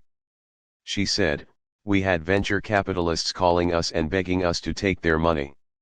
Why had everything changed so drastically for her? Because of the law of buy-in. People had bought into her, so they were ready to buy into whatever vision she offered, sight unseen. You are the message. Every message that people receive is filtered through the messenger who delivers it. If you consider the messenger to be credible, then you believe the message has value. That's one of the reasons actors and athletes are hired as promoters of products. People buy Nike shoes because they have bought into Michael Jordan, not necessarily because of the quality of the shoes. The same is true when actors promote causes. Have the actors being employed suddenly become experts in the cause they're promoting? Usually not. But that doesn't matter. People want to listen to Charlton Heston as he speaks for the NRA, not because they believe he is an expert in the field of hunting or guns, but because they believe in him as a person and because he has credibility as an actor. Once people have bought into someone, they are willing to give his vision a chance. People want to go along with people they get along with. It's not an either/or proposition. You cannot separate the leader from the cause he promotes. It cannot be done, no matter how hard you try. It's not an either/or proposition. The two always go together. Take a look at the following table. It shows how people react to a leader and his vision under different circumstances. When followers don't like the leader or the vision, they look for another leader. It's easy to understand the reaction of people when they don't like the leader or the vision. They don't follow. But they also do something else, they start looking for another leader. It's a no-win situation. When followers don't like the leader but they do like the vision, they still look for another leader. You may be surprised by this. Even though people may think a cause is good, if they don't like the leader, they will go out and find another one. That's one reason that coaches change teams so often in professional sports. The vision for any team always stays the same. Everyone wants to win a championship. But the players don't always believe in their leader. And when they don't, what happens? The owners don't fire all of the players. They fire the leader and bring in someone they hope the players will buy into. When followers like the leader but not the vision, they change the vision. Even when people don't like a leader's vision, if they've already bought into him, they will keep following him. You often see this response in politics. For example, in the past, the National Organization of Women, now, has spoken out strongly against sexual harassment. But recently, when Paula Jones accused President Clinton of sexually harassing her, now continued to support him. Why? It's not because the members suddenly think sexual harassment is acceptable. They have chosen to put their agenda on hold in order to keep supporting the leader they've already bought into. When followers don't agree with their leader's vision, they react in many ways. Sometimes they work to convince their leader to change his vision. Sometimes they abandon their point of view and adopt his. Other times they find a compromise. But as long as they still buy into the leader, they won't out and out reject him. They will keep following. When followers like the leader and the vision, they will get behind both. They will follow their leader no matter how bad conditions get or how much the odds are stacked against them. That's why the Indian people in Gandhi's day refused to fight back as soldiers mowed them down. That's what inspired the U.S. space program to fulfill John F. Kennedy's vision and put a man on the moon. That's the reason people continued to have hope and keep alive the dream of Martin Luther King Jr., even after he was gunned down. That's what continues to inspire followers to keep running the race, even when they feel they've hit the wall and given everything they've got. As a leader, having a great vision and a worthy cause is not enough to get people to follow you. First, you have to become a better leader. You must get your people to buy into you. That is the price you have to pay if you want your vision to have a chance of becoming a reality. Buying time for people to buy in. If in the past you tried to get your people to act on your vision but were unable to make it happen, you probably came up against the law of buy-in, maybe without even knowing it. I first recognized the importance of the law of buy-in in 1972 when I accepted my second leadership position. In the chapter on the law of navigation, I mentioned that after I had been at that church several years, I took them through a multimillion-dollar construction program in which we built a new auditorium. But when I first got there, that was not the direction that the congregation had wanted to go. The week before I arrived at my new church, more than 65% of the members had voted in favor of building a new activity center. Now, I had done some homework on that church, and I knew coming in that its future growth and success depended not on a new activity center, but on a new auditorium. My vision for the years ahead was absolutely clear to me. But I couldn't walk in and say, forget the decision you just made and all the agonizing you did to make it. Follow me instead. I needed to buy some time to build my credibility with the people. I arranged for a committee to make a thorough study of all the issues involved with the Activity Center project. I told the members, if we're going to invest this kind of time and money, we have to be sure about it. I must have information on every possible issue related to it. That seemed fair enough to everyone, and off the committee went to work. For the next year, the group would come back to me every month or so and report on the information gathered. And each time I'd praise their work and ask several questions that would prompt them to do more research. In the meantime, I worked hard to build my credibility with the people. I forged relationships with the leaders in the church. I answered everybody's questions so that they could understand me and how I thought as a leader. I shared my ideas, hopes, and dreams for the work we were doing. And I started to produce growth in the organization. That, more than anything else, gave the people confidence in me and my ability. After about 6 months, the people started to see that the church was changing and beginning to move in a new direction. In a year, the building committee decided that the activity center was not in the church's best interest, and they recommended that we not build it. In another year, the people had reached consensus. The key to the future was the building of a new auditorium. And when the time came, 98% of the people voted yes on the issue, and off we went. When I arrived at that church, I could have tried to push my vision and agenda on the people. I was just as sure that it was the right thing to do in 1972 as I was 2 years later when we implemented it.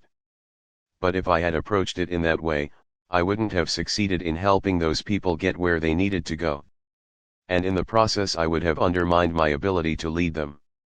As a leader, you don't earn any points for failing in a noble cause. You don't get credit for being right. Your success is measured by your ability to actually take the people where they need to go. But you can do that only if the people first buy into you as a leader. That's the reality of the law of buy-in. 15. The law of victory. Leaders find a way for the team to win. Have you ever thought about what separates the leaders who achieve victory from those who suffer defeat? What does it take to be a winner? It's hard to put a finger on the quality that separates a winner from a loser. Every leadership situation is different. Every crisis has its own challenges. But I think that victorious leaders share an inability to accept defeat. The alternative to winning seems totally unacceptable to them, so they figure out what must be done to achieve victory, and then they go after it with everything at their disposal. I'm a Civil War buff, and I was reading an old book that reminded me of the importance of the law of victory. It discussed the differences between the presidents of the Union and the Confederacy, Abraham Lincoln and Jefferson Davis. I've talked quite a bit about Lincoln throughout the 21 Irrefutable Laws of Leadership because he was such a remarkable leader. Lincoln never forgot that the nation's victory was his highest priority, ahead of his pride, reputation, and personal comfort. He surrounded himself with the best leaders possible, empowered his generals, and was never afraid to give others the credit for the victories the Union gained.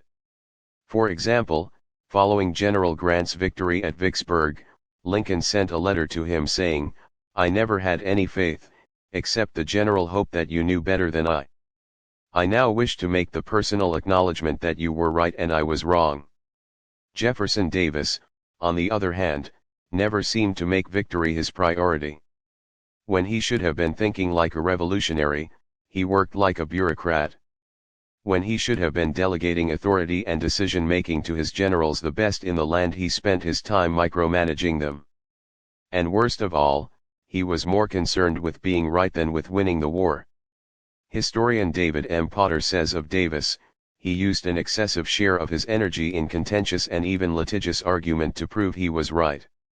He seemed to feel that if he were right that was enough, that it was more important to vindicate his own rectitude than to get results. Davis violated the law of victory, and as a consequence, his people suffered a devastating defeat. These leaders pursued victory. Crisis seems to bring out the best and the worst in leaders. During World War II, two outstanding leaders who practiced the law of victory emerged for the Allies, British Prime Minister Winston Churchill and US President Franklin Roosevelt. They prevented Adolf Hitler from crushing Europe and remaking it according to his own vision. On his side of the Atlantic Ocean, Winston Churchill inspired the British people to resist Hitler.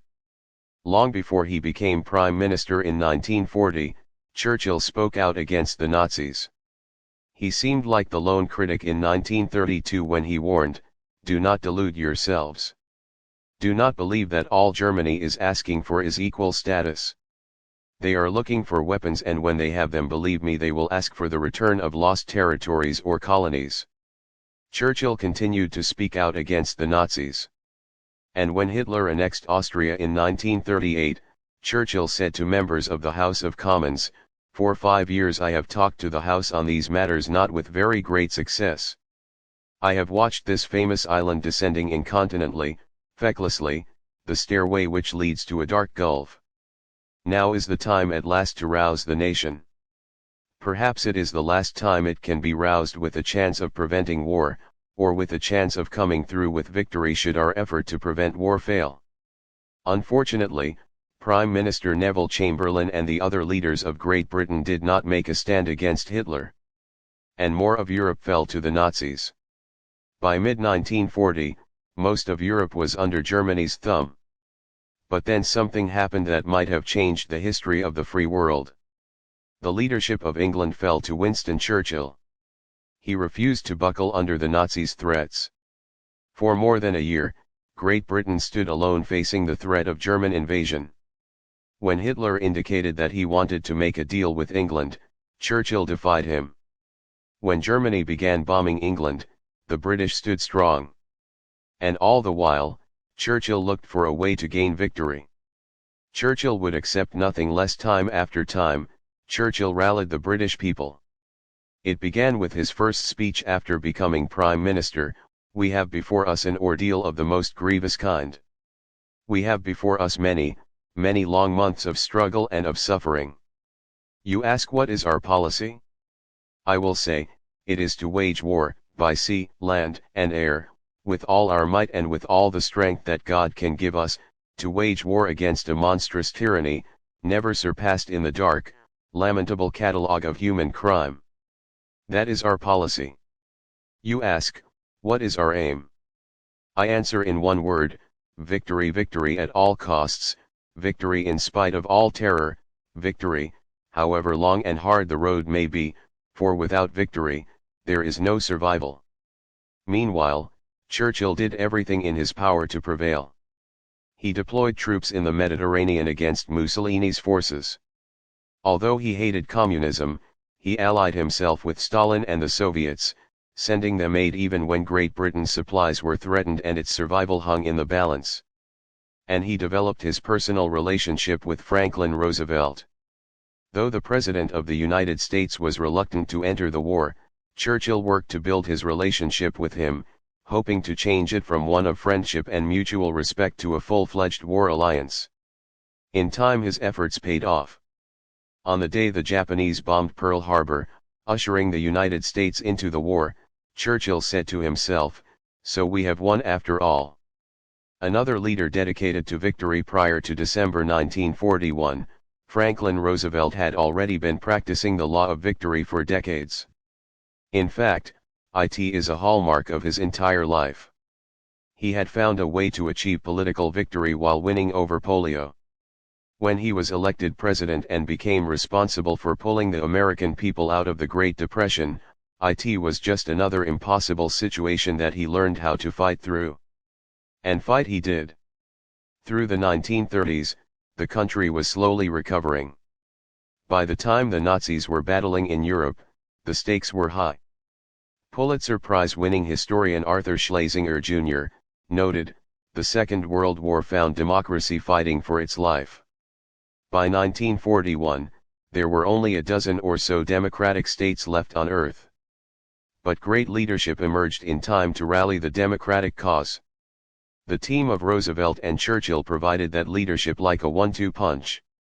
Just as the Prime Minister had rallied England, the President brought together the American people and united them in a common cause as no one ever had before or has since. To those two leaders, victory was the only option. If they had accepted anything less, the world would be a very different place today. Schlesinger says, "Take a look at our present world. It is manifestly not Adolf Hitler's world.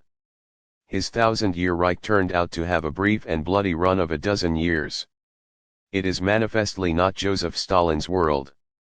That ghastly world self-destructed before our eyes. Nor is it Winston Churchill's world. The world we live in is Franklin Roosevelt's world. Without Churchill and England, all of Europe would have fallen. Without Roosevelt and the United States, it might never have been reclaimed for freedom. But not even an Adolf Hitler and the army of the Third Reich could stand against two leaders dedicated to the law of victory. Great leaders find a way to win when the pressure is on. Great leaders are at their best. Whatever is inside them comes to the surface and works for or against them. Just a few years ago, Nelson Mandela was elected President of South Africa.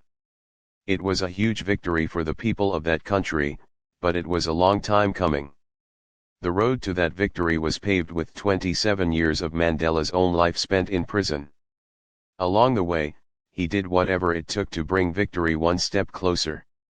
He joined the African National Congress, which became an outlawed organization. He staged peaceful protests.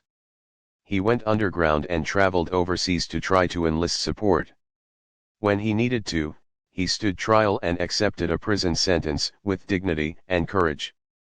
And when the time was right, he negotiated changes in the government with F.W. de Klerk. Today he is working to bring lasting victory by trying to bring healing to the country. Mandela describes himself as an ordinary man who had become a leader because of extraordinary circumstances. I say he is a leader made extraordinary because of the strength of his character and his dedication to the law of victory. You can see it every day. You can readily see the law of victory in action at sporting events.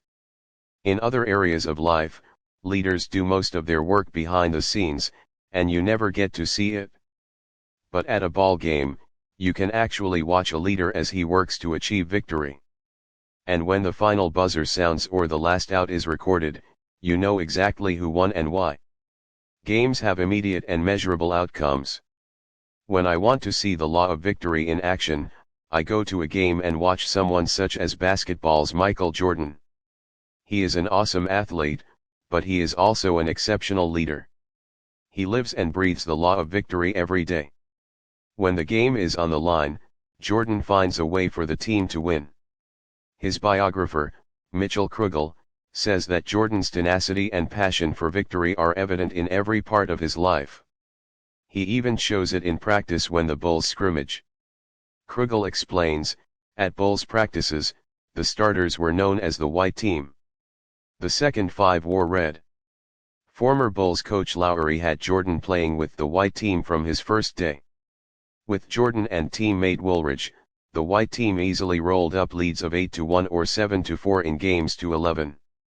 The loser of these games always had to run extra wind sprints after practice. It was about that time of the scrimmage that Lowry would switch Jordan to the red team. And the red team would wind up winning more often than not. Early in his career, Jordan relied heavily on his personal talent and efforts to win games.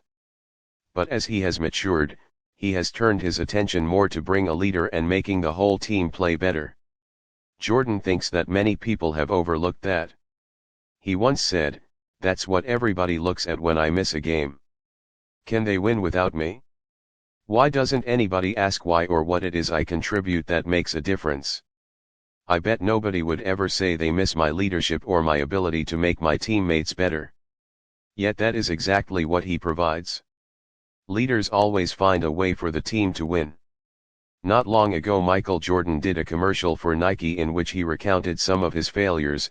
I've missed over 9,000 shots in my career, lost over 300 games. 26 times I took the game-winning shot and missed. I read an interview with Jordan soon after the commercial first aired where a reporter asked Jordan whether he had really missed that many shots. Jordan's response was revealing, "I have no idea." People may be disappointed by that comment, but it offers insight into his personality. Michael Jordan is not dwelling on his past mistakes. What's important to him is what he can do right now to lead his team to victory. It doesn't matter what game they're in, there are a lot of great athletes in the game of basketball today. But flashy individual play doesn't always bring victory. What's needed more than anything else is leadership. The greatest players of the past had more than individual talent, though that was definitely present. A player such as Boston center Bill Russell, for example, measured his play by whether it helped the whole team play better. And the result was a remarkable 11 NBA titles.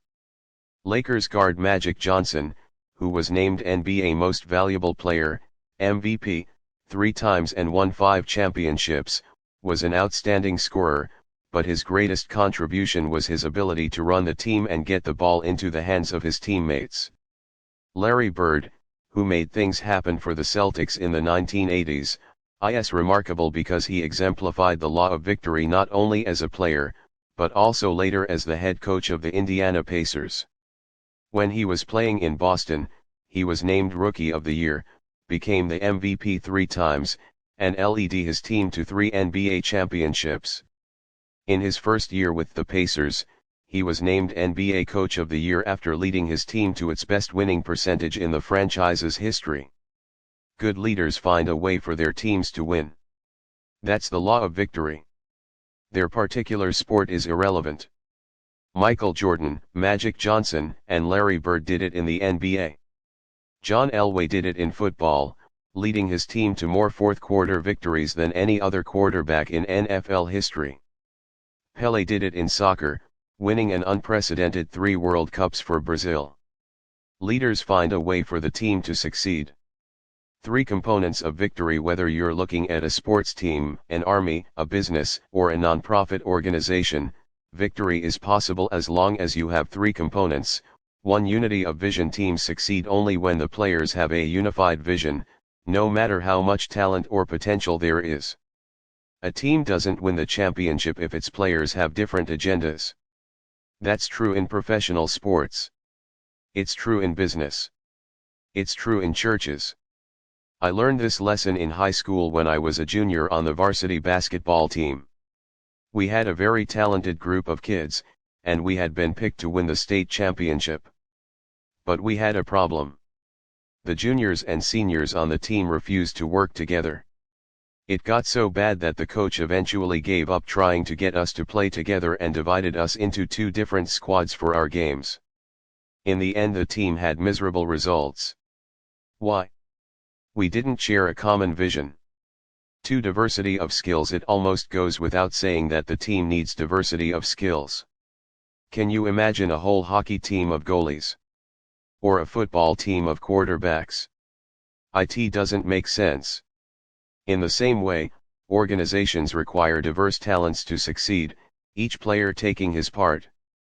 3. A leader dedicated to victory and raising players to their potential. It's true that having good players with diverse skills is important. As former Notre Dame head football coach Lou Holtz says, "You've got to have great athletes to win, I don't care who the coach is. You can't win without good athletes, but you can lose with them." This is where coaching makes the difference. In other words, you also require leadership to achieve victory. Unity of vision doesn't happen spontaneously. The right players with the proper diversity of talent don't come together on their own. It takes a leader to make those things happen, and it takes a leader to provide the motivation, empowerment, and direction required to win. The law of victory is his business. One of the most noteworthy success stories I've come across recently is that of Southwest Airlines and Herb Kelleher, whom I mentioned in the chapter on the law of connection. Their story is an admirable example of the law of victory in action. Today Southwest looks like a powerhouse that has everything going for it. In the routes where it flies, IT dominates the market.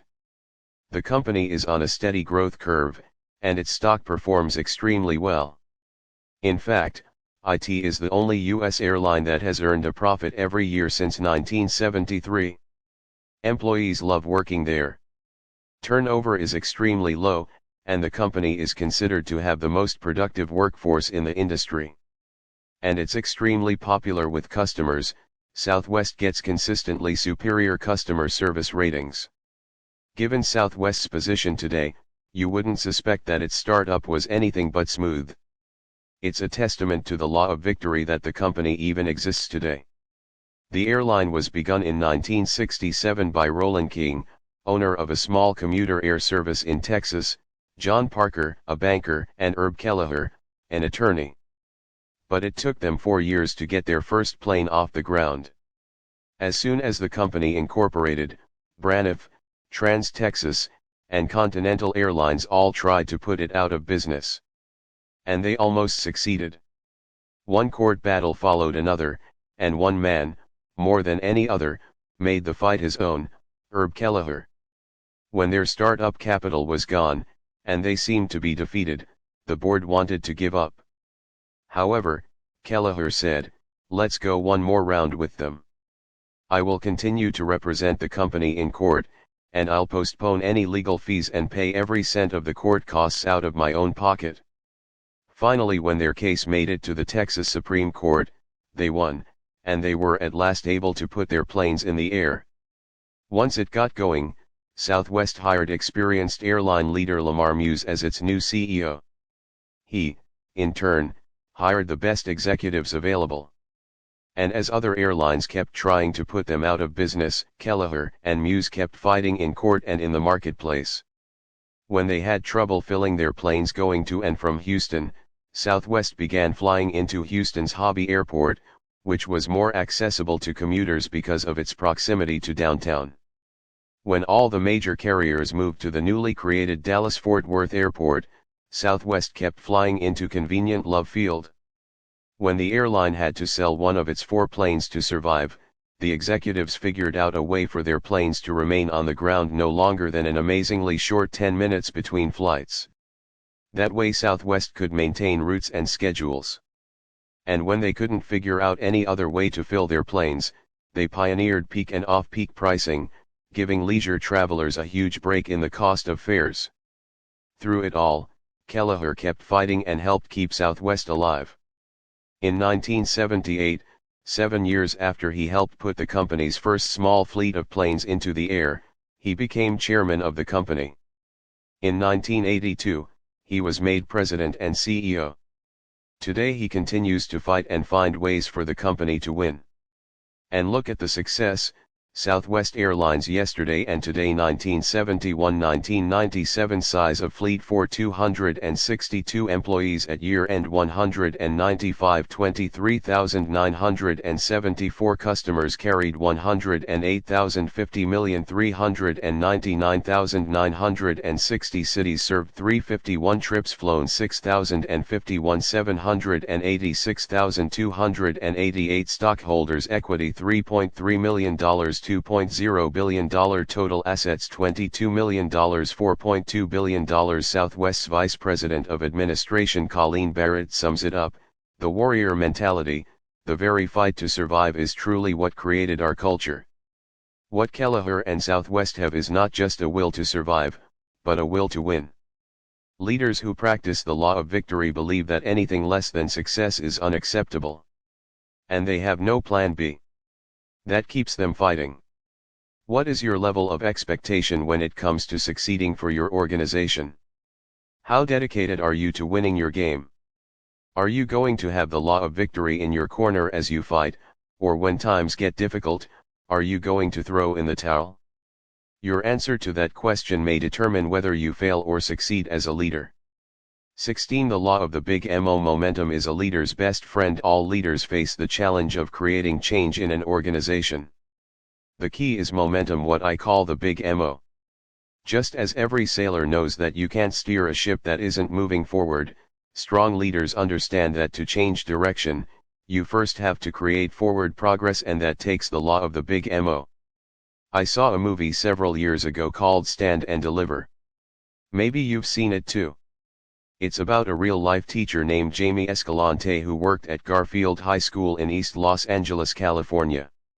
The movie focused on Escalante's ability to teach, but the real story is actually a study in the law of the big MO. Teaching, motivating, and leading were in Jamie Escalante's blood, even from the time of his youth in his native Bolivia. He started tutoring kids when he was in elementary school, and he began his career as a physics teacher before he finished his college degree. He quickly became known as his city's finest teacher. When he was in his 30s, Escalante and his family immigrated to the United States. He worked several years in a restaurant, and then at Russell Electronics. Though he could have pursued a promising career at Russell, he went back to school and earned a second bachelor's degree so that he could teach in the United States. Escalante's burning desire was to make a difference in people's lives. At age 43, he was hired by Garfield High School to teach computer science. But when he arrived at Garfield on the first day of class, he found that there was no funding for computers. And because his degree was in mathematics, he would be teaching basic math. Disappointed, he went in search of his first class, hoping that his dream of making a difference wasn't slipping through his fingers. Fighting a tidal wave of negative momentum, the change from computers to math turned out to be the least of Escalante's problems. The school, which had been quiet during his summertime interview, was now in chaos. Discipline was non-existent. Fights seemed to break out continually. Trash and graffiti were everywhere. Students and even outsiders from the neighborhood roamed all over the campus throughout the day. Escalante discovered that Alex Aviles, the school's liberal principal, was actually encouraging gang recognition on campus. Aviles had decided that student gang members needed validation and more opportunities to identify with the school. So he encouraged 18 different gangs to put up their placas, signs with the gang symbol, in various places on campus to serve as meeting areas for them. It was a teacher's worst nightmare. How in the world was Escalante going to make a difference under those conditions like these? Almost daily he thought of quitting. But his passion for teaching and his dedication to improving the lives of his students wouldn't allow him to give up. Yet at the same time Escalante knew that the students were doomed if the school didn't change. They were all sliding backward fast, and they needed something to move them forward. The break came as a result of what looked like a major setback, when administrators were informed that the school was in danger of losing its accreditation. The district removed Principal Aviles and replaced him with a better leader, Paul Pasimoto. He immediately cleaned up the school, discouraged gang activity, and chased outsiders from the campus. Though he was at the school only 2 years, the principal saved Garfield from losing its accreditation, and he stopped the negative momentum the school had experienced. It takes a leader to get things started. The movie Stand and Deliver made it look as though Escalante was the one who came up with the idea of preparing students to take an advanced placement, AP, exam. The reality was that a few AP tests were already being given on campus. Each year several students took tests for Spanish. And occasionally, 1 or 2 would attempt a test in physics or history. But the problem was that the school didn't have a leader with vision to take up the cause. That's where Escalante came into play. He believed that he and the school could make a positive impact on his students' lives, and the way to start the ball rolling was to challenge the school's best and brightest with an AP calculus test.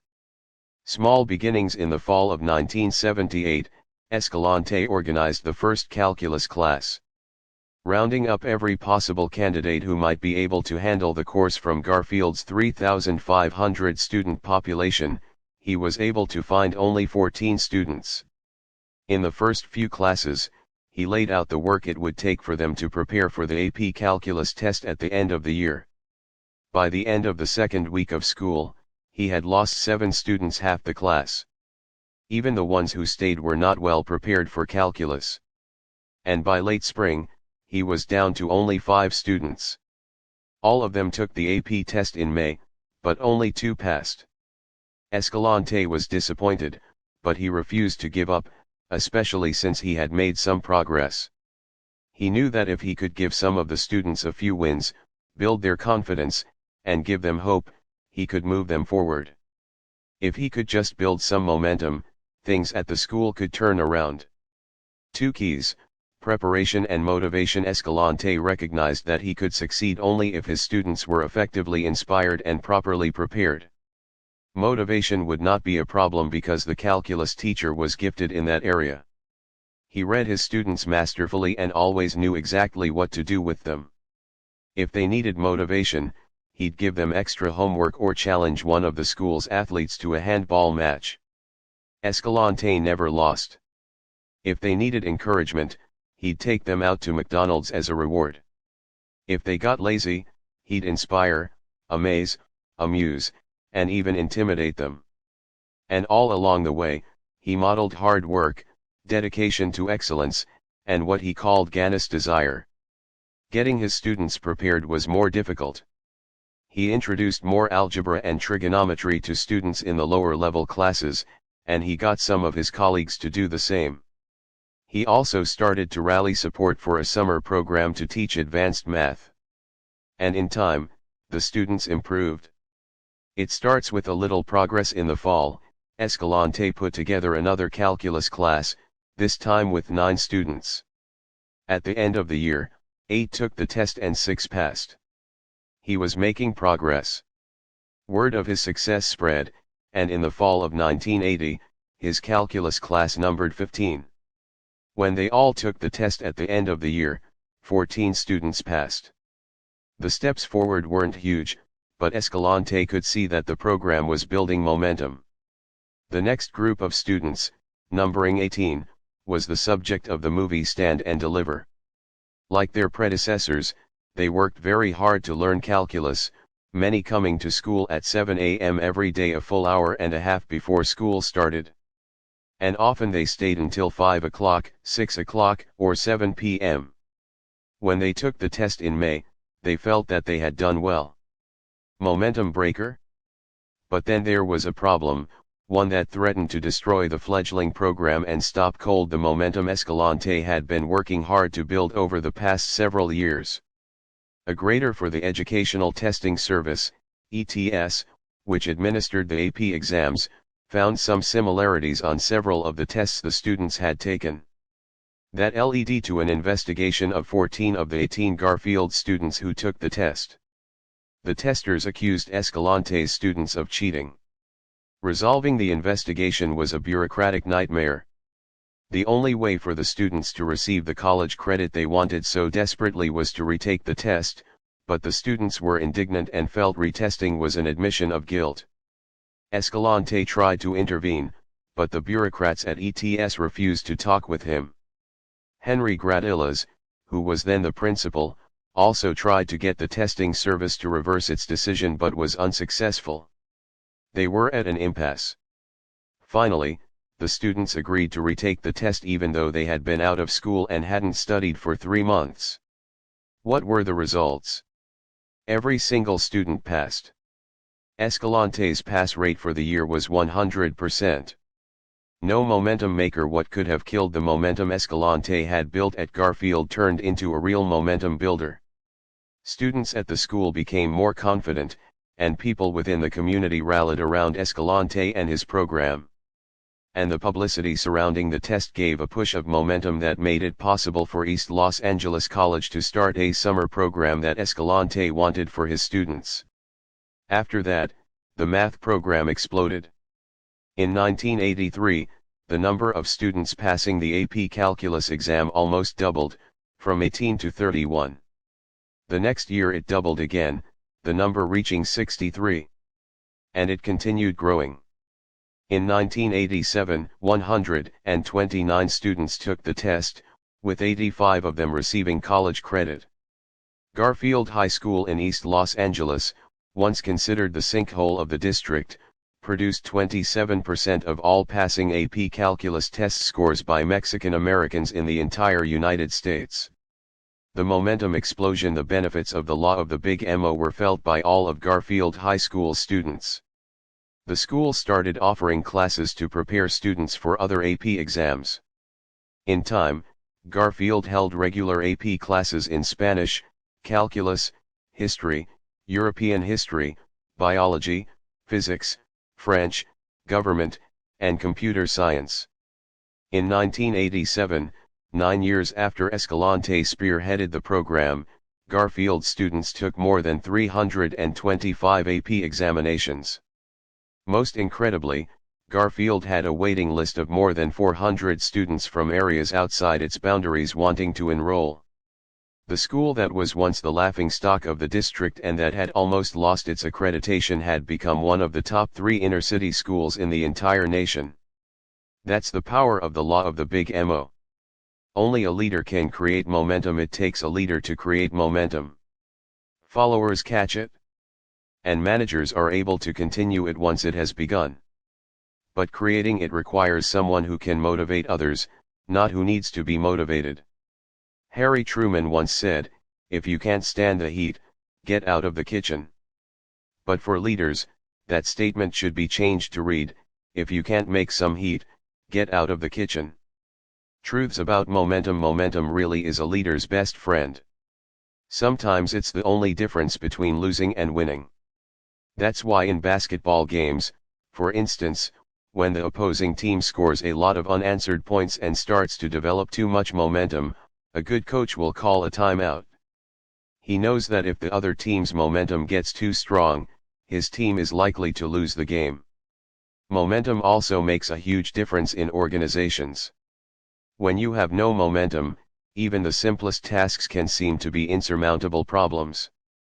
But when you have momentum on your side, the future looks bright, obstacles appear small, and trouble seems temporary. Momentum makes leaders look better than they are. When leaders have momentum on their side, people think they're geniuses. They look past shortcomings. They forget about the mistakes the leaders have made. Momentum changes people's perspective of leaders. Momentum helps followers perform better than they are. When leadership is strong and there is momentum in an organization, people are motivated and inspired to perform at higher levels. They become effective beyond their hopes and expectations. If you remember the 1980 U.S. Olympic hockey team, you know what I'm talking about. The team was good, but not good enough to win the gold medal. Yet that's what the Americans did. Why?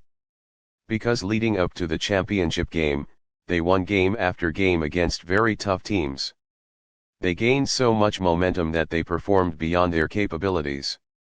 And after they beat the Russians, nothing could stop them from coming home with the gold medal. Momentum is easier to steer than to start. Have you ever been water skiing? If you have, you know that it's harder to get up on the water than it is to steer once you're up there. Think about the first time you skied. Before you got up, the boat was dragging you along, and you probably thought your arms were going to give way as the water flooded against your chest and into your face. For a moment, you might have believed you couldn't hold onto the tow rope any longer. But then the force of the water drove your skis up onto the surface, and off you went. At that point, you were able to make a turn with only a subtle shift of weight from one foot to another. That's the way the momentum of leadership works. Getting started is a struggle, but once you're moving forward, you can really start to do some amazing things. Momentum is the most powerful change agent. With enough momentum, nearly any kind of change is possible. That was true for Garfield High School, considered by many people to be a place with no hope, and it's true for any other organization. Momentum puts victory within reach. My greatest momentum challenge as a leader, my greatest fight for momentum occurred at Skyline, my third church. I arrived there as the senior pastor in 1981, and as the church started growing, it didn't take me long to recognize that we would need to relocate to sustain our growth. At first, I thought that wouldn't be a problem. A relocation that size isn't easy, but we were in a good position for the move. We had started to develop momentum, having doubled in size from 1,000 to more than 2,000 in attendance. Through my application of the law of the inner circle, we had an exceptional staff in place. Morale among the people was very high. And I also had the advantage of having led both of my previous churches through building projects. But I failed to take into account the depth of San Diego's bureaucracy and California's environmental protection laws. When I was the pastor at my first church in Indiana, we had gone through a rapid period of growth and decided to relocate. After the decision was made to construct a new building, a member of the church donated a plot of land, and we started building within a few weeks. In less than 9 months, we had built a new facility and moved in. Things couldn't have been more different in California. We started the relocation process in 1984. Because of local politics, neighborhood concerns, and environmental red tape, what appeared to be a 3-year project dragged out for more than 3 times that long. As it turned out, it took us 11 years just to get the zoning and building permits approved. I wasn't the leader anymore when the project finally received approval. Jim Garlow, who followed me as the senior pastor at the church, accomplished that along with a fine team of lay people. The greatest challenge of my life as a leader was sustaining momentum during those last 5 years at Skyline. The people at most churches facing similar circumstances would have given up, and before long, their churches would have shrunk in size. But not Skyline. What saved us? The answer can be found in the law of the Big MO. I did everything possible during those years to build momentum. I continually kept the vision for the relocation in front of the people. We made it a habit to focus on what we could do rather than on what we couldn't, and we often celebrated our victories, no matter how small. Meanwhile, we made progress in areas where we could. We improved our small groups, making them very strong, and we continually focused on developing leaders. It kept us going. The momentum we built was so strong that even that 11-year obstacle couldn't stop us. If your desire is to do great things with your organization, never overlook the power of momentum. It truly is the leader's best friend. If you can develop it, you can do almost anything. That's the power of the Big MO. 17. The law of priorities. Leaders understand that activity is not necessarily accomplishment. Leaders never grow to a point where they no longer need to prioritize. It's something that good leaders keep doing, whether they're leading a small group, pastoring a church, running a small business, or leading a billion-dollar corporation. I was reminded of that last year when I moved my companies from San Diego, California, to Atlanta, Georgia. I used to think that I would live the rest of my life in San Diego. It's a gorgeous city with one of the best climates in the world. It's 10 minutes from the beach and 2 hours from the ski slopes. It has culture, professional sporting teams, and fine restaurants.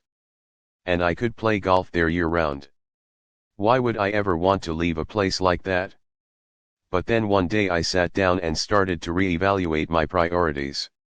I fly a tremendous amount because of my speaking engagements and consulting work. I realized that because I lived in San Diego, I was spending too much time traveling just to various airline hubs in order to make connections. So I asked Linda, my assistant, to figure out exactly how much time I was doing that. What I discovered shocked even me. In 1996, I had spent 27 days traveling back and forth just between San Diego and Dallas to make flight connections. That's when I decided to look into moving Enjoy and my other companies to an airline hub. Stephen Covey remarked, "A leader is the one who climbs the tallest tree, surveys the entire situation, and yells, 'Wrong jungle.'" I felt a little like that when I realized what we were about to do. We finally settled on Atlanta as the ideal location. First, it was a major airline hub. From there I would be able to reach 80% of the United States with a 2-hour flight. That would give me a lot of extra time in the coming years. Second, the area is beautiful, and it offers excellent cultural, recreational, and entertainment opportunities. Finally, my people moving from California would be able to enjoy a good standard of living. The move was quite an undertaking, but it went smoothly thanks to the hard work and strong leadership of the people who work for me. The 3 Rs. Immediately after our move to Atlanta, I also set aside some time to re-evaluate my personal priorities. For the last several years, my schedule has gotten heavier and heavier. And the size of our organizations has grown. 4 years ago, we had fewer than 20 employees. Now we have more than 100. But just because we're doing more doesn't mean that we're being successful and accomplishing our mission. For that, you have to look to the law of priorities. For the last 10 years, I've used 2 guidelines to help me measure my activity and determine my priorities. The first is the Pareto principle. I've often taught it to people at leadership conferences over the years, and I also explain it in my book Developing the Leader Within You. The idea is this: if you focus your attention on the activities that rank in the top 20% in terms of importance, you will have an 80% return on your effort. For example, if you have 10 employees, you should give 80% of your time and attention to your best 2 people. If you have 100 customers, the top 20 will provide you with 80% of your business. If your to-do list has 10 items on it, the 2 most important ones will give you an 80% return on your time. If you haven't already observed this phenomenon, test it and you'll see that it really works out. The second guideline is the 3 Rs. No, they're not reading, writing, and arithmetic. My 3 Rs are requirement, return, and reward. To be effective, leaders must order their lives according to these 3 questions. 1. What is required? We're all accountable to somebody: an employer, a board of directors, our stockholders, or someone else. For that reason, your list of priorities must always begin with what is required of you. If it's not necessary for you to do something personally, then delegate it or eliminate it. 2. What gives the greatest return? As a leader, you should spend most of your time working in your areas of greatest strength. If something can be done 80% as well by someone else in your organization, delegate it. If a responsibility could potentially meet that standard, then develop a person to handle it. 3. What brings the greatest reward? Tim Redmond admitted, "There are many things that will catch my eye, but there are only a few things that will catch my heart." The things that bring the greatest personal reward are the fire lighters in a leader's life. Nothing energizes a person the way passion does.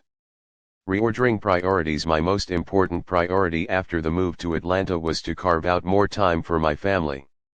So I discussed those issues with my wife, Margaret, and we came to an agreement concerning what that would look like.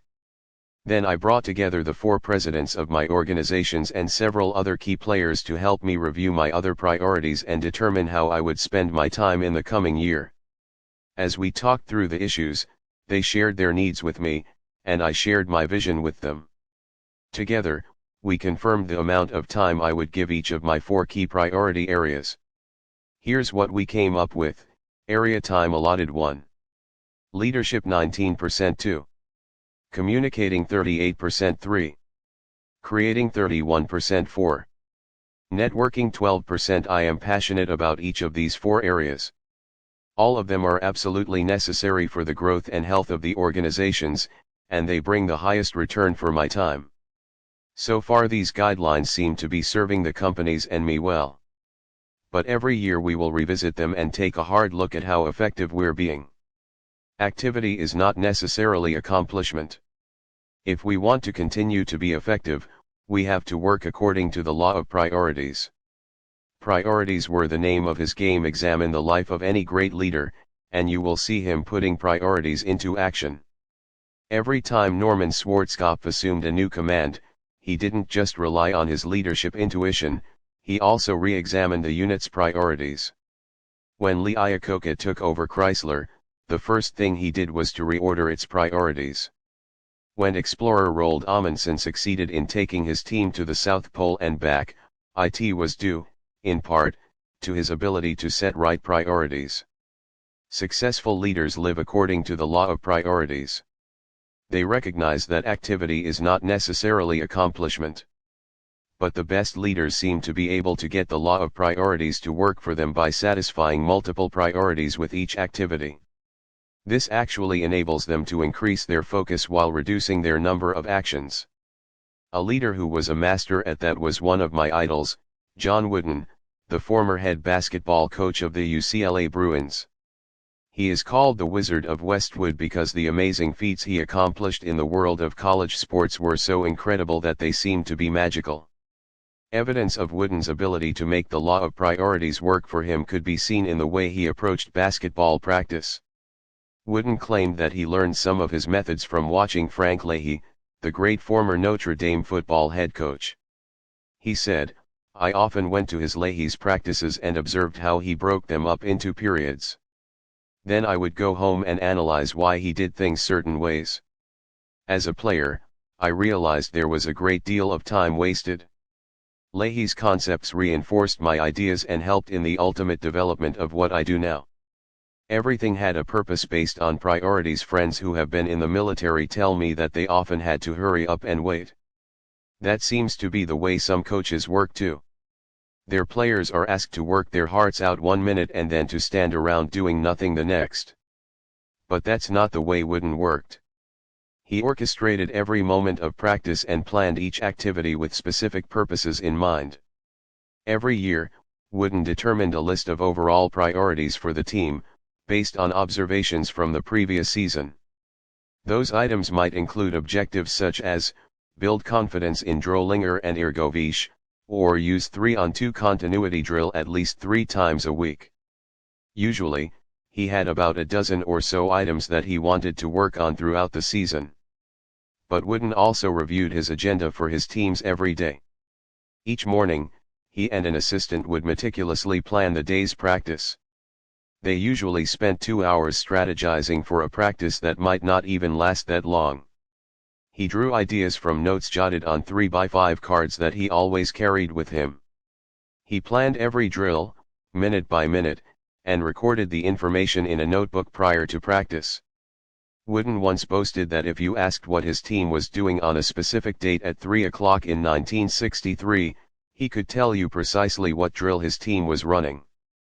Wooden always maintained his focus, and he found ways for his players to do the same thing. His special talent was for addressing several priority areas at once. For example, to help players work on their free throws, something that many of them found tedious, Wooden instituted a free throw shooting policy during scrimmages that would encourage them to concentrate and improve instead of just marking time. The sooner a sidelined player made a set number of shots, the sooner he could get back into action. And Wooden continually changed the number of shots required by the guards, forwards, and centers so that team members rotated in and out at different rates. That way everyone, regardless of position or starting status, got experience playing, a critical priority for Wooden's development of total teamwork. The most remarkable aspect about John Wooden and the most telling about his ability to focus on his priorities is that he never scouted opposing teams. Instead, he focused on getting his players to reach their potential. And he addressed those things through practice and personal interaction with the players.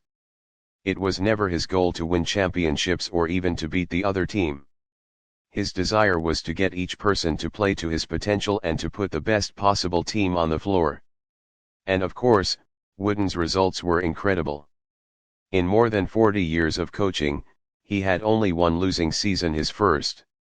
And he led his UCLA teams to 4 undefeated seasons and a record 10 NCAA championships.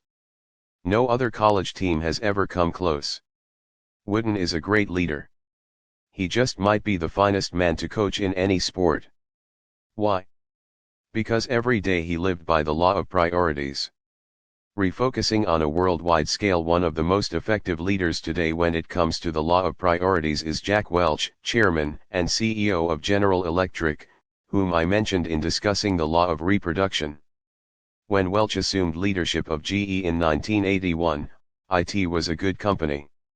It had a 90-year history, the company's stock traded at $4 per share, and the company was worth about $12 billion, 11th best on the stock market.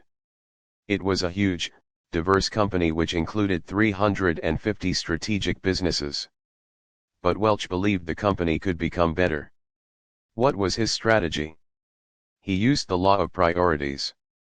Within a few months of taking over the company, he began what he called the hardware revolution. It changed the entire profile and focus of the company. Welch said, "To the hundreds of businesses and product lines that made up the company, we applied a single criterion: can they be number one or number two at whatever they do in the world marketplace? Of the 348 businesses or product lines that could not, we closed some and divested others.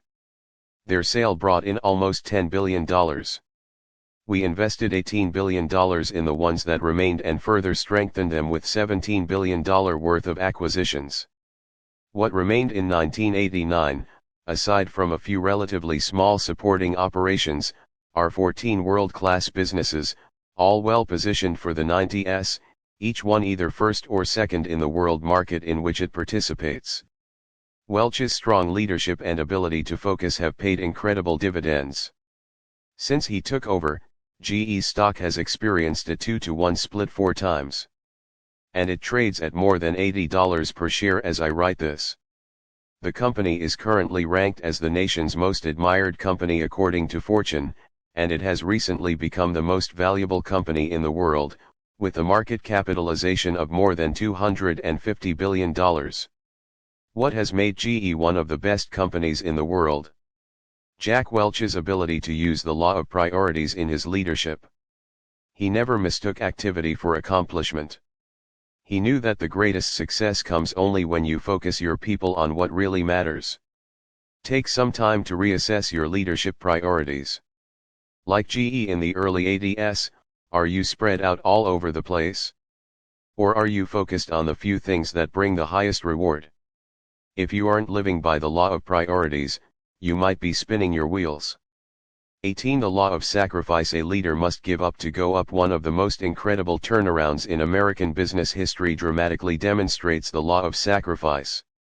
It happened at the Chrysler Corporation in the early 1980s. Chrysler was in a mess, despite a prior history of success. The company has been around since the mid-1920s, when Walter Chrysler reorganized the Maxwell and Chalmers motor car companies and gave the business his name. In 1928, he bought out Dodge and Plymouth, and by 1940, the year he died, he had the second largest auto company in the world, ahead of Ford, the pioneer of the industry, and behind only General Motors. It was a tremendous success story. At one point, Chrysler had captured 25% of the entire domestic automobile market. The company remained fairly strong through the 1960s. A hallmark of its cars was innovative engineering. For example, Chrysler engineers designed the first electronic ignition for cars, the first hydraulic brakes, and the first under-the-hood computer. And in the 1960s, its cars were also known for high performance, with models such as the Barracuda, the Dodge Daytona, and the Plymouth Roadrunner, called by some the ultimate street racer. A devastating downturn, but by the 1970s, the company was declining rapidly. In 1978, its market share was down from 25% to a puny 11%. And things were getting worse. The organization was headed for bankruptcy. Then in November 1978, Chrysler brought aboard a new leader. His name was Lee Iacocca. He was a seasoned carman who had worked his way up through the ranks at Ford. Though educated as an engineer, he had voluntarily started his career in sales for Ford in Pennsylvania in the 1940s and eventually earned his way to headquarters in Dearborn, Michigan. While there, he led teams who created groundbreaking automobiles such as the Lincoln Continental Mark III and the legendary Mustang, one of the most popular cars in history. In 1970, Iacocca became the president of the Ford Motor Company, the highest leadership position possible under Chairman Henry Ford II. In all, Iacocca worked for Ford for 32 years. And when he left in 1978, the company was earning record profits, having made $1.8 billion in each of his last 2 years running the business. Though the separation wasn't pleasant, between the severance package he received and the stock he had acquired while at Ford, Iacocca was in a position where he would never have to work again. But he was only 54 years old when he left Ford, and he knew he still had a lot to offer an organization. Leader to the rescue. Chrysler's invitation for him to come on board presented him with the opportunity and the challenge of a lifetime. John Ricardo, then chairman of the board for Chrysler, recognized that the company needed strong leadership to survive, something he could not adequately provide. According to Iacocca, Ricardo knew that he was in over his head, so he wanted to bring in the former Ford man as president of Chrysler. In turn, Ricardo would step aside in less than 2 years so that Iacocca could become chairman and CEO. John Ricardo was willing to sacrifice himself for the good of the company. As a result, Iacocca would have the chance to realize a lifelong dream, becoming the top man at one of the big three. Iacocca gave up to go up. Iacocca accepted the job, but it also started him down his own road of personal sacrifice. The first came in his finances. The salary he accepted at Chrysler was a little over half what he had earned as the president of Ford. The next sacrifice came in his family life. At Ford, Iacocca had always prided himself on the fact that he worked hard from Monday to Friday, but he always set aside Saturday, Sunday, and most Friday nights for his family. And when he came home from work at the end of the day, he left his troubles at the office. But to lead Chrysler, he had to work almost around the clock. On top of that, when he got home, he couldn't sleep. Iacocca later described the company as having been run like a small grocery store, despite its size. There were no viable financial systems or controls in place, production and supply methods were a mess, products were poorly built, and nearly all of the divisions were run by turf-minded vice presidents who refused to work as a team. Morale was abysmal throughout the company, customer loyalty was the worst in the business, and the company continued to lose money. When all else fails, make another sacrifice. Iacocca understood that successful leaders have to maintain an attitude of sacrifice in order to turn around an organization. They have to be willing to do what it takes to go to the next level. Iacocca fired 33 of the 35 vice presidents during a 3-year period. Yet things continued to worsen. The country was experiencing a terrible recession, and interest rates were the highest they had ever been. Then oil prices skyrocketed when the Shah of Iran was deposed in early 1979. Chrysler's market share fell to a weak 8%. Despite all Iacocca's work, it seemed as if the law of sacrifice wasn't working. Iacocca worked harder to rebuild the company by bringing in the very best leaders in the business, many of whom had retired from Ford. He cut every expense he could and built on the company's strengths, but those measures weren't enough to lift up the company. Chrysler was headed for bankruptcy. Iacocca had to face the greatest personal sacrifice of all. He would go to the American government with his proverbial hat in his hand for loan guarantees. At Ford, Iacocca had developed a reputation for being highly critical of any government involvement in business. So when he approached Congress for help, no one spoke very kindly about him. Iacocca later discussed that episode. In the minds of Congress and the media, we had sinned. We had missed the market, and we deserved to be punished. And punished we were. During the congressional hearings, we were held up before the entire world as living examples of everything that was wrong with American industry. We were humiliated on the editorial pages for not having the decency to give up and die gracefully. Our wives and kids were the butt of jokes in shopping malls and schools. It was a far higher price to pay than just closing the doors and walking away. It was personal. It was pointed. And it was painful. Swallowing his pride was a heroic sacrifice for Iacocca, one that many top corporate executives never would have made. But it was a price he had to pay to save the company. At least one sacrifice he made at that time received positive press. Iacocca reduced his own salary to $1 a year. At the time he said, "Leadership means setting an example. When you find yourself in a position of leadership, people follow your every move." He followed that action with requests for others to make sacrifices. He asked Chrysler's top executives to take a 10% pay cut. Then he asked for and received concessions from the unions and the banks that were working with the automaker.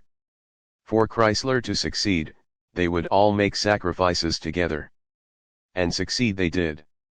By 1982, Chrysler generated an operating profit of $925 million, the best in its history.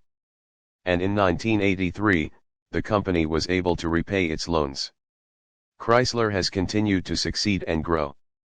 The company has fought its way back, and today it has a combined US and Canadian market share of more than 16%, double what it was in the early years when Iacocca took over. He has since retired, but his leadership put Chrysler back on the map. Why? Because he modeled the law of sacrifice. The heart of leadership, what was true for Lee Iacocca, is true for any leader. You have to give up to go up. Many people today want to climb up the corporate ladder because they believe that freedom and power are the prizes waiting at the top. They don't realize that the true nature of leadership is really sacrifice. Most people will acknowledge that sacrifices are necessary fairly early in a leadership career. People give up many things in order to gain potential opportunities. For example, Tom Murphy began working for General Motors in 1937. But he almost refused the first position he was offered with the company because the $100 a month salary barely covered his expenses. Despite his misgivings, he took the job anyway, thinking the opportunity was worth the sacrifice. He was right. Murphy eventually became General Motors chairman of the board. Counting the cost of leadership sacrifice is a constant in leadership. It is an ongoing process, not a one-time payment. When I look back at my career, I recognize that there has always been a cost involved in moving forward. That's been true for me in the area of finances with every career change I've made except one. When I accepted my first job, our family income decreased since my position paid little and my wife, Margaret, had to give up her job as a schoolteacher for me to take it. When I accepted a director's job at denominational headquarters in Marion, Indiana, I once again took a pay cut. After I interviewed for my third pastoral position, I accepted the position from the board without knowing what the salary would be. It was lower. When some board members expressed their surprise, I told them that if I did the job well, the salary would take care of itself. And in 1995, when I finally left the church after a 26-year career so that I could teach leadership full-time, I gave up a salary altogether. Anytime you know that the step is right, don't hesitate to make a sacrifice. You've got to give up to go up. Leaders who want to rise have to do more than take an occasional cut in pay. They have to give up their rights. As my friend Gerald Brooks says, when you become a leader, you lose the right to think about yourself. For every person, the nature of the sacrifice may be different. For example, Iacocca's greatest sacrifices came late in his career. In the case of someone like former South African President F.W. de Klerk, who worked to dismantle apartheid in his country, the cost was his career itself. The circumstances may change from person to person, but the principle doesn't. Leadership means sacrifice. Leaders give up to go up. That's true of every leader regardless of profession. Talk to any leader, and you will find that he has made repeated sacrifices. Usually, the higher that leader has climbed, the greater the sacrifices he has made. Effective leaders sacrifice much that is good in order to dedicate themselves to what is best. That's the way the law of sacrifice works. Digital chairman and chief executive Robert Palmer said in an interview, "In my model of management, there's very little wiggle room. If you want a management job, then you have to accept the responsibility and accountability that goes with it." He is really talking about the cost of leadership. If leaders have to give up to go up, then they have to give up even more to stay up. Have you ever considered how infrequently teams have back-to-back championship seasons? The reason is simple: if a leader can take a team to the championship game and win it, he often assumes he can duplicate the results the next year without making changes. He becomes reluctant to make additional sacrifices in the off-season. But what gets a team to the top isn't what keeps it there. The only way to stay up is to give up even more. Leadership success requires continual change, improvement, and sacrifice. Philosopher-poet Ralph Waldo Emerson offered this option: for everything you have missed, you have gained something else, and for everything you gain, you lose something. The higher you go, the more you give up. Who is the most powerful leader in the world? I'd say it's the President of the United States. More than any other single person, his actions and words make an impact on people, not just in our country, but around the globe. Think about what he must give up to reach the office of president and then to hold that office. His time is no longer his own. He is scrutinized constantly. His family is under tremendous pressure. And as a matter of course, he must make decisions that can cost thousands of people their lives. Even after he leaves office, he will spend the rest of his life in the company of Secret Service agents who protect him from bodily harm. The law of sacrifice demands that the greater the leader, the more he must give up. Think about someone like Martin Luther King Jr. His wife, Coretta Scott King, remarked, "In my life with Martin Luther King Jr., day and night our phone would ring, and someone would pour out a string of obscene epithets. Frequently the calls ended with a threat to kill us if we didn't get out of town. But in spite of all the danger, the chaos of our private lives, I felt inspired, almost elate while pursuing his course of leadership during the civil rights movement. King was arrested and jailed on many occasions. He was stoned, stabbed, and physically attacked. His house was bombed. Yet his vision and his influence continued to increase. Ultimately, he sacrificed everything he had. But what he gave up he parted with willingly. In his last speech, delivered the night before his assassination in Memphis, he said, "I don't know what will happen to me now. We've got some difficult days ahead. But it doesn't matter to me now. Because I've been to the mountaintop. I won't mind. Like anybody else, I would like to live a long life. Longevity has its place. But I'm not concerned about that now. I just want to do God's will. And He's allowed me to go up to the mountain. And I've looked over and I've seen the promised land. I may not get there with you, but I want you to know tonight that we, as a people, will get to the promised land. So I'm happy tonight. I'm not fearing any man. Mine eyes have seen the glory of the coming of the Lord." The next day he paid the ultimate price of sacrifice. King's impact was profound. He influenced millions of people to peacefully stand up against a system and society that fought to exclude them.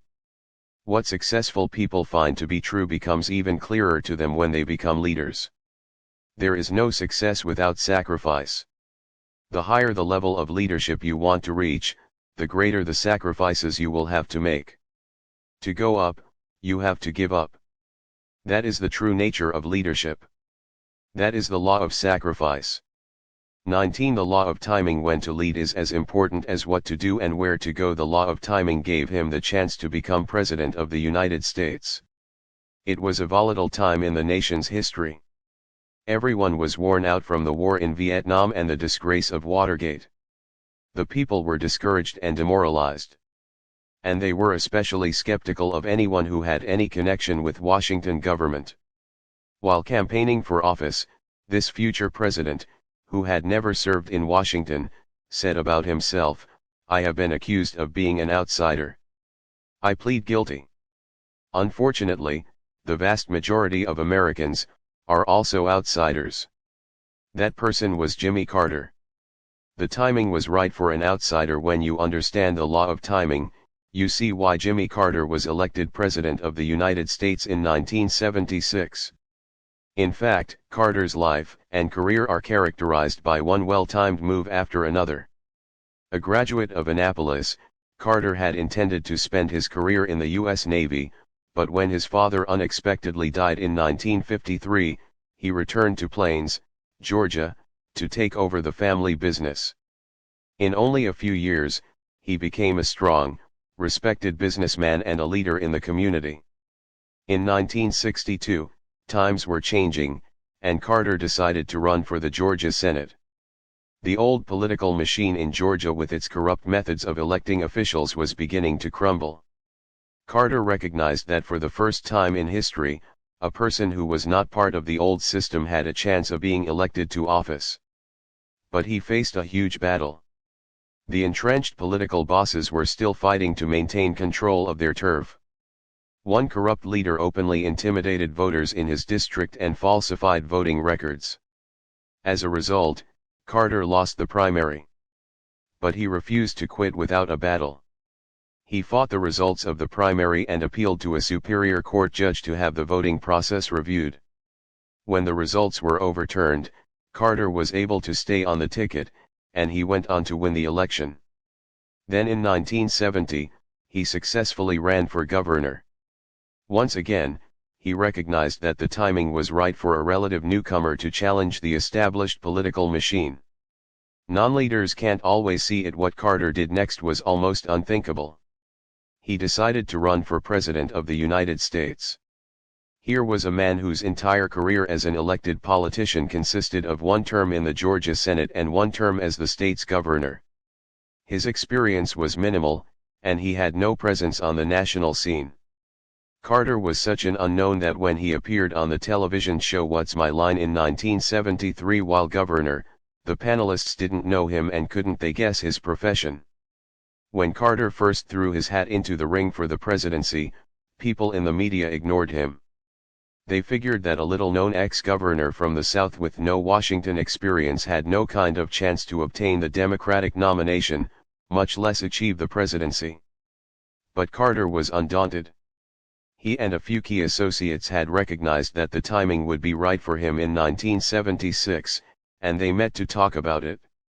Carter biographer Peter G. Bourne, who attended the meeting, said that he saw a unique, open opportunity for an outsider to run for the presidency. Carter saw it, too. He knew that it was a now or never proposition. Carter made his candidacy for president official in December of 1975, a year after finishing his term as governor. The reaction of people across the nation was painfully indifferent. Bourne reported, most journalists seemed not to grasp the profound social and political currents affecting the country. The impact of Vietnam, Watergate, the change in race relations in the South, and especially the profound opening up of the political process seemed largely ignored, and candidates were examined only within the context of the old political paradigm. The law of timing showed that it was the right time for an outsider to run, and Carter was everything that recent presidents had not been.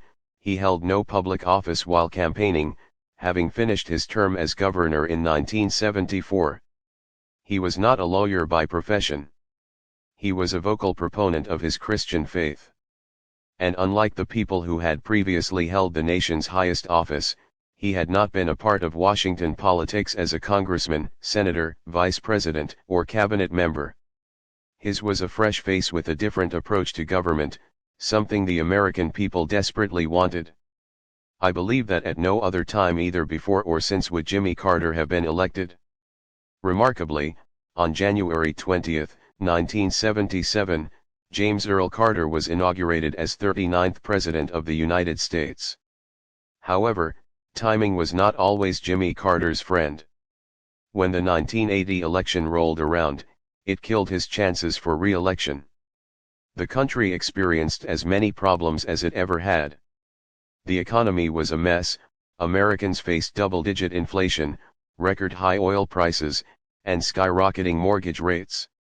There were also numerous foreign policy problems, including the Soviet invasion of Afghanistan and, of course, the long captivity of the American hostages in Iran. A botched rescue attempt to free the captives further worked against Carter.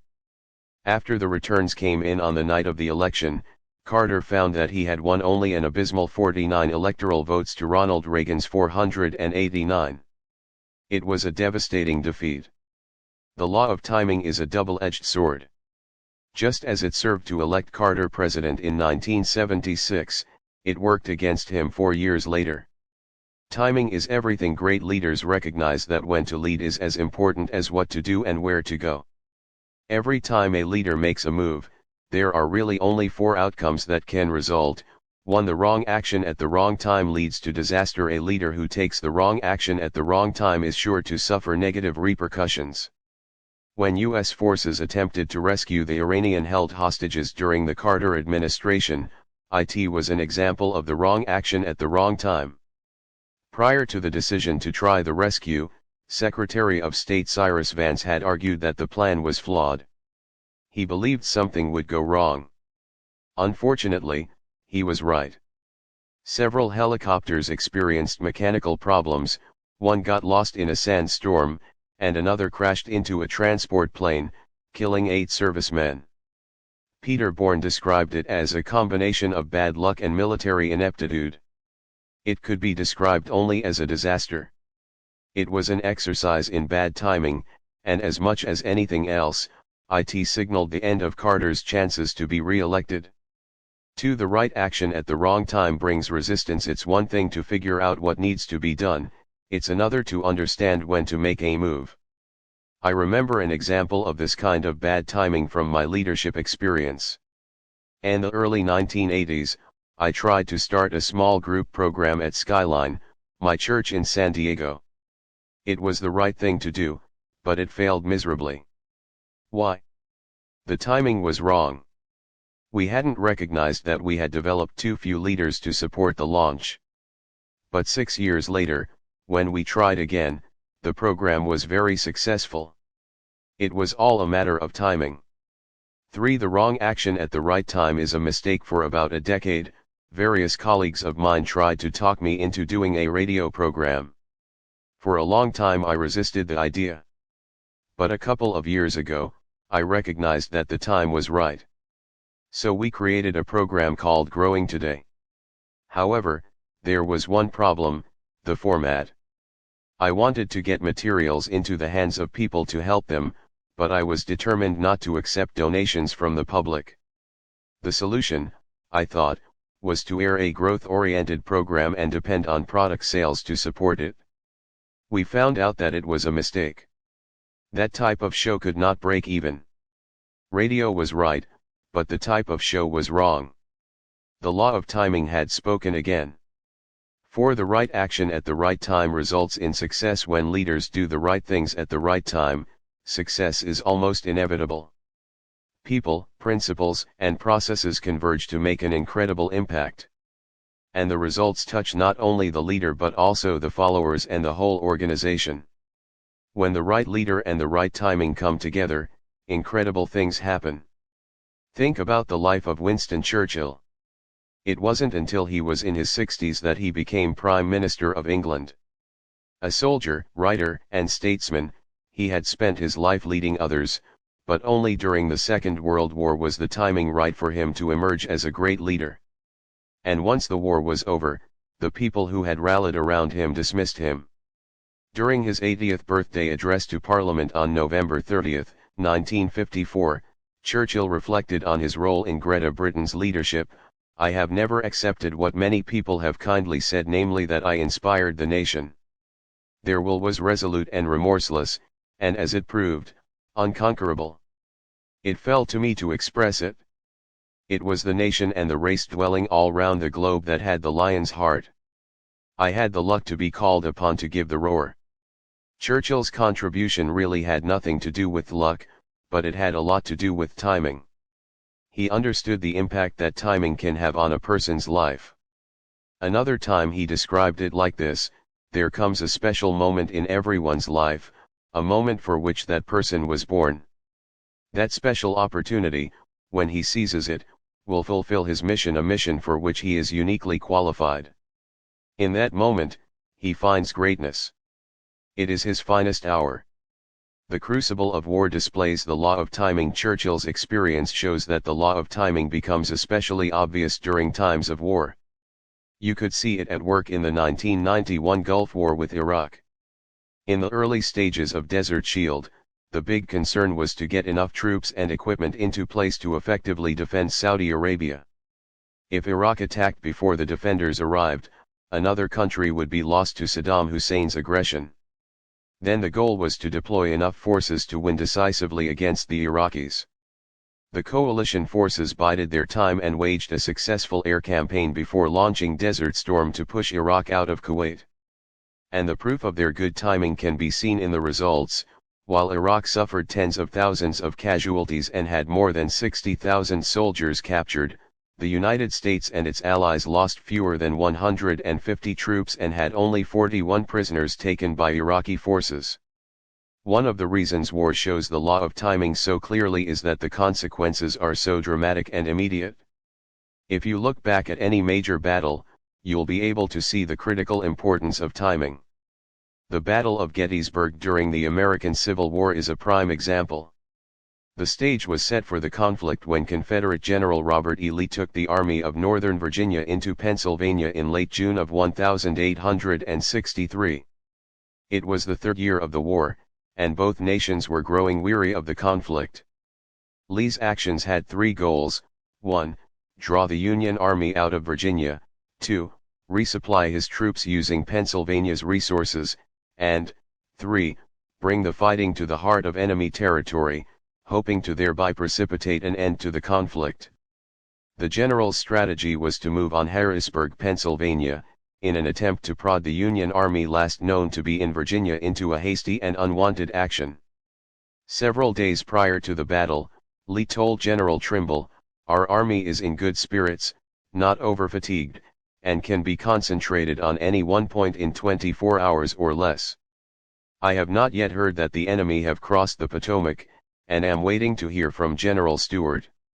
When they hear where we are, they will make forced marches. They will come up, broken down from hunger and hard marching, strung out on a long line and much demoralized, when they come into Pennsylvania.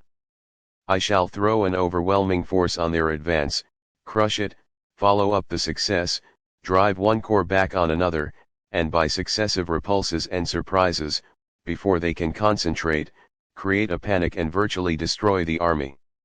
Lee was trying to seize the opportunity for overwhelming victory. He didn't know until the morning of July 1 that the Union Army had already moved north. By then some of its forces were already engaging Confederate troops on the Chambersburg Road west of Gettysburg. That development disrupted Lee's strategy and ruined his timing. Lee's first instinct was to hold back and wait for his army's full strength to assemble before forcing a major engagement. But always conscious of the law of timing, he recognized when his troops had a sudden advantage.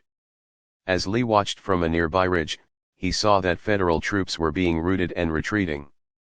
Confederate forces had an opportunity to seize the high ground of Cemetery Hill, defended only by a few Union infantry reserves and artillery. If they could capture and control that position, Lee reasoned, they would control the whole area. It would be the key to a Confederate victory and possibly bring an end to the war. Timing missed, opportunity gone, but the South did not secure that hill. Though it was still early in the day and the time was ripe to execute an effective attack, Confederate General R.S. Ewell, who was in position to take the hill, simply watched instead of engaging the enemy. And the opportunity slipped away. By the next morning, Union troops had reinforced their previous positions, and the South's chance was gone. The Northern and Southern armies fought for 2 more days, but in the end, Lee's forces suffered defeat, having lost about 33,000 of his 76,300 men to injury or death. Their only choice was to retreat and make their way back to Virginia. Another opportunity lost after the South's defeat. Lee expected the Union forces under the leadership of General Meade to immediately pursue a counterattack and utterly destroy his reeling army. That was also the expectation of Abraham Lincoln after he received the news of the Union's victory. Anxious to make the most of the law of timing, Lincoln sent a communication from Washington, D.C., to Meade via General Halleck on July 7, 1863. In it, Halleck said, "I have received from the President the following note, which I respectfully communicate. We have certain information that Vicksburg surrendered to General Grant on the 4th of July.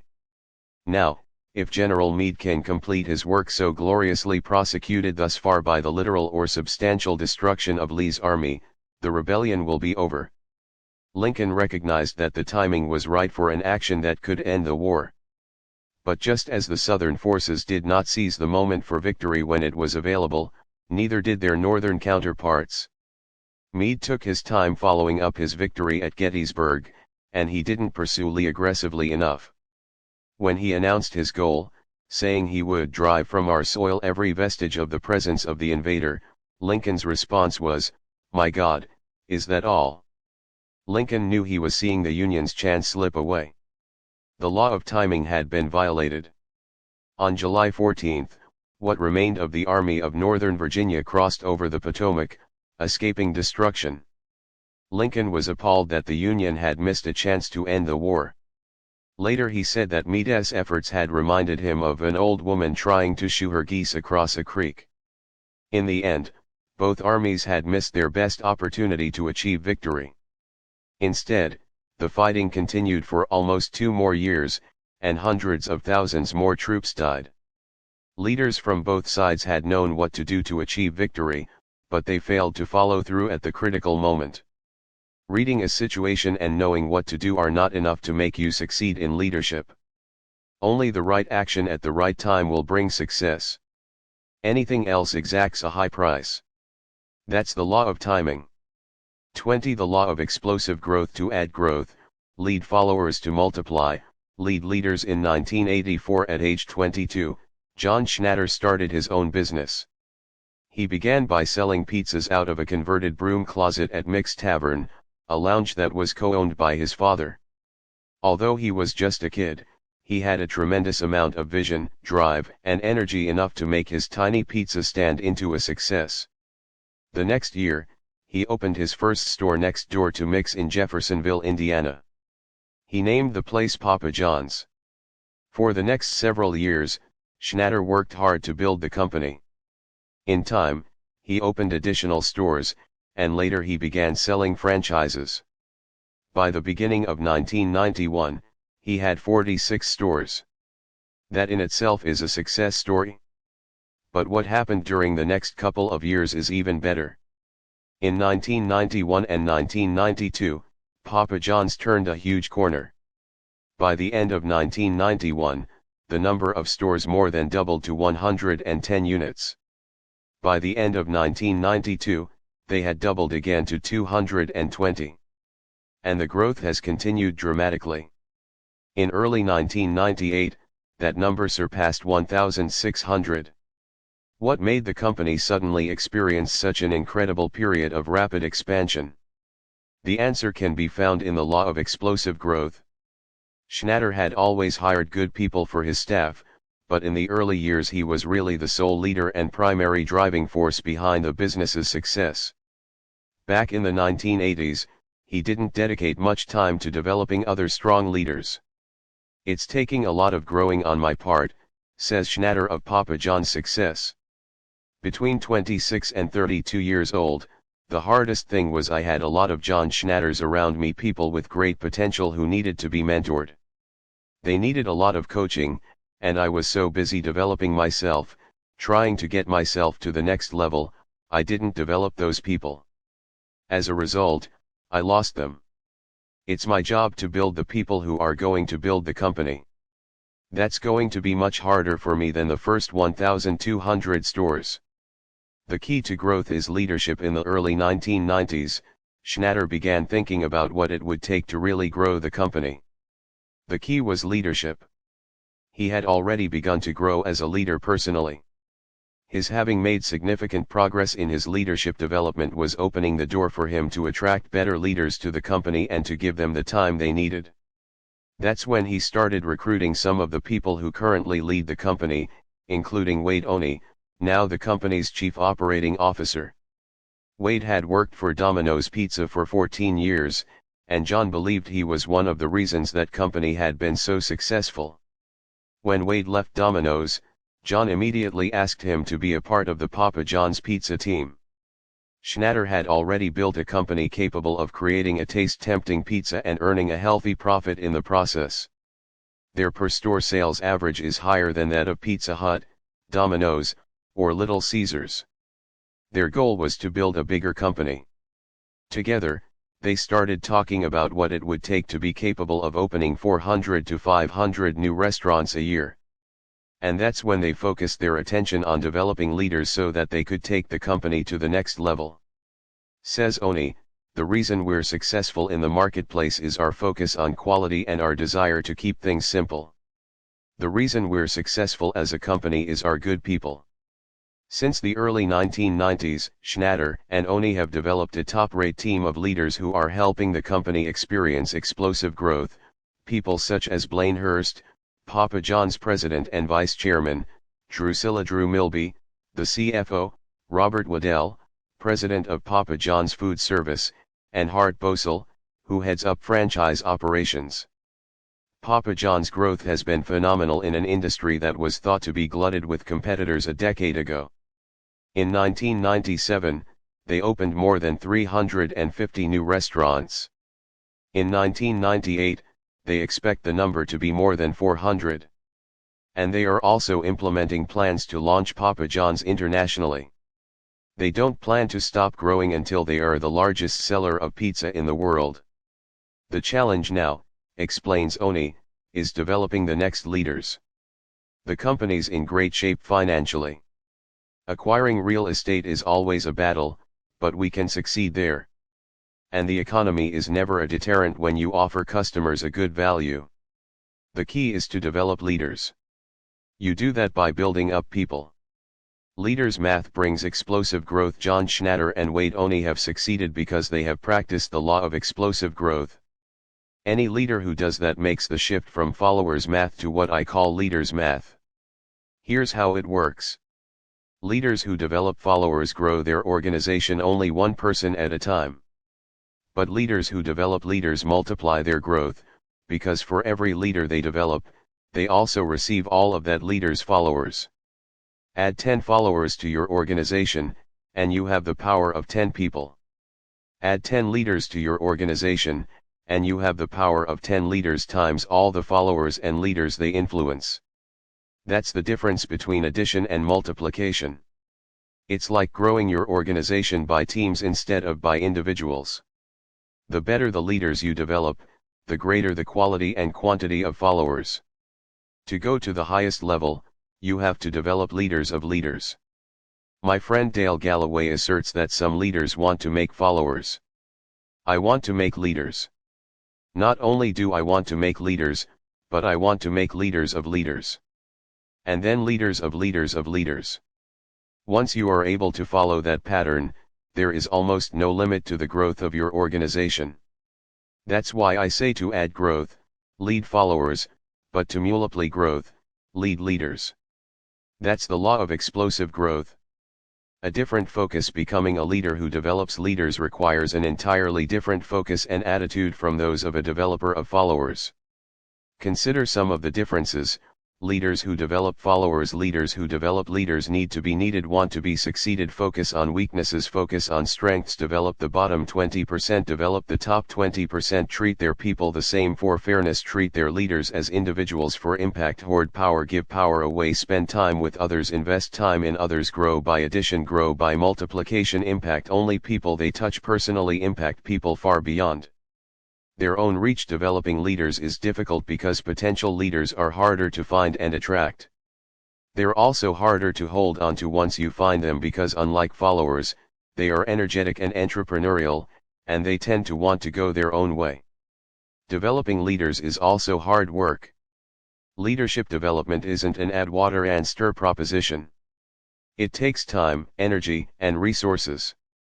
A leader developed from afar. I've made the development of leaders my focus in life for the last 20 years. The impact on my organizations has always been very rewarding. But in the last 10 years, I've also had the incredible privilege of seeing it impact other leaders and their organizations. That's happened because many of the leaders I've helped develop over the last decade work in organizations other than my own. As a result, I'm occasionally surprised to find someone I've developed without even knowing it. That's what happened when I held a conference overseas last fall. As I mentioned in previous chapters, I sometimes teach leadership outside the United States. Over the years, I've held conferences in Australia, Brazil, Canada, India, Indonesia, Korea, New Zealand, Nigeria, and South Africa. In addition, my books have been translated into more than 20 languages, and my tapes are distributed to countries all over the globe. So I know my leadership principles have traveled far. But I was still pleasantly surprised when I traveled to India last fall, met David Mohan for the first time in the city of Madras, and heard his remarkable story. Pastor Mohan leads the largest Christian church in all of India. I traveled there to teach leadership to a group of about 2,000 pastors. When I arrived, he greeted me like a long-lost friend. I was running late that morning, our plane having been delayed 5 hours prior to our arrival, so he and I didn't have much time to talk before the conference began. As I taught leadership, he sat on the front row soaking up everything I said. When I taught the law of priorities and the Pareto principle, I saw that he gathered his top leaders around him to make sure they understood all that I was communicating. And occasionally, as I introduced another principle that is part of my foundational teachings on leadership, he seemed to anticipate what I was about to say. When we finished the conference, he warmly thanked me and insisted on driving me to the airport. As we made the long drive, he told me his story. He said that he was originally scheduled to be in Pittsburgh, Pennsylvania, during this conference, but when he heard that I was coming, he changed his plans because he wanted to meet me. 7 years earlier, his church had been comprised of about 700 people. That is a good-sized church, especially in India. But he wanted to reach more people and make a greater impact on his city. And he recognized that to do it, he needed to start developing leaders among his people. Around that time, someone told him about my books and tapes on leadership. For the next 7 years, he was like a sponge, reading my books, listening to my tapes, and soaking up everything he could learn about leadership. And he was also developing people into strong leaders. As he grew, so did his team of leaders. As they grew, so did his church. By the time I visited in the fall of 1997, 14,000 people were attending the church's services every weekend. Not only that, but 1 out of every 10 people in his church has been trained and developed to serve as a leader. And he was thanking me for help I'd unknowingly given him. I felt humbled by what he told me. I also felt incredibly encouraged. I started wondering how many other men and women were out there that I had never met who had learned about leadership and were making a greater impact on people as a result. Meeting him and hearing his story underlined my commitment to continue teaching leadership. I don't know where you are in your journey of leadership development. You may be working on your leadership growth, or you may already be a highly developed leader. No matter where you are, I know one thing: you will go to the highest level only if you begin developing leaders instead of followers. Leaders who develop leaders experience an incredible multiplication effect in their organizations that can be achieved in no other way, not by increasing resources, reducing costs, increasing profit margins, analyzing systems, implementing quality management procedures, or doing anything else. The only way to experience an explosive level of growth is to do the math leaders' math. That's the incredible power of the law of explosive growth. 21. The law of legacy. A leader's lasting value is measured by succession. In 1997, one of the finest business leaders in the world died. His name was Roberto Goizueta, and he was the chairman and chief executive of the Coca-Cola Company. In a speech he gave to the Executives Club of Chicago a few months before he died, Goizueta made the statement, "A billion hours ago, human life appeared on Earth. A billion minutes ago, Christianity emerged. A billion seconds ago, the Beatles performed on the Ed Sullivan Show. A billion Coca-Colas ago, was yesterday morning. And the question we are asking ourselves now is, what must we do to make a billion Coca-Colas ago this morning?" Making Coca-Cola the best company in the world was Goizueta's lifelong quest, one he was still pursuing diligently when he suddenly, unexpectedly died. Companies that lose a CEO often go into turmoil, especially if his departure is due to an unexpected death, such as Goizueta's. Shortly before his death, Goizueta said in an interview with the Atlanta Journal-Constitution that retirement was not on my radar screen. As long as I'm having the fun I'm having, as long as I have the energy necessary, as long as I'm not keeping people from their day in the sun, and as long as the board wants me to stay on, I will stay on. Just months after the interview, he was diagnosed with cancer. 6 weeks later, he was dead. Upon Goizueta's death, former President Jimmy Carter observed, "Perhaps no other corporate leader in modern times has so beautifully exemplified the American dream." He believed that in America, all things are possible. He lived that dream. And because of his extraordinary leadership skills, he helped thousands of others realize their dreams as well. Goizueta's legacy. The legacy left to the company by Goizueta is incredible. When he took over Coca-Cola in 1981, the company's value was $4 billion. Under Goizueta's leadership, it rose to $150 billion. That's an increase in value of more than 3,500%. Coca-Cola became the second most valuable corporation in America, ahead of the car makers, the oil companies, Microsoft, Walmart, and all the rest. The only company more valuable was General Electric. Many of Coke's stockholders became millionaires many times over. Emory University in Atlanta, whose portfolio contains a large block of Coca-Cola stock, now has an endowment comparable to that of Harvard. But high stock value wasn't the most significant thing Goizueta gave to the Coca-Cola company. Instead, it was the way he lived the law of legacy. When the CEO's death was announced, there was no panic among Coca-Cola stockholders. PaineWebber analyst Emmanuel Goldman said that Goizueta prepared the company for his not being there as well as any executive I've ever seen. How did he do it? First, by making the company as strong as he possibly could. Second, by preparing a successor for the top position named Douglas Ivester.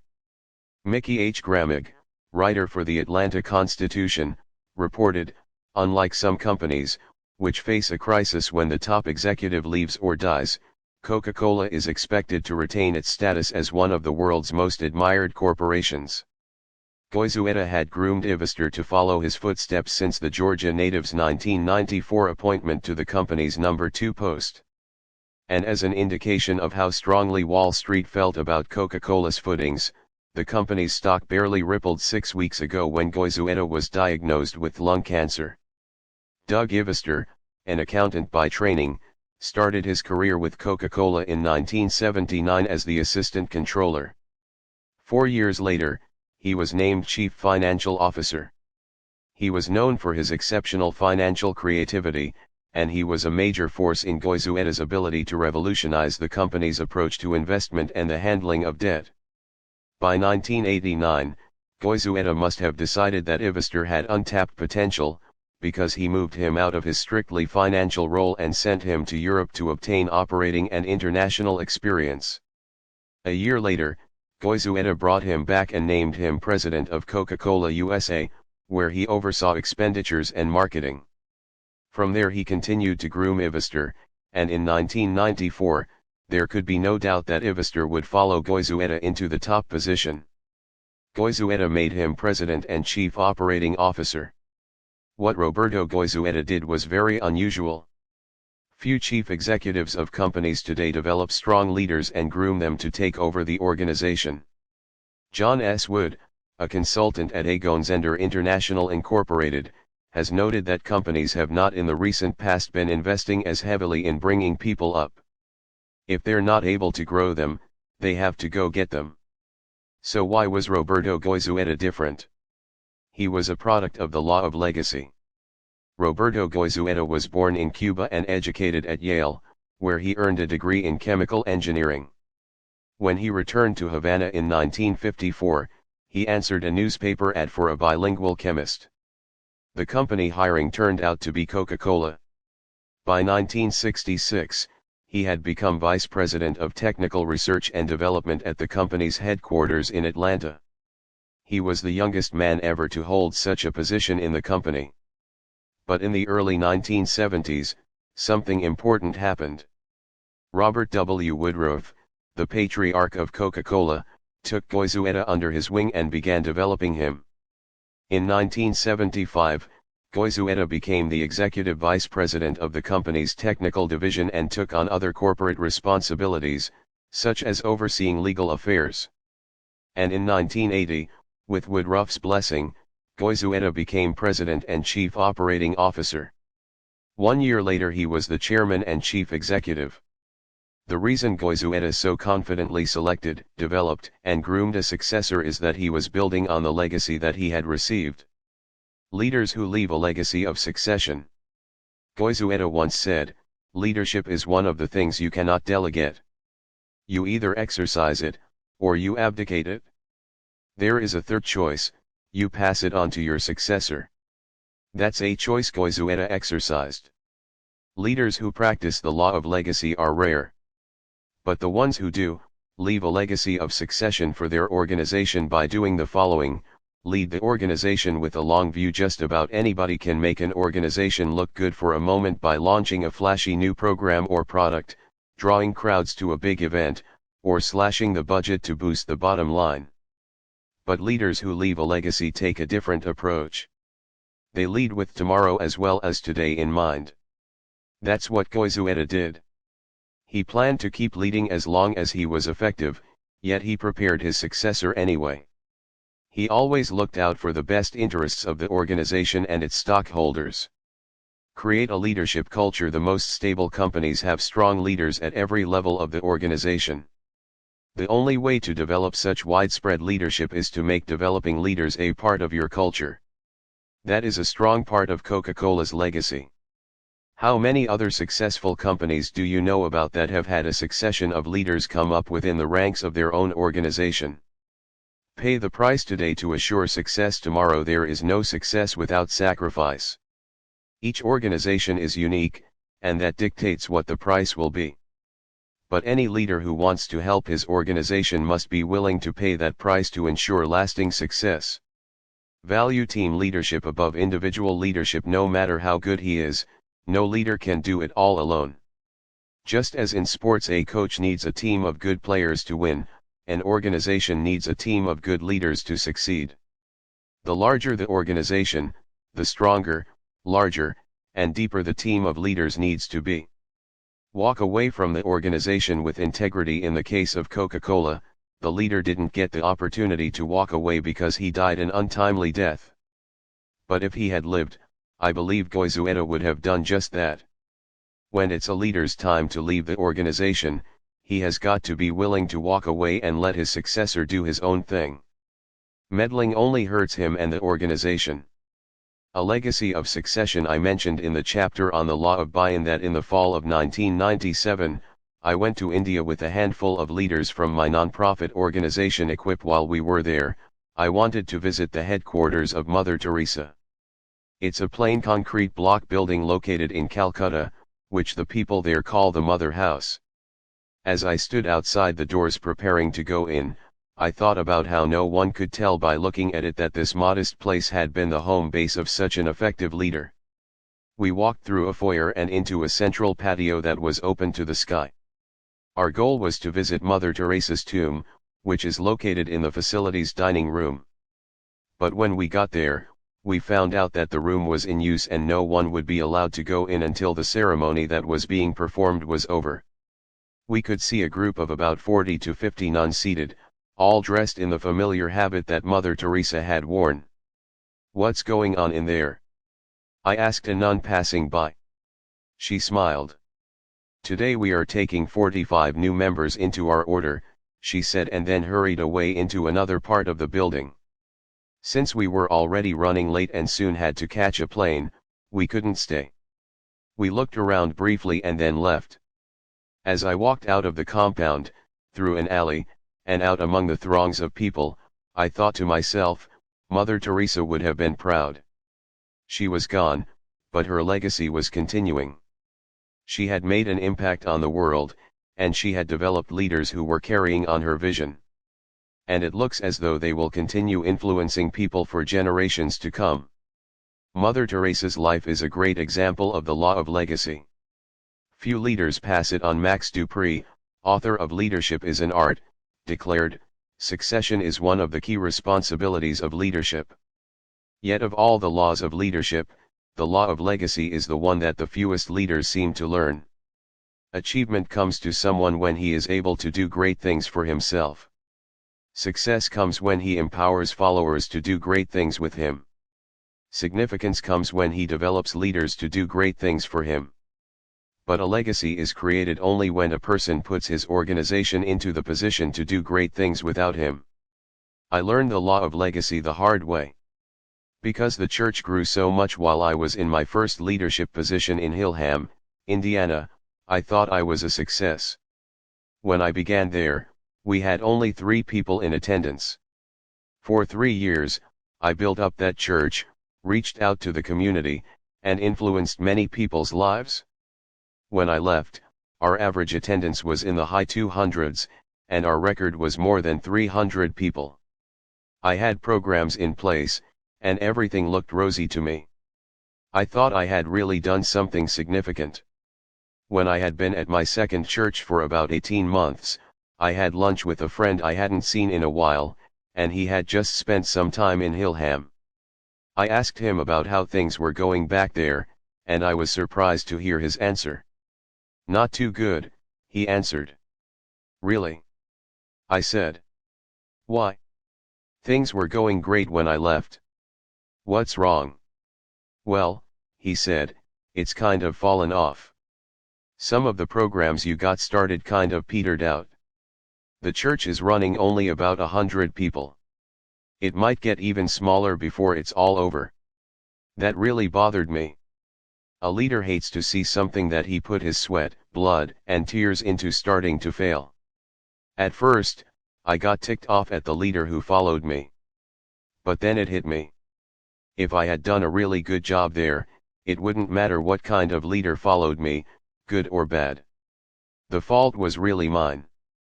I hadn't set up the organization to succeed after I left. It was the first time I realized the significance of the law of legacy. Paradigm shift. After that, I started to look at leadership in a whole new way. Every leader eventually leaves his organization one way or another. He may change jobs, get promoted, or retire. And even if a person refuses to retire, he is going to die. That made me realize that part of my job as a leader was to start preparing my people and organization for what inevitably lies ahead. That prompted me to change my focus from leading followers to developing leaders. My lasting value, like that of any leader, would be measured by my ability to give the organization a smooth succession. My best personal succession story concerns my departure from Skyline Church. When I first arrived there in 1981, I made one of my primary goals the identification and development of leaders because I knew that our success depended on it. Over the 14 years I was there, my staff and I developed literally hundreds of outstanding leaders, both volunteers and staff. The development of so many leaders put the church in a good position to succeed, but that alone wasn't enough.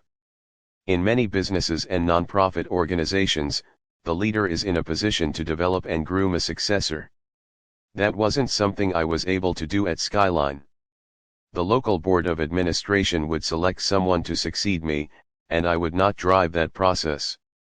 The most I would be able to do for them was to give them any information I knew about the potential candidates with whom I was acquainted. But there were other things I could do, such as preparing the people and the organization for the arrival of their new leader. I wanted to set that person up to succeed as much as I could. The success continues. One of my greatest joys in life is knowing that Skyline is stronger now than when I left in 1995. Jim Garlow, who succeeded me as the senior pastor, is doing a wonderful job there. The church's attendance has increased, finances have improved, and best of all, the building and relocation program is going forward after a decade of delays. In the fall of 1997, Jim asked me to come back to Skyline and speak at a fundraising banquet for the next phase of the building project, and I was delighted to honor his request. They staged the event at the San Diego Convention Center, located on the city's beautiful bay. They really did a first-class job of everything, and about 4,100 people attended. The best part for my wife, Margaret, and me was the chance to see and talk with so many of our old friends. And of course, I felt privileged to be the evening's keynote speaker. It was quite a celebration and quite a success. People pledged more than $7.8 million toward the building of the church's new facility. As soon as I finished speaking, Margaret and I slipped out of the ballroom. We wanted the night to belong to Jim, since he was now the leader of Skyline. Because of that, we knew it would be best if we made a quick exit before the program was over. Descending the stairs, I grabbed her hand and gave it a squeeze. "Margaret," I said, "wasn't it an awesome night?" "Oh, it was great," she said. "I think Jim was really pleased." "I think you're right," I said. "You know what was the best part for me? Knowing that what we started all those years ago is going to continue." As we left the convention center behind us, I felt that our final chapter with Skyline was finished, and it had a very happy ending. It's like my friend Chris Musgrove says, success is not measured by what you're leaving to, but by what you are leaving behind. When all is said and done, your ability as a leader will not be judged by what you achieved personally or even by what your team accomplished during your tenure. You will be judged by how well your people and your organization did after you were gone. You will be gauged according to the law of legacy. Your lasting value will be measured by succession. Conclusion: everything rises and falls on leadership. Well, there you have them, the 21 irrefutable laws of leadership. Learn them, take them to heart, and apply them to your life. If you follow them, people will follow you. I've been teaching leadership for 2.5 decades now, and during those years I've told the people I've trained something that I'm now going to say to you: everything rises and falls on leadership. Most people don't believe me when I say that, but it's true. The more you try to do in life, the more you will find that leadership makes the difference. Any endeavor you can undertake that involves other people will live or die depending on leadership. As you work to build your organization, remember this: personnel determine the potential of the organization. Relationships determine the morale of the organization. Structure determines the size of the organization. Vision determines the direction of the organization. Leadership determines the success of the organization. I wish you success. Pursue your dreams. Desire excellence.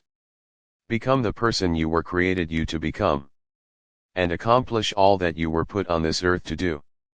Leadership will help you to do that. Learn to lead not just for yourself, but for the people who follow behind you. And as you reach the highest levels, don't forget to take others with you to be the leaders of tomorrow. 1 Maxwell, John C., The 21 Irrefutable Laws of Leadership, Nashville, Tennessee, Thomas Nelson Publishers, 1999. Encoded by Don Reyes@gmail.com. Not for sale.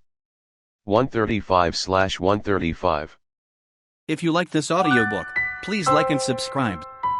This will help us create more quality content so that you can enjoy your time with us.